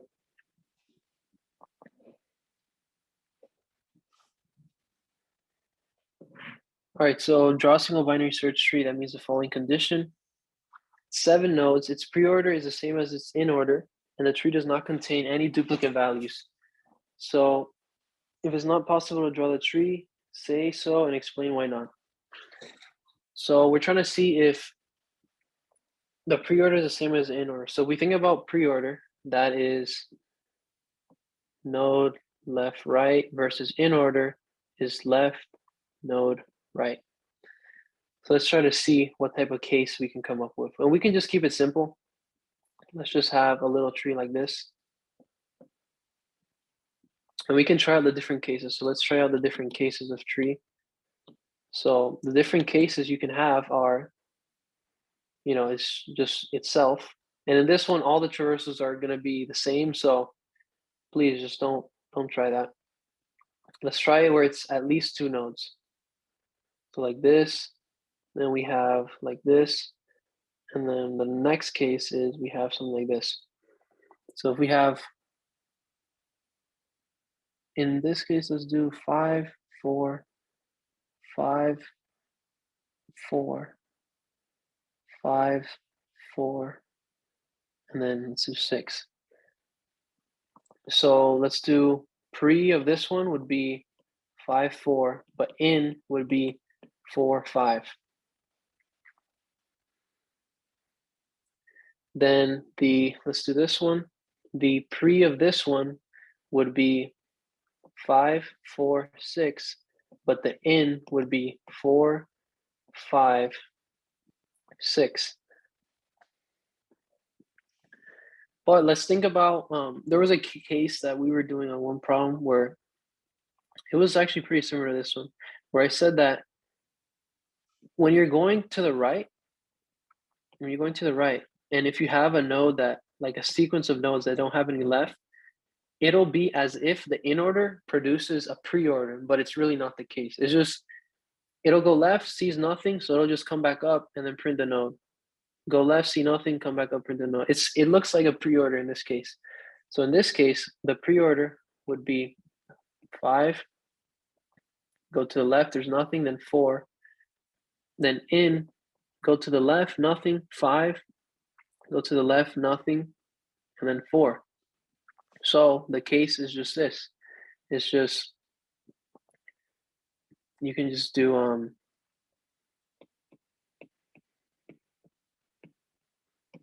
you know, you don't really have to have the values, but you can just do like 1, 3, 4, 5, 6, and then 7. So that'll be the tree. It's just a right skew. And yeah, when you want to come up with these type of traversals, always fix it to something, to these 3 cases, because that's the easiest way you can tell. Like, you know, if you start drawing out big trees, then, you know, it's harder to fix things up and get it into a way that might be advantageous to you. So that's that.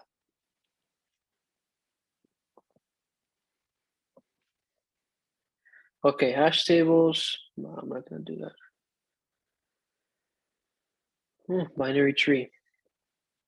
All right, so I'm going to just go through like 1 or 2 more questions because my AirPods are going to die. So I think we've done a lot of binary search tree problems, but let's just run through this one real quick, or binary trees in general. So they give us a function and we want to draw what the tree would look like afterwards. So let's see what it does. So it recurses left and right. So we can identify this as post order. And then right here, this code should look familiar from something. This is swapping. So they're doing swaps. So they're swapping left and right post order. So when we think about it, we can start off from the bottom. Remember the leaf traversal type of thing. So we can start off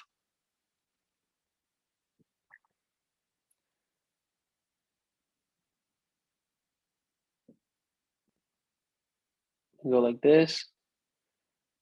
And from here, we go like this.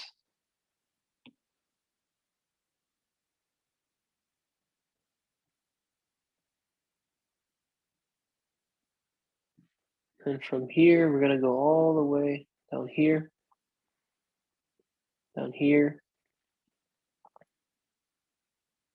and up this way. Okay. So we'll start by swapping the left and right at 6 because You know, if you swap null and null, that's nothing. So you just have 15.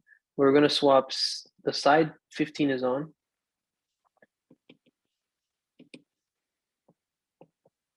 And have 6.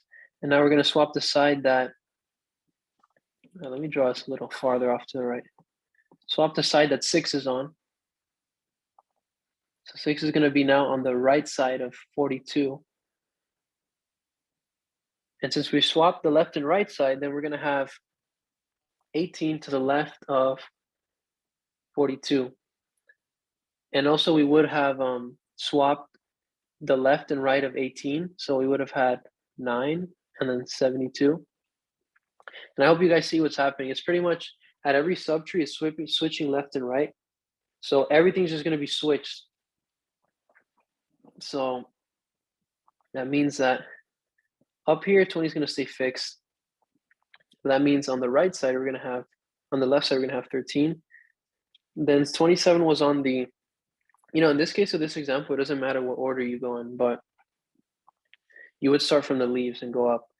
But 13, it's easier to go bottom down on this type of thing since it doesn't matter the order, like post order, pre-order. But then you would go to the left for 27. Then to the right of 27 would be 22. To the left of 27 would be 35. Then to the right of 35, you would have 87. So it just flips every subtree left and right, left and right, left and right as it goes all the way up. So notice how it's the same tree. I just switched everything to its left and right as opposed to how it originally was. So that's this function. So if anyone has any question, I know I went pretty quick on that one, but let me know. Yeah, it's just swapping. So it's post order, swaps on its way back up. And this is called inverting a binary tree. So some of you guys might have heard of that before.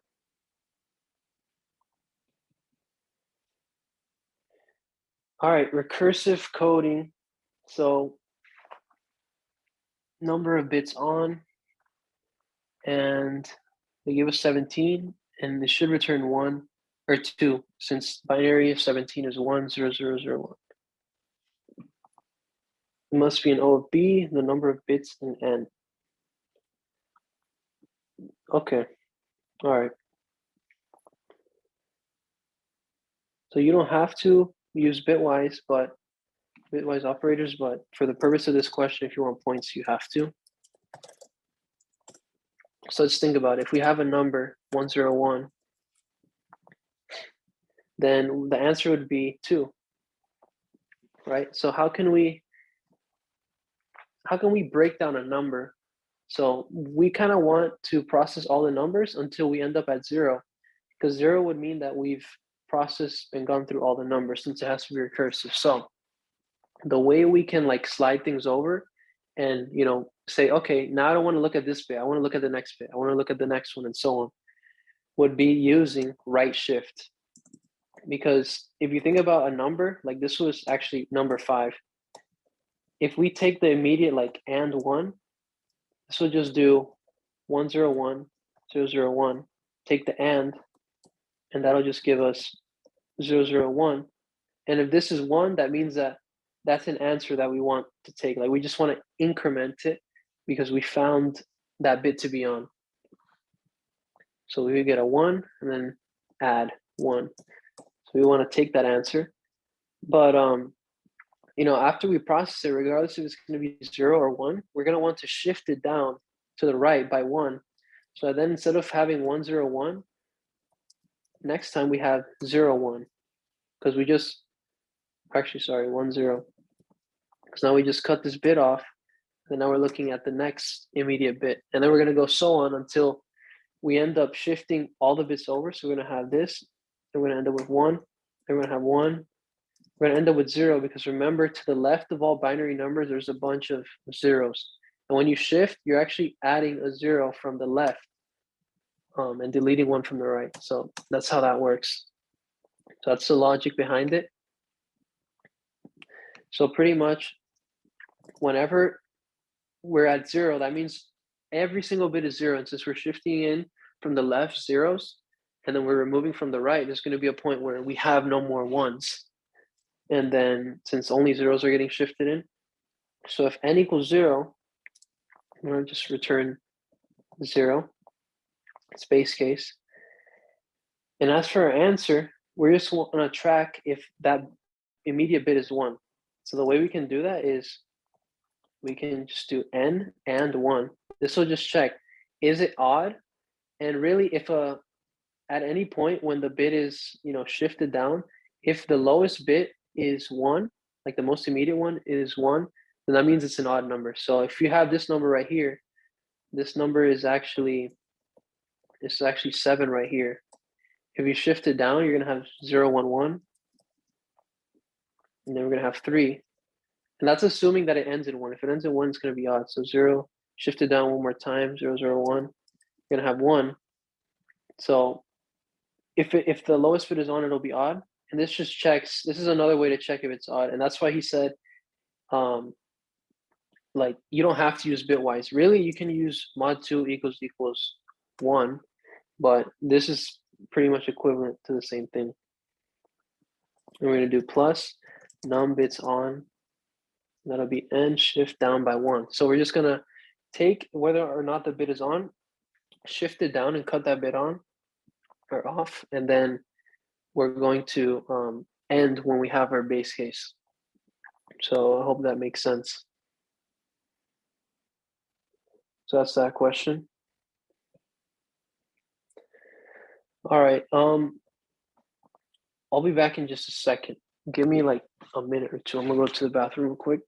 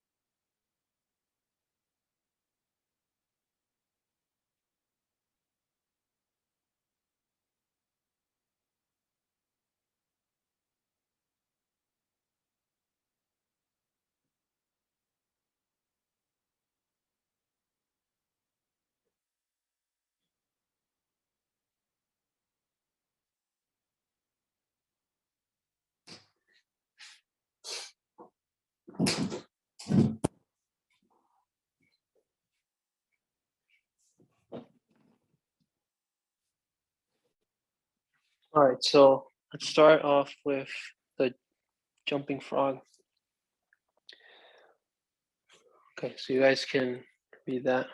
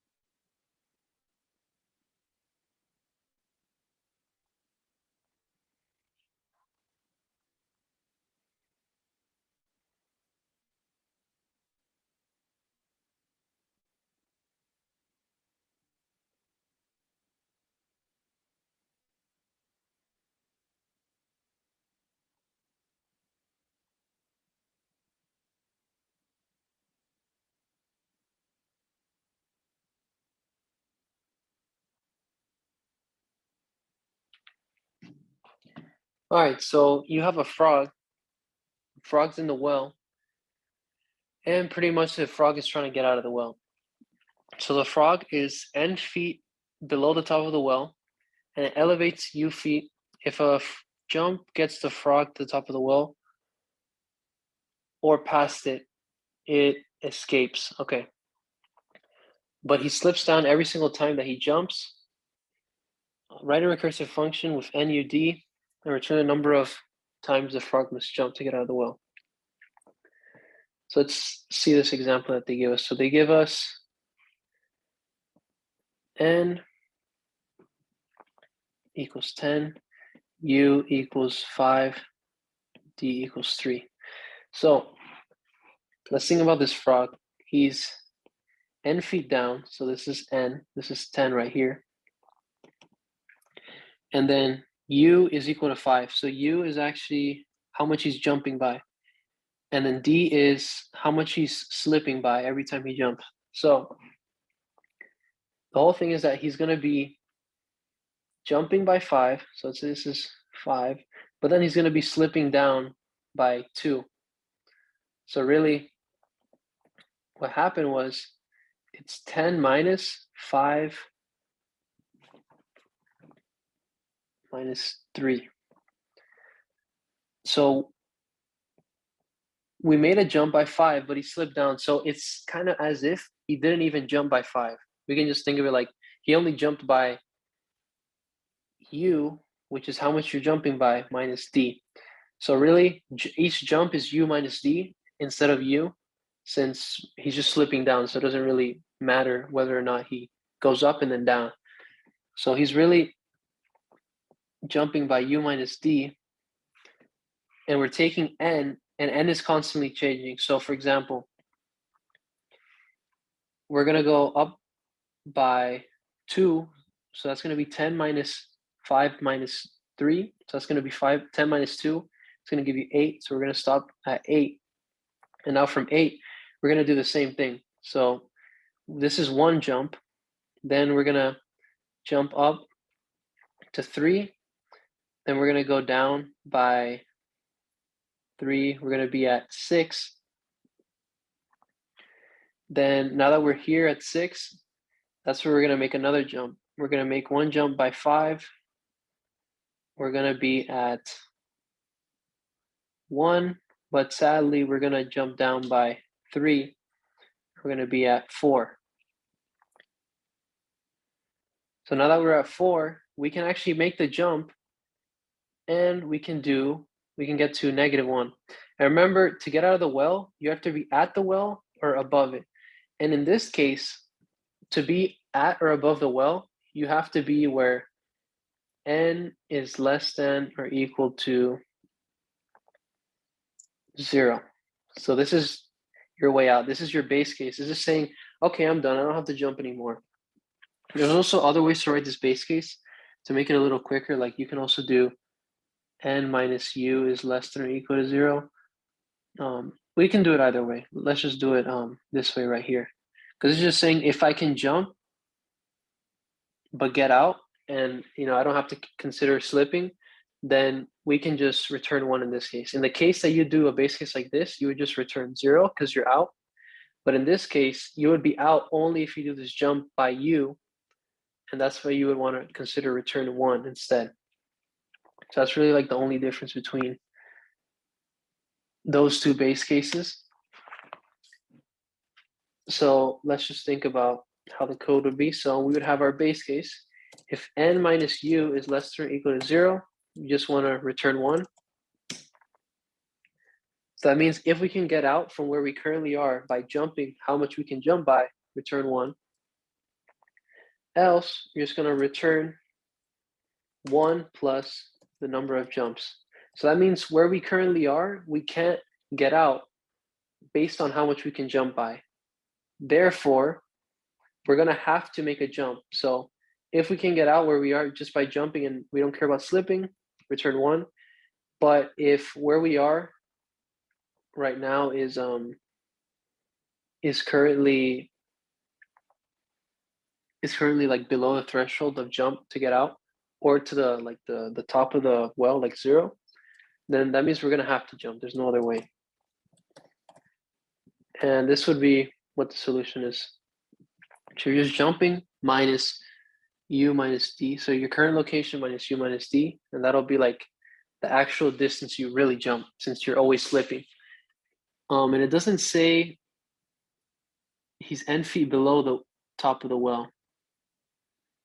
So it doesn't really say that n will be positive. And actually, it doesn't matter with this.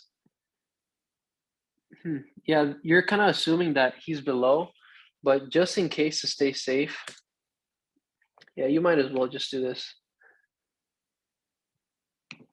You can also do if n is less than or equal to 0 and just return 0. So you're just assuming if he's already out of the well, then just return 0. He doesn't have to jump. But if he only has one more jump and he can make it out the well with that jump, just return 1. Else we're just going to keep on jumping until we get to this case right here.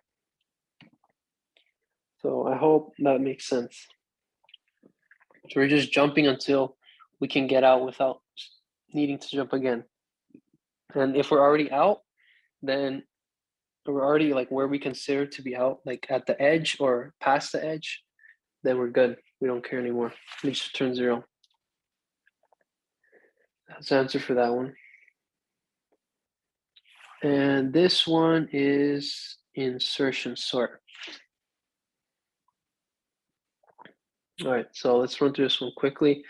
So just for reference, insertion sort, if you have an array like 13 to 1, then you would start here. This would be your x. You start your x, your y here as well. And then you would go down while y is greater than 0 and array of y minus 1 is greater than array of y. So for example, we're seeing, so y right now is at 1, and we're going to be checking 1 backwards and see if it's greater than where we currently are. So 13 is greater than 2. So this is kind of like what the inversion stuff was. 13 is greater than 2, and while we still see stuff that is greater than 2 before us, we're going to keep on pushing 2 backwards. You're just going to swap these two. So this would become 2 and 13. And then here you would start y and then x. And then you would do the same thing. You would just end up swapping these all the way down until you end up with 1, 2, and then 13, and that's it. So that would be how insertion sort works.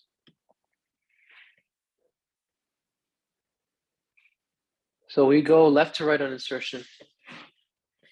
So original, started right here, first iteration.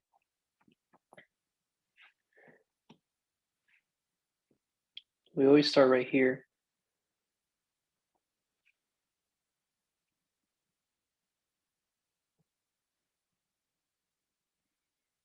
So insertion is a little different. Everything on the left is going to be sorted. The way Guha likes selection, he likes everything to the right to be sorted, but everything to the left unsorted. So in this case, we would be at 9. We're going to check how many, like how far back pretty much can we go while an element is greater than 9. So it's just going to be up until where 13 is. So we're going to do 9, 13. And then the rest of the array just stays unchanged. So we're going to have 44, 18, 22, 3, 11. And we can just, fill these in same way. Actually, hold on. Let's do it a little later. So right now we're going to want to do it on 44, and we're going to keep it there actually. Then when we get to 18, we're going to want to swap it down, and we're going to swap it down with 44.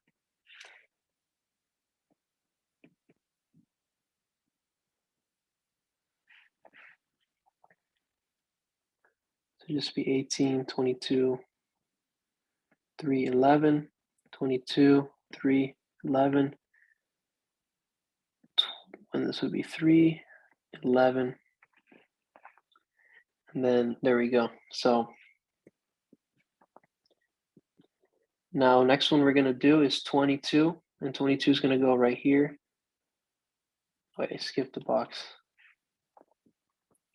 So we're gonna do 22, we're gonna have 44, 22, 6, 9, 13, 18. Now we're gonna do 3, and 3 is gonna go all the way to the front.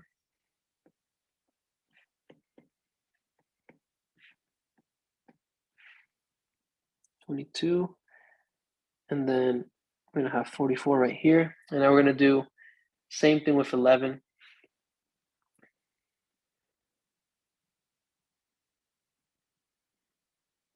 We're gonna have 3, 6, 9, 11, 13, 18, 22, and then 44, and that'll be it. All right, so worst case runtime of the sorting algorithm. So worst case of insertion is n squared.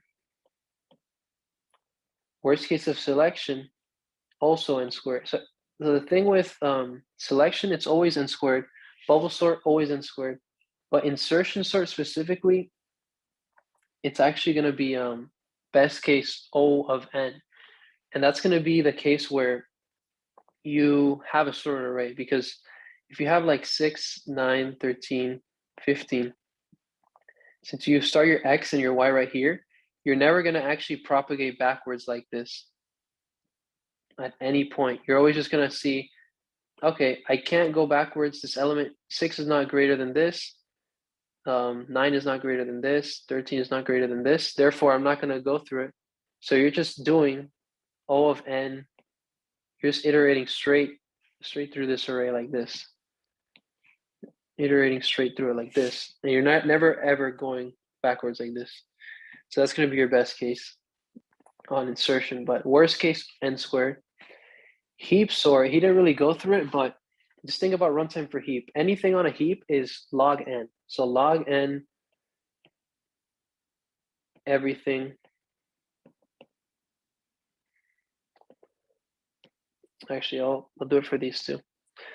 So heap sort, everything you're insert, the way heap sort works is you're going to throw all your items into a heap, a min heap. And then what you're going to do is you're going to remove the top element. So you're just going to delete min until it's empty. So you just throw it in, pull it back out, and then now you're sorted. So that whole process, if you have n elements, you're inserting and then extracting, and each operation takes log n time, your runtime is just going to be n log n. Meanwhile, merge sort, any merge sort n log n. Quick sort, though, the worst case, it has a bad case where the array is in descending order, I believe, and it's going to be n squared. So that would be the worst case for quick sort and all those. So anyone have a question?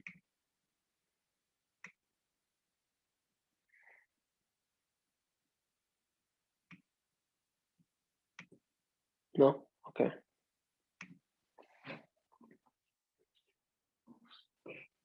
Okay, so here we have a buggy selection sort.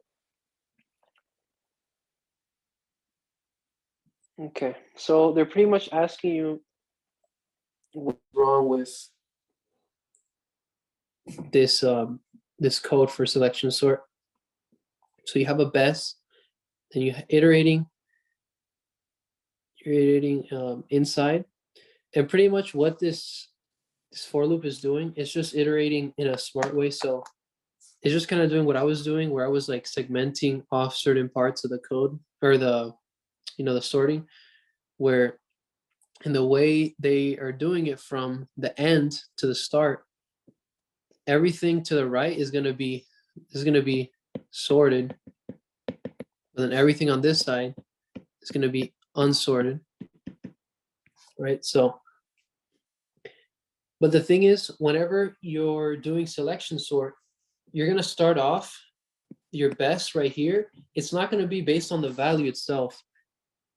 Your best is actually going to represent an index, because you can't really change. You can't really say, okay, I'm going to select the best value and then set it to whatever value I'm currently at right now. So what we're going to want to do is set the best to be equal to the index, because we're just setting the value to be the best, but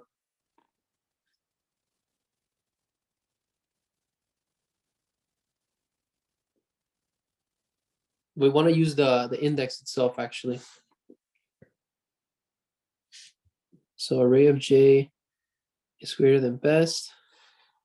Then best is going to be equal to array of j. Array of I is going to be equal to best. Let me just make sure of something though.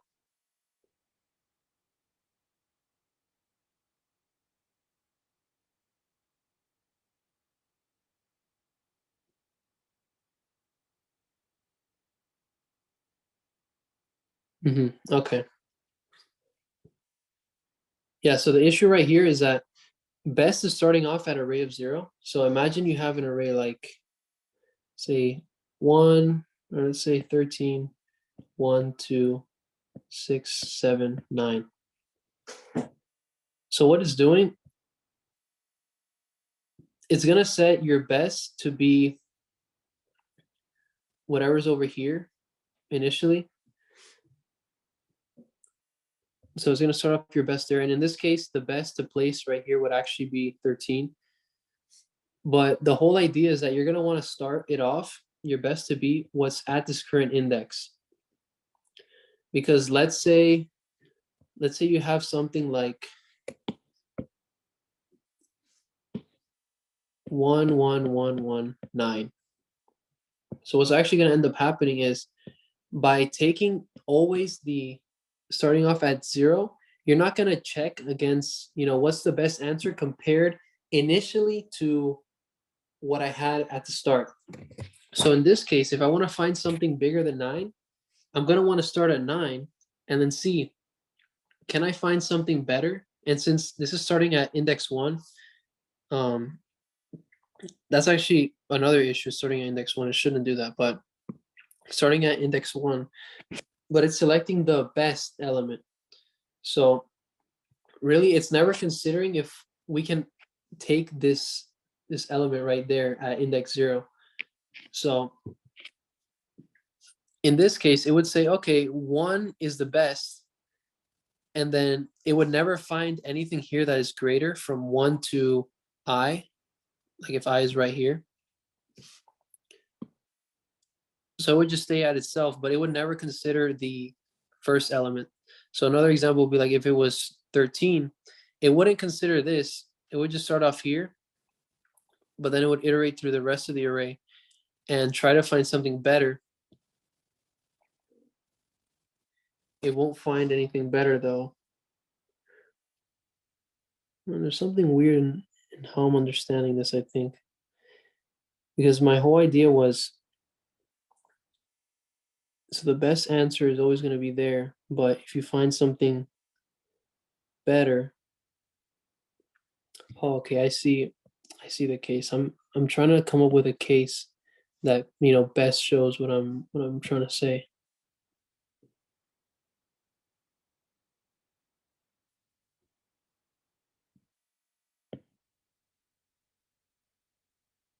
So equal to I.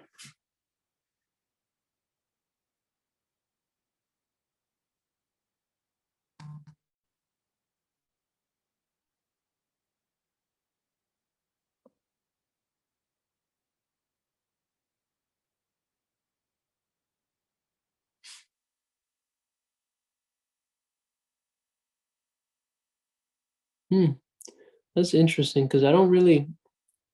There's actually a way that I can see that this works, to be honest, but I know best is wrong. I guess he's wanting you to do it based on the index.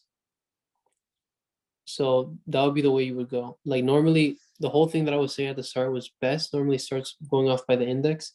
But in this case, he's actually going through the array and he's doing it based on the best value. So, the classic way to do selection sort would be that you go through and then you just update the index as opposed to, taking the values themselves at the indexes. but it should store best equals I at the start. So it should store I. That's why it says conceptually, now that I think about it, yeah. And also it would be best equals J instead.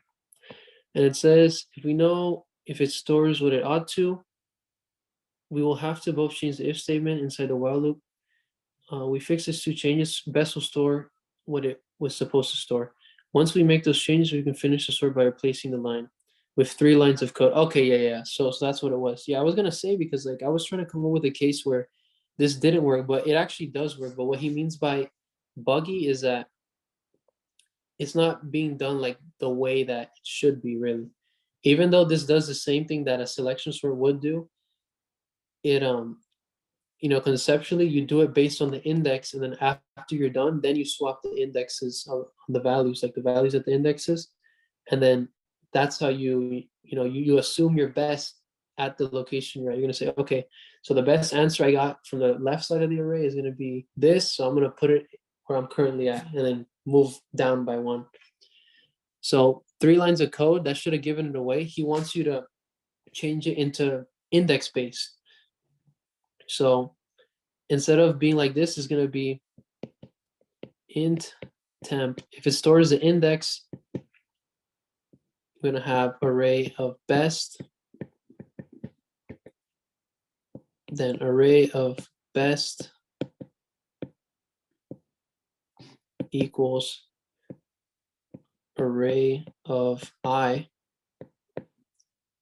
and then array of I is going to be equal to temp. So this was the 3 lines he was talking about. Yeah. That's actually a pretty bad way to specify it. Like, it'll still work. That's actually how, like, what it does underlying, but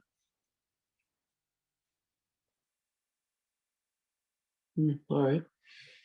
Yeah, so you just want to swap the indexes. You just want to go by index. So this would store J, and then this would store I initially, because you haven't found a better answer than the one where you currently are at. So even then, if you don't find anything better in the unsorted half, and you swap I with I, it'll just still be the same element that was at I. It doesn't matter. So that's that. Question tripped me up for some reason. All right, so Annabelle plays a video game for T minutes. She'll earn FT points. The function f is provided below. F is a non-decreasing function. This means that if a is less than b, then f of a is less than or equal to f of b. So Annabelle wants to earn at least target number of points, but since she gets in trouble if she plays too much, she would like to play the least number of points that will allow her to score at least target number of points. So complete the function below to be recursive and efficient. So you may assume target to be less than 60,000 and greater than 1. Okay. So let's note they give us this function that'll calculate the number of points based on how much time she's played. Is that what T is? Yeah, T minutes. So how much time she plays. So that'll calculate that. And then we're pretty much, if you notice what they're asking, you want to minimize the answer. So you want to get to the minimum such that it'll equal, a specific target. And your low and high is going to start at 0. And then your high is going to start at 1. What is that number? It's like 100 million or 1 billion. I mean, yeah, 1 billion. So let's write the code to that. I'm not going to write the extra functions. I'll just write the main function.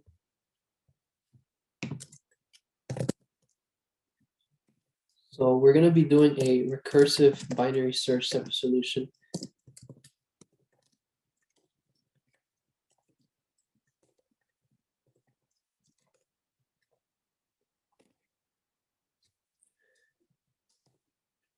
So let's see.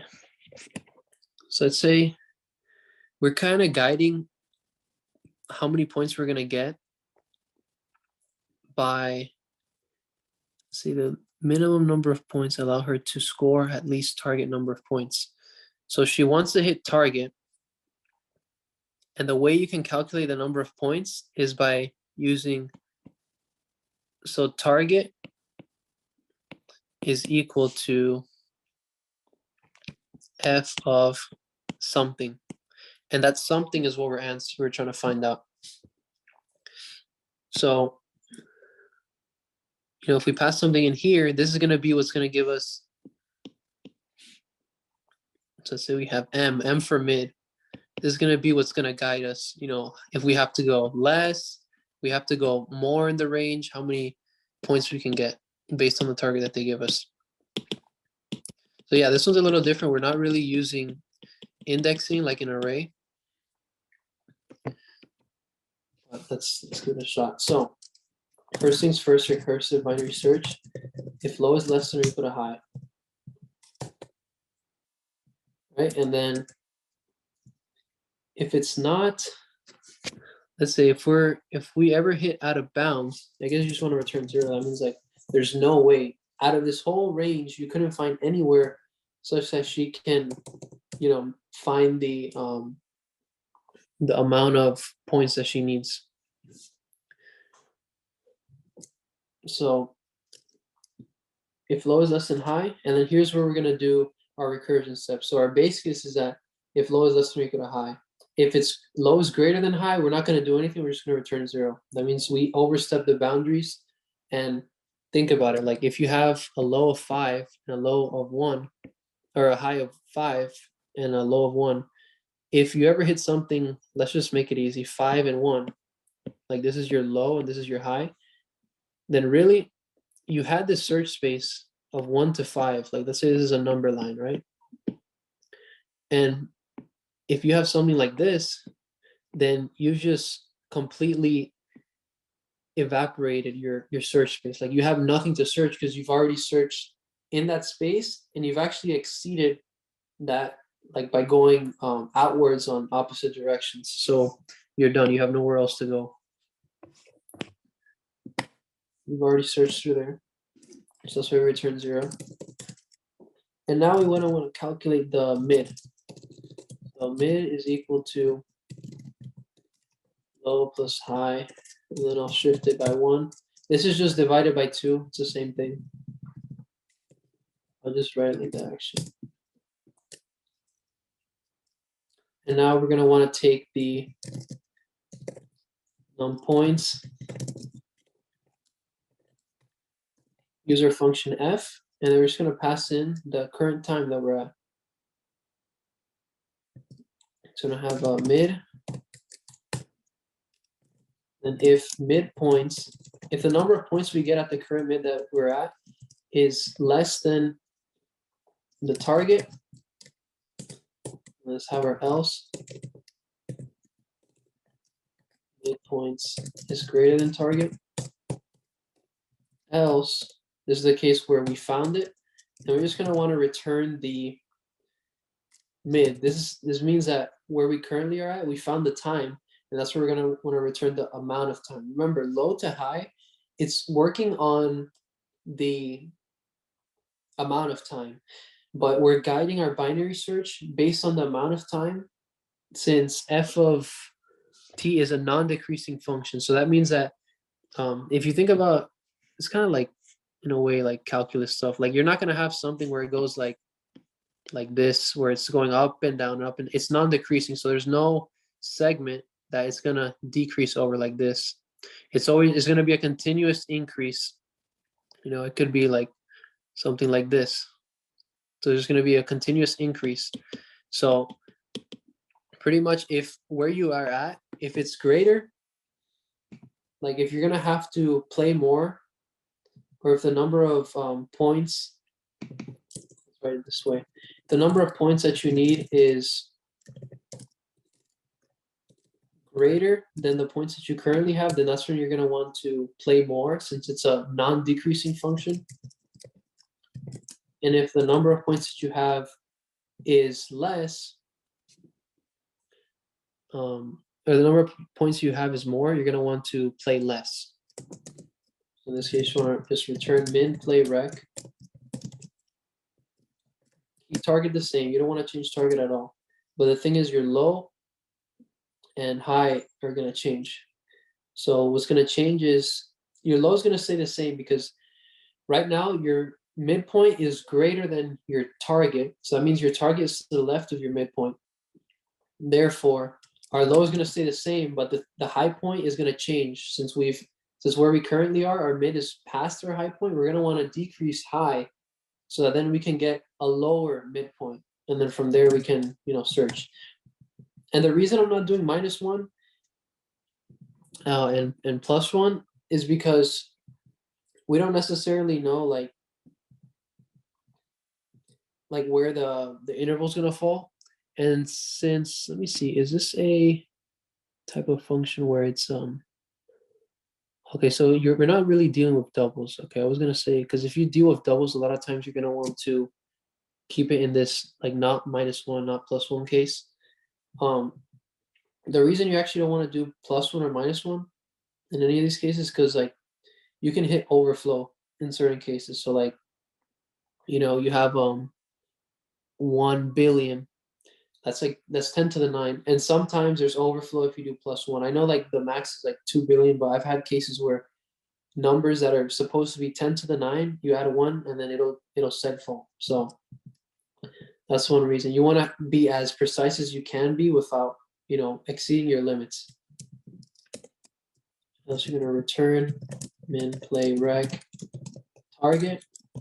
And if your target is greater than the amount of points you can make from the midpoint you're at right now, that's where you're going to want to increase this to mid and then keep your high the same. And that's pretty much the code for this one. So I hope that makes sense. Like it's a little different than what we're used to, where it's just an array.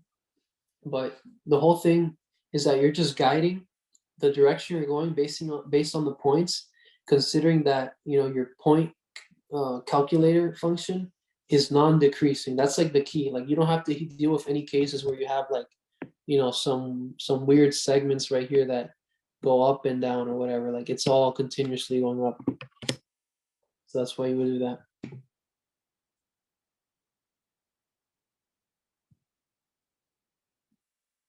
So anyone have any question on that one? No? Okay.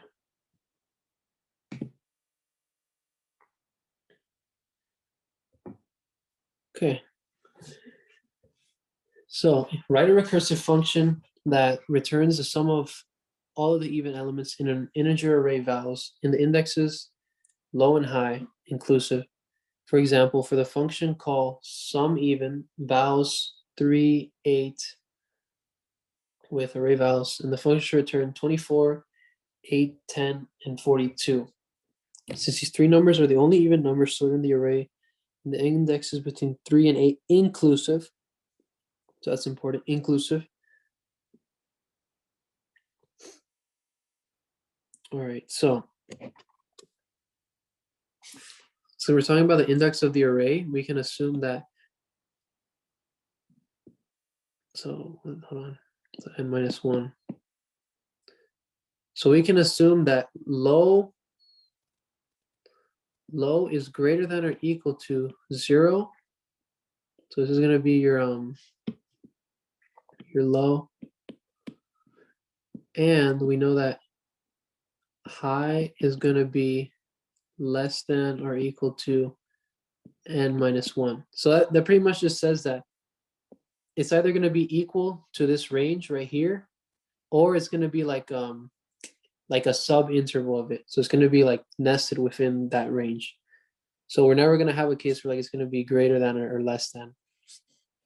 And it's inclusive. So we're going to want to include a given node. So really there's multiple ways you can go about this one. It does have to be recursive, but there's two ways. And they're asking you to go from index 3 to index 8 and take the evens. So 24, 8, and 10. So that's that. That's why that was the answer. So we're just gonna go through that space and then take and add all the even numbers. We're gonna ignore all the odd numbers. And this one's actually not that bad to do. It's pretty simple, but there's two ways to go about it. Either you can increment your low.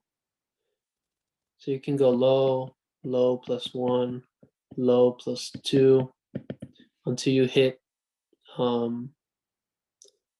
there's actually two ways there's actually multiple ways you can do it. You can either stop and return high when low equals high, or you can just do like if low is greater than high, then you're just going to return 0. That means you don't want to keep going past it or consider it. In this case, though, you would return array of low. So that's one way. Another way is you can do, let's write it from here. So high minus 1, high minus 2, and so on. So you can either go up or you can go down. It doesn't matter. Whatever way you feel like doing it. I'll just go up. And we just want to ignore any values that are not odd. And if they are odd, then we do want to, or if they're, no, we want to ignore any values that are not even, and we want to add the values that are even. So let's just go to the code here. We're just going to want to make a decision. Take or I don't take, add or I don't add. That's pretty simple. Based on whatever values at the index. So since I'm going low to high, and remember it is inclusive. So what I'm going to do is if low is equal to high, so I'm going to do the equals case in this point.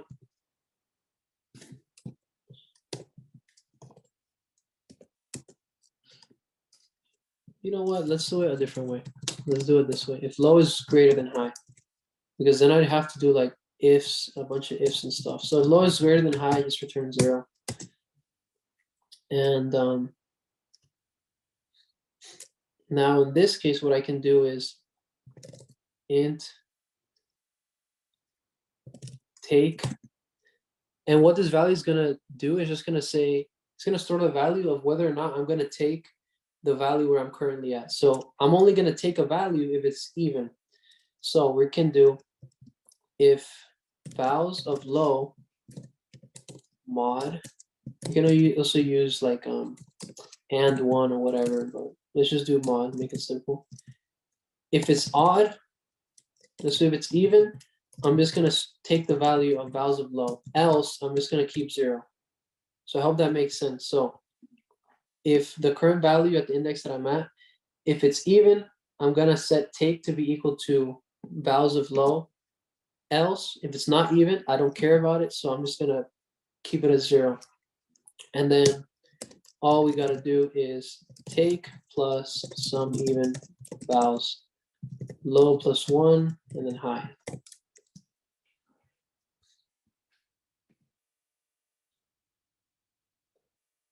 And that'll give us an answer.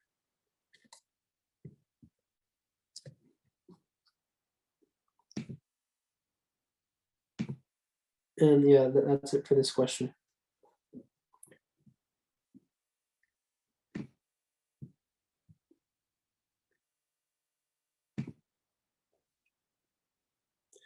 Okay, this is sorting. I'm not doing this one, but it's just how many swaps. We'll do best case though. Insertion, it's O of n, best case, selection, n squared, heap sort, n log n, merge sort, n log n, quick sort, best case, n log n. So those are the answers for that one. This one is flood fill. I'll go through this one in a second. Let's see, partition, LIS. This one's more like more recursion stuff. Sorting. This is backtracking, not doing that one. Sorting, I think, yeah, I already did this one. So that should be it. So there's only gonna be like only gonna do one. I'll do these last three and that's it. All right, so I'm gonna write on for this one. So it says model area of land as a two-dimensional grid where each integer represents an elevation or portion of land. Water can flow from a grid square of higher elevation to lower elevation in one of four cardinal points, north, south, east, and west. So complete the recursive function below that takes a 2D array of integers, storing the elevation levels of each portion of land. Another 2D array of integers representing grid squares have been flooded with water. 1 for flooded, 0 if not flooded, as well as the current row and column that was just flooded, and marks the current and all subsequent squares that will also get flooded. Okay, so once a square is flooded, it remains in that state. So we have an inbounds function. We also have direction row, direction column as well. So we're gonna have to use those. So let's see. Pretty much the whole idea is we're gonna have a flooded grid that's gonna tell us if we're flooded or not. If we're already flooded, I guess we just don't want to go down that way because there's no point in flooding something that's already flooded. And let's see. So it takes an inverted square that's flooded with water. Oh, it just flooded. Okay, that makes sense. And marks the current and subsequent. So it looks like initially we're going to have a point that's a high peak. So let's say we have a grid where we have something like this. So this is 1, 1, 1, 2, or 1, 2, 1, 1, 1, 1. So in this case, this is like a local peak, a local like maximum, because all adjacent squares, since these are our directions, this is going left, right, up, down, it's gonna flood in this direction because and let's say these are not flooded. So let's say this is the flooded grid. We had false, false, false, false, false, false, false, and false, and false. So right now we would mark the current square where we're at. Since we just said, okay, this is a peak, we're gonna start flooding from the peaks and go as far down as we can. And now from here, we're gonna go or actually right here, sorry. We're gonna flood left because 2 is greater than 1. Therefore, we can go down there. Since 2 is a higher point in elevation than 1, we can go down there and flood that way. But if it was a case where we're going from, like you can't go from 1 to 2, because you can only go from a place of higher elevation to lower, not lower or equal to or whatever. So actually, if you start at 1, you can't move anywhere. So yeah, this one would try to flood out from 2, 1, 1, 1. So really, it would end up flooding this whole grid in this example, because then you would go down this way would go down this way. You would flood here, here, here, here, here, and then you would flood here. And then you just came through that path from the recursive call that stemmed from this direction. But then you would check this direction, and you would see in all these cases, you've already flooded them. So there's no point in going recursing down that path. So your base cases are going to be a couple base case. One thing when it comes to flood fill, you're going to want to notice whether or not they calculate the next row or next column. If they do that, then that likely means that your inbounds function is going to be in here. Your inbounds function is not going to be in here. If they don't do this step right here, it could be that it's not going to be checked in this if, but it might be, it just kind of depends. But 99% of the time when they do this next R, it's because inside of the recursive call, like not as a base case, you're going to be checking before you recurse into a direction, whether or not it's inbound. So you're gonna do your inbounds check right here as opposed to right here, because that's where you're trying to find the next row, next column to see if it's valid. So since we're not checking whether or not it's inbounds right here, what could that be? So we don't want to go somewhere that we've already flooded, because what's the point of flooding something that's already flooded?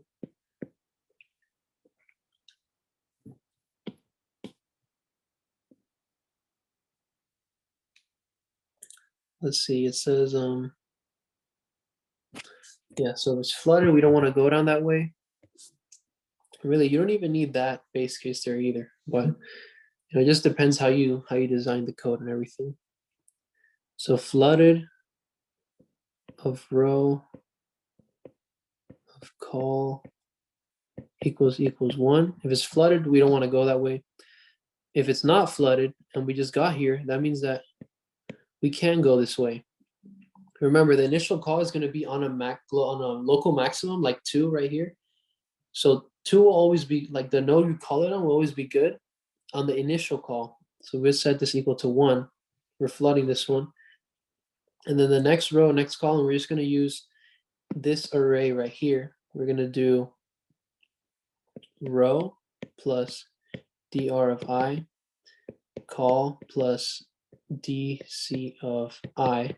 That'll give us the next row, next column. And the thing we're going to want to do is we're going to want to check 2 things. We're going to want to check if these indexes are valid. So if it's inbounds of next R, next C, and if it's inbounds, we can also check if it's a location of what do you call it, of lower elevation. Since we currently have the current square that we're at, and then we have another square that we can go to, we can check the difference between the two, because we have 2 values to go off of. The reason why you couldn't do that check here is actually because you don't have 2 values. You only have the current value you're at. You're not really looking at any other value at this line right here. So that's why your base case to check if you're going to a place of higher elevation should be down here. So you would do and flooded of next, or sorry, not flooded, grid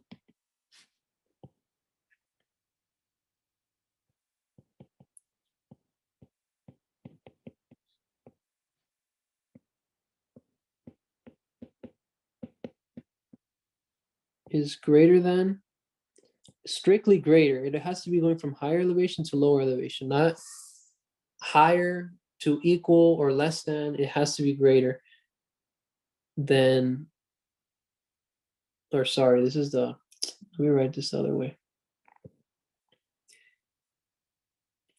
So this would have to be greater. So it would be the grid of the current location. So like I said, if we're at 2 right here, if we're at 2, we're going to want to check if we're going to go to this location right here, which that would be 1, 0. If 1, 0 is the value there is less than where we currently are, and we're inbounds, then we want to go down that way, because then we're going from a location of higher elevation to lower elevation, and it's inbounds. And if it just so happens when we go there, like let's say this was already flooded, which that would have happened since we went this way, we marked all of these. When we would have gone in this direction right here, or this direction or this direction, we would have seen they're already flooded. So if we went this way first, actually, hold on, let me see something. Actually, no, that wouldn't have been the case now that I think about it, because it was only from greater elevation. So the only ones that would have gotten flooded, actually, let me redo the example. So it would have been 2, 1, 1, 1, 1, 1, 0, and 1. So another example.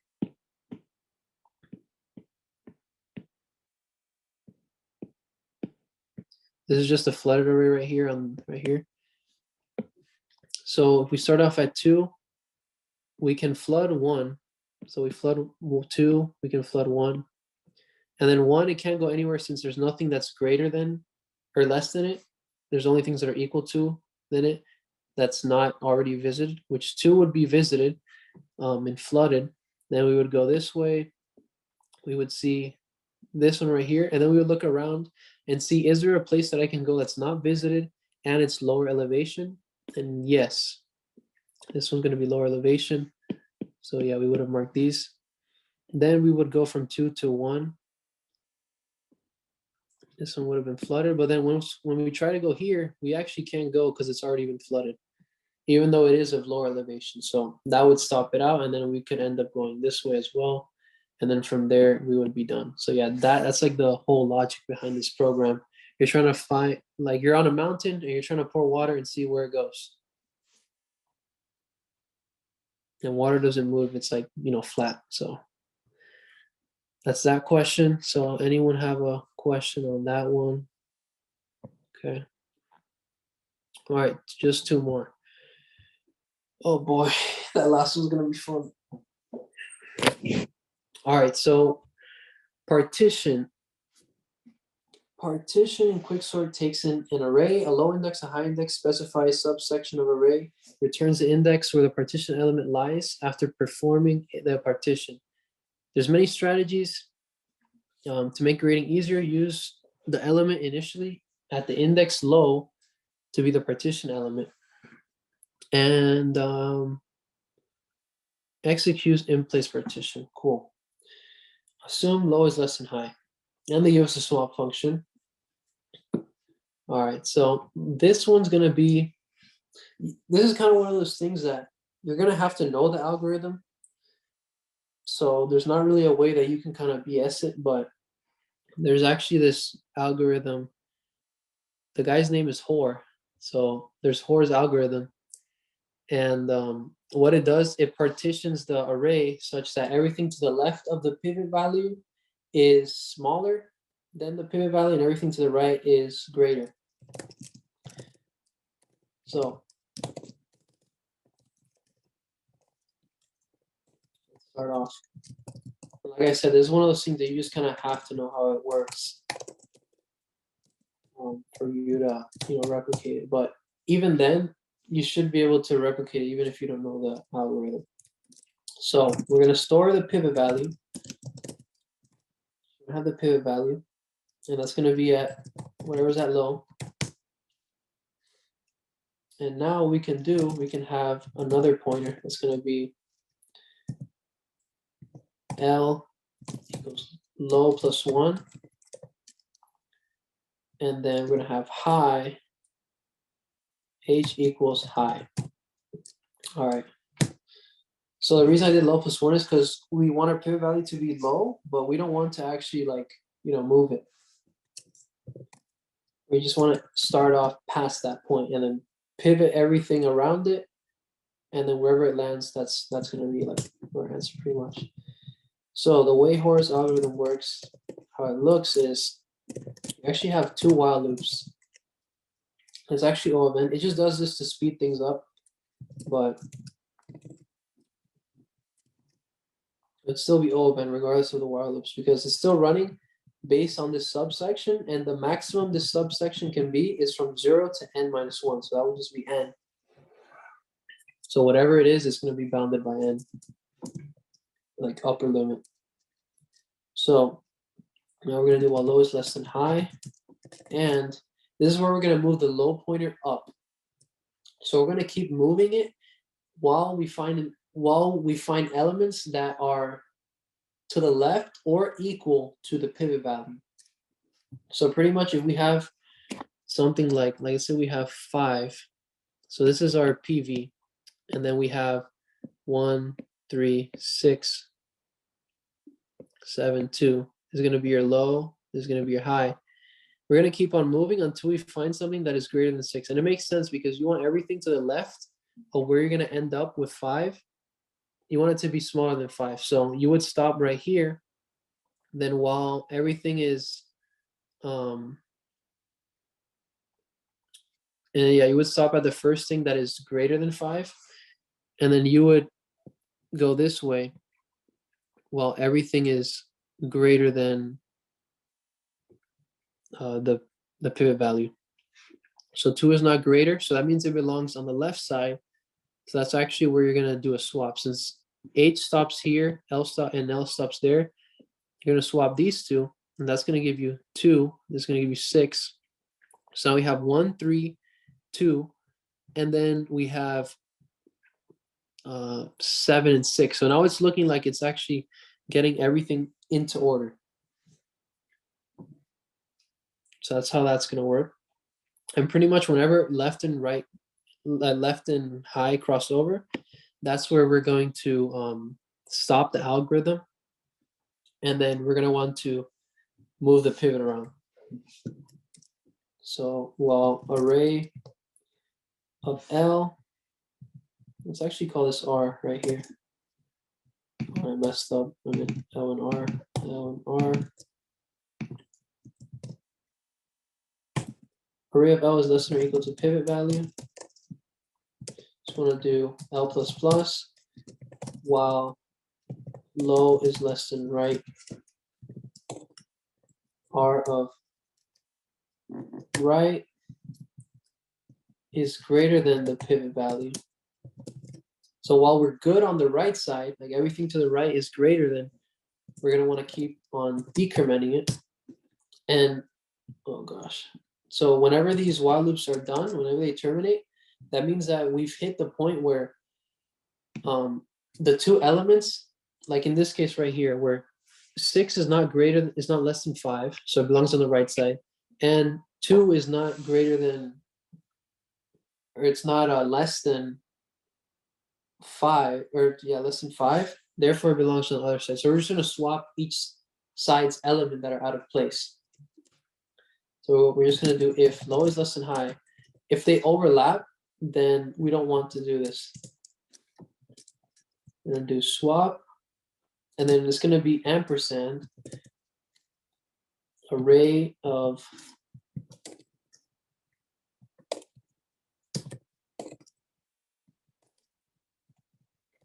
if they're still in bounds, we're not done with the search space, or like the space of elements that we're doing this stuff. It's just like the binary search. Once you overlap, you've like eliminated the space that you're looking in or you're doing stuff in. All right, and then now after this while loop runs, everything's gonna be partitioned, but the last thing we have to do is actually swap whatever's the pivot value, like wherever it is, meaning low, we're gonna swap it with high. So we're gonna wanna do swap of array of low. It's gonna have to be low, not L. There's two different things. And array of high ampersand, since it's a pointer swap. And from here, you just return high. So I'll show you why that is. Let's do this quick example. So the numbers were 5, 1, 3, 1, 3, 6, 7, 2. So this is PV. And then now we're going to run through the array doing Hoare's algorithm. So 1 and 3 are both less than 5. We're good. But now we're going to stop here because 6 is greater than 5. It belongs on the other side. 2 is not greater than 5. Therefore, it belongs on the opposite side. So we're just going to not even move. I'm just going to swap these two. And we're going to end up with 1, 3, 2, 7, 6. Then they're still going to be right here. And now we're going to perform the algorithm. So is 2 greater than, what do you call it? Is 2 less than 5, I mean. Yes, so we're going to advance it. But is 7 less than 5? No, so we're going to stop it there. Then now in this one, we're going to see 6. Is it less than 5? No. So now we're going to advance this here. We're going to make another decision, and we're going to see, is 7 greater than 5? Yes. So now we're going to keep going.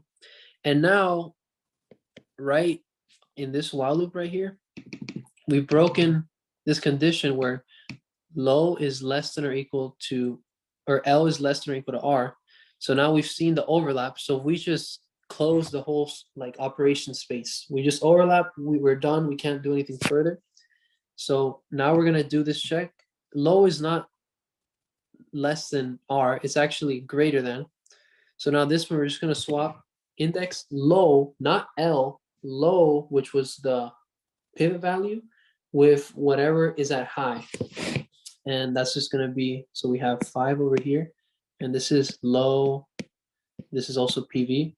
So now we're gonna swap whatever's at high, which is 2, and then we're gonna have 1, 3, 5, 7, 6. And if you notice, everything to the left of 5 is less than 5, and everything to the right is greater than 5. So that's how you, this is Hoare's algorithm. It's pretty simple. Once you understand the logic, it's easy to remember.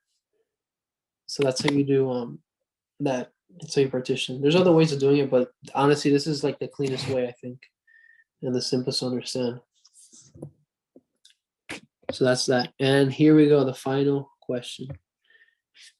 This one's definitely going to be like, probably in terms of like CS1, this is going to be the hardest question. But does anyone have any question? No. Who's in here anyway? Oh, okay. All right. So here's the last one.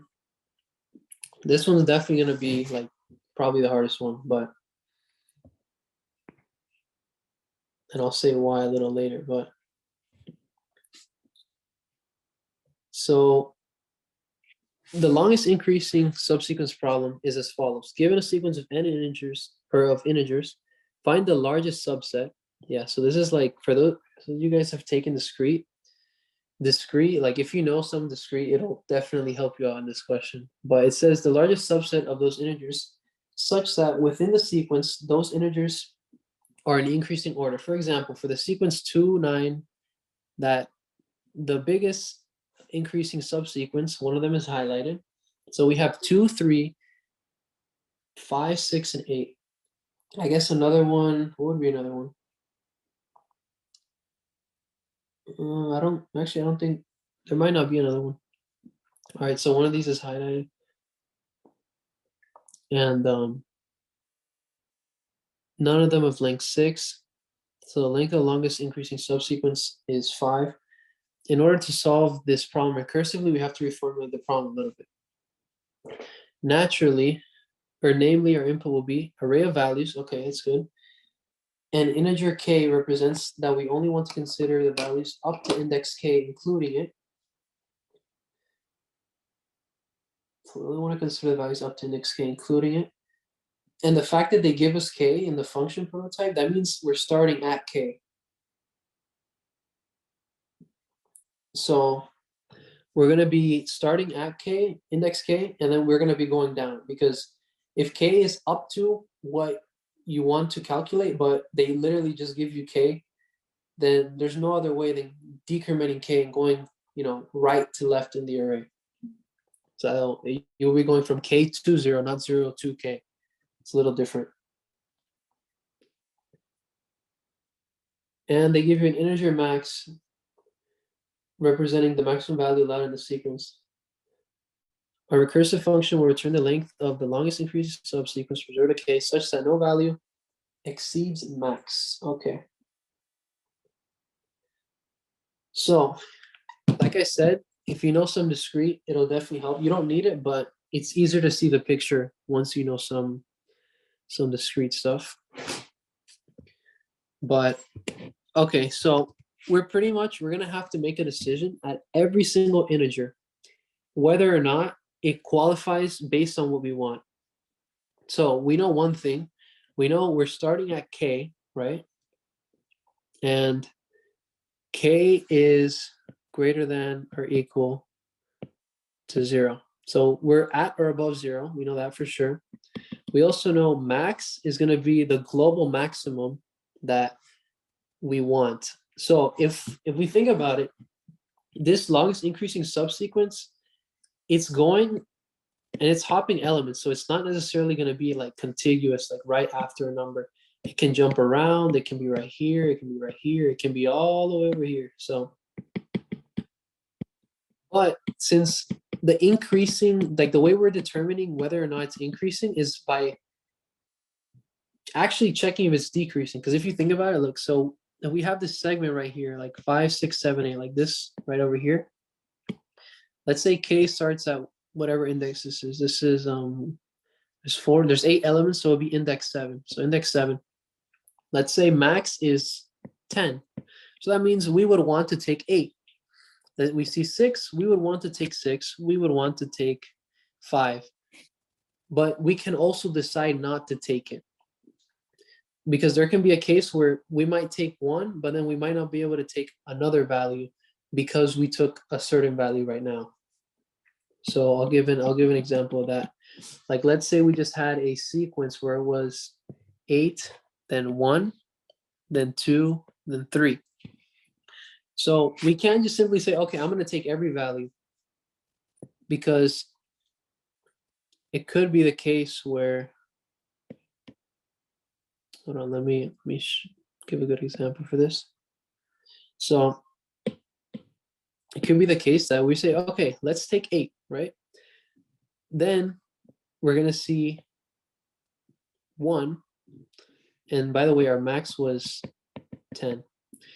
And now for it to be increasing, we actually want to find something that is decreasing. So, you know, to determine if you're increasing, like going 1 to 8, and since we're going backwards, we're actually checking if it's decreasing. But that's where actually the max will come in. So the thing is, if the current value is less than or equal to max, that means that for the next function, that's going to be your maximum. Because think about it. If let's say you have 3 numbers, right? So you have A, B, and C. You can assume, and let's say this is in sorted order, right? So this is sorted order. So C is greater than all of them. If C is greater than B and B is greater than A, then that also extends to C being greater than A, right? So if this is greater than this number, that means that this must also be greater than this number right here.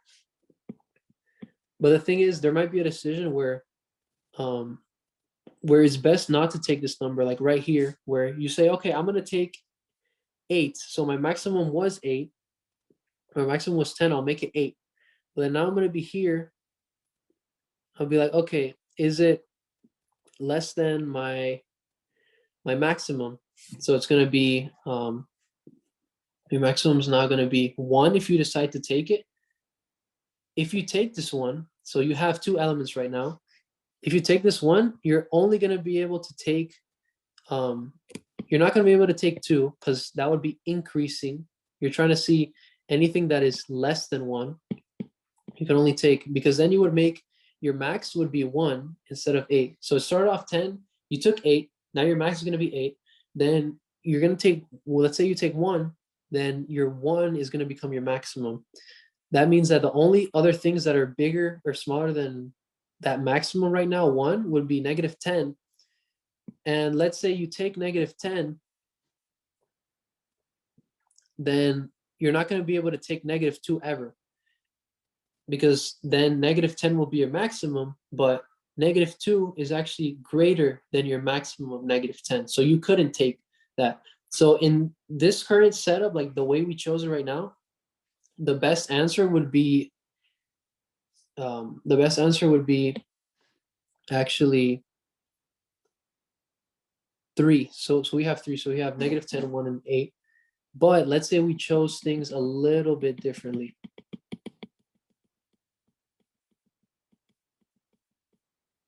Let's say we chose it like, let's say we had a few different numbers. Let's make this an 8. So again, if our max is 10, we can choose 8. Our max in this function would now be 8. We can choose 1. Then the only other value we can choose is this one. Or we could choose this one, but we could also choose this one. But the only way we can choose -2 is if we don't choose -10. So if you notice, at every step, we're going to have 2 decisions. And this is where, like, I guess, like recursion trees and stuff, and like also discrete can come in a little, where like we have this thing called set theory, which is what they're trying to tell you to do, subset, where you're trying to make a list such that it's all increasing, but pretty much at every location, you make one binary decision. It's either you take it or you don't take. So if you take an element, you notice how you're changing your maximum. So you change your max. Because like I said, if you guys remember this ABC case, C is greater than B, and B is greater than A, therefore C is greater than A. So you're pretty much just going to want to transfer that out. The only way you would have gone to where you are is by choosing based on, you know, what you can choose. That's the whole point of me drawing that out. So if you take a value, that value is going to be assumed as your maximum. Because like I said, the only way you can get there is if it was less than the previous value that you were at before, and so on. So in this case, if I choose 8 right there, then I can only choose 8, 1, and 3. But there's a different way I could have gone about it as well. I could have also decided not to choose. Let me just delete all this stuff. I could have decided not to choose the 1. And if I didn't choose the 1, then that means if we follow like this decision tree right here, let's say I don't take 8, that means I don't have anything, I haven't taken any element. So that means my size of my array would be 0. But let's say then I'm going to go down to the next element. So now we're going to make a decision at k minus 1. And that would be where index 1 is at. So that was the case that I was saying, where like you're going to go 1, then you can only go to -2 or -1, because those are the only 2 that are smaller if you decide to take or not take. But if you take 8, so let's say we take 8, so we change our max from 10, and now it becomes 8. And now we're going to be at index 1. Let's say, for whatever reason, we decide not to take. So we have 2 options. Take at 1, take 1, change max to 1, and then don't take 1. And then we don't change max. So that would mean that our max would stay at 8 because we chose not to take 1. And by our max not changing at 8, then eventually we can say, okay, so 8, we can't take it because it's not less than the maximum if it's currently 8. So this would stay as 8 right here since we didn't change the maximum. But then when we get to the next one, let's say we decide to take 3. Then we decided to take -10, and we decided to take 2. So we can either choose or not choose to take 3. But obviously the best answer would be we take 8, then 3, then -10, then 2.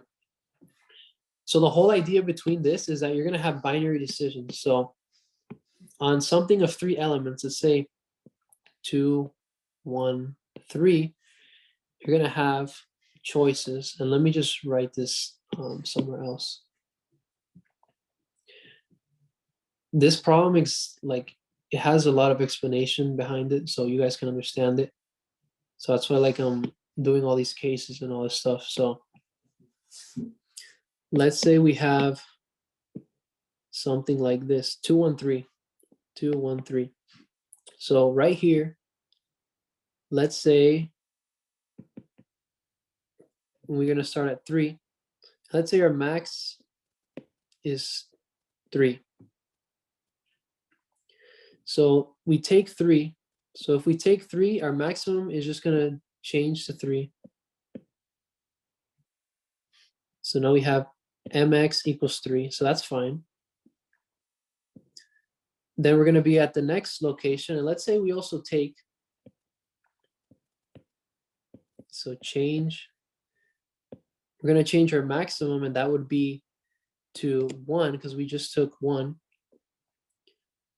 Change from 1, change 3. So now mx is going to be 1, not 3. And then now at this point, we cannot take 2. So therefore, our only other chance, like the only thing we can't go this way. So left is like taking and right is not taking. So we can't take 2 because of max, because then it wouldn't be decreasing because 1 is not greater than 2. But what we can do is decide not to take 2. So we decide not to take it. So don't take 2. And then now we would have like hit this point in the array, and that's where we've exhausted all our options. So right here, we would just return 0. And pretty much if we take, we want to increment by 1, like we want to add a 1. And if we don't take, we don't want to add anything because, you know, you didn't take anything, so it wouldn't count. So the length of this path, like right now we've taken 2 elements. Now the flip side, when we come back over recurse up, what about if instead of taking 3, I don't take 3? I decide I'm not going to take 3. And by the way, the answer of this path would have been 2 because you take 3 and you take 2. Or actually, let me see, 1, then 2. So it would be 3, 1. Let's actually add another number now that I think about it. You also would decide not to take 4 as well. So you would don't take 4. Since again, your max would have been 1 right here, and then you wouldn't have taken 2 nor 4. So then your path would have been 4. But what if we decided to not take 1 right here? If we didn't take 1, then things would look a little different.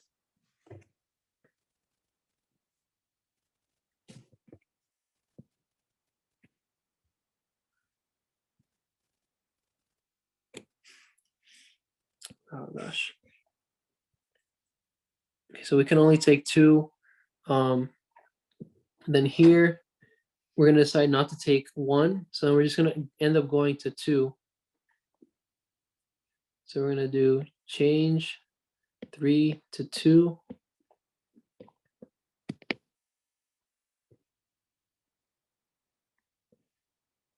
Sorry, hold on. You don't take 1. And then from here, if you don't take 1, your mx is still going to be 3 because you didn't update it down. Then in this case, let's say you go to the left and you decide to take, if you don't take 1, then you're going to be at 2. And then you don't, let's do take actually, take 2. So if you decide to take 2, your mx is going to be equal to 2. So therefore, we just took something. And then now we can't take 4 because it's not less than 2. Don't take 4. And in this case here, we decided not to take, don't take 2. And if you don't take 2, your max would have been 3. And therefore, you couldn't have even taken the 4 either way, so it doesn't matter. So you don't take 4. So notice what we're going to be counting is the paths we take. So we decide we have one of 2. We also have one where we decided to take another one. So this one would have been a left case. And then anyone to the right is just don't take. So we either take 3 and we take 1 and we can't take anything, or we decide to take 3 and then take 2. That's what we have so far, and we can't take 4. Another way you could have done it is you decide to just take one or you decide to take two. But that's going to be all these subtrees over here, and I'm not going to go through those, but I hope you guys see the idea of what I mean by all this. So you're just making binary decisions, take and don't take. So let's just hop into the code so you guys can see what it is. Really, that's how it would look like. It would be like a kind of like a binary tree of decisions. You either take, don't take, don't take, don't take until you get through all the options. And that's how the logic works out, though. I just wanted to make sure like you guys got what the whole thing was. But pretty much there's no easy way to tell if whether or not taking something right now will be able to, like, you know, mess up whether or not I can take something later on in all cases. So first things first, if K is less than 0, that means we've exceeded the space that we can search. Return 0. Because when it's at 0, we also want to decide whether or not we can take it or not. So we can have two ways to go about this. We can start off our taker at 0, but if we decide we're not going to take it, actually let's check if we can take it first. So take is going to start off at 0. It's important you initialize it to 0 because you still don't know whether or not you can take it. So you can't just be like LIS, recursion, whatever. Because the whole thing is you don't know yet if you can take it. But you will know if you can take it, whether or not right here, if the value where you currently are at K is less than or equal to the maximum. Like, for example, I had the maximum at 3 in the previous. Let's go back to the example. I had 3 as the maximum, and then I decided, okay, I can take 3. So let's try that out. So let's do take equals 1 plus, and that's how I'm considering taking. I'm taking by increasing, you know, the recursion, so it'll ultimately return a number, an integer. I'll do lis plus values K, and then here's the thing. If I decide to take a value, if it's less than or equal to max, like I said in the case, the whole ABC thing, we're going to want to move it down to see whether or not it's in the current increasing subsequence we're making, whether or not, like let's say we take C, right? We're going to want to have our max to now be C, then B. But let's say we decide to take B. So we take B. We want B to be less than A.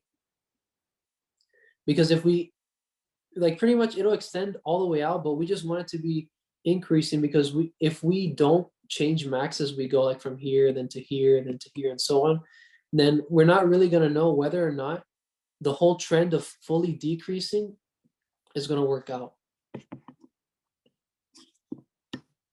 Because if we just keep a global max, like say we have a max of 10 and then we just never change it, everything is less than 10. So it'll just be 3, but that's not right. We want it to be something like 3 and 1 or 3 and 2, or just 3, or just 1, or just 2, or nothing. So if we take a value, we're going to assume it's maximum. That way we know the segment is increasing. So we don't have a case like this where 213 is less than the global. That's why we want to update the max to one we take. So we're going to set this to values of K. And oh yeah, and also we're going to set K minus 1 because that's going to move us down to an element after assuming the maximum. And then the other case just be, you just do like this, return, and you're going to do take plus, actually you want to do the, what do you call it, the maximum.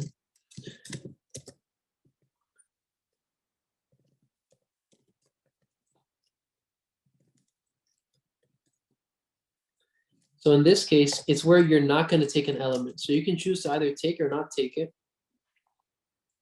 And the whole idea is, if you don't take it, your max is going to stay the same, but you're going to move down an element. And at the end, you're just going to say return take greater than don't take, return take, else return don't take. So I hope that that made sense. You're pretty much making a decision whether or not you want to take it. So it's just gonna maximize it at the end by doing this ternary. It's just gonna say, okay, is take greater than don't take? Then if by me taking this current element, eventually I can get something greater than if I don't take at this current element, then I'll just decide I'll take it. If not taking this element, like is the best decision for maximizing the length of this subsequence, then I'm just not gonna take it. Because yeah, like I said, if you have a max like this, and then you decide to, probably a bad example, 2, 3, 1. If you take 1, then you can't take anything else. But if you don't take 1, and then you take 3, then you can take 3 and 2. So that would give you a 2 case. Meanwhile, if you took 1, then you would have a 1 case. So that's the thing. There can also be a case where the maximum is like, I don't know, -2. And in this case, technically you're not going to take anything, but you don't really know that up front, So you're just going to do the whole take, don't take, don't take, don't take, and so on until you finally end up at this point, you're just going to return 0 because you can't take anything really. So you're going to have a bunch of, is 0 greater than 0? Return 0. 0 greater than 0, return 0, and so on. So yeah, so that's pretty much it for today. It's been a long day.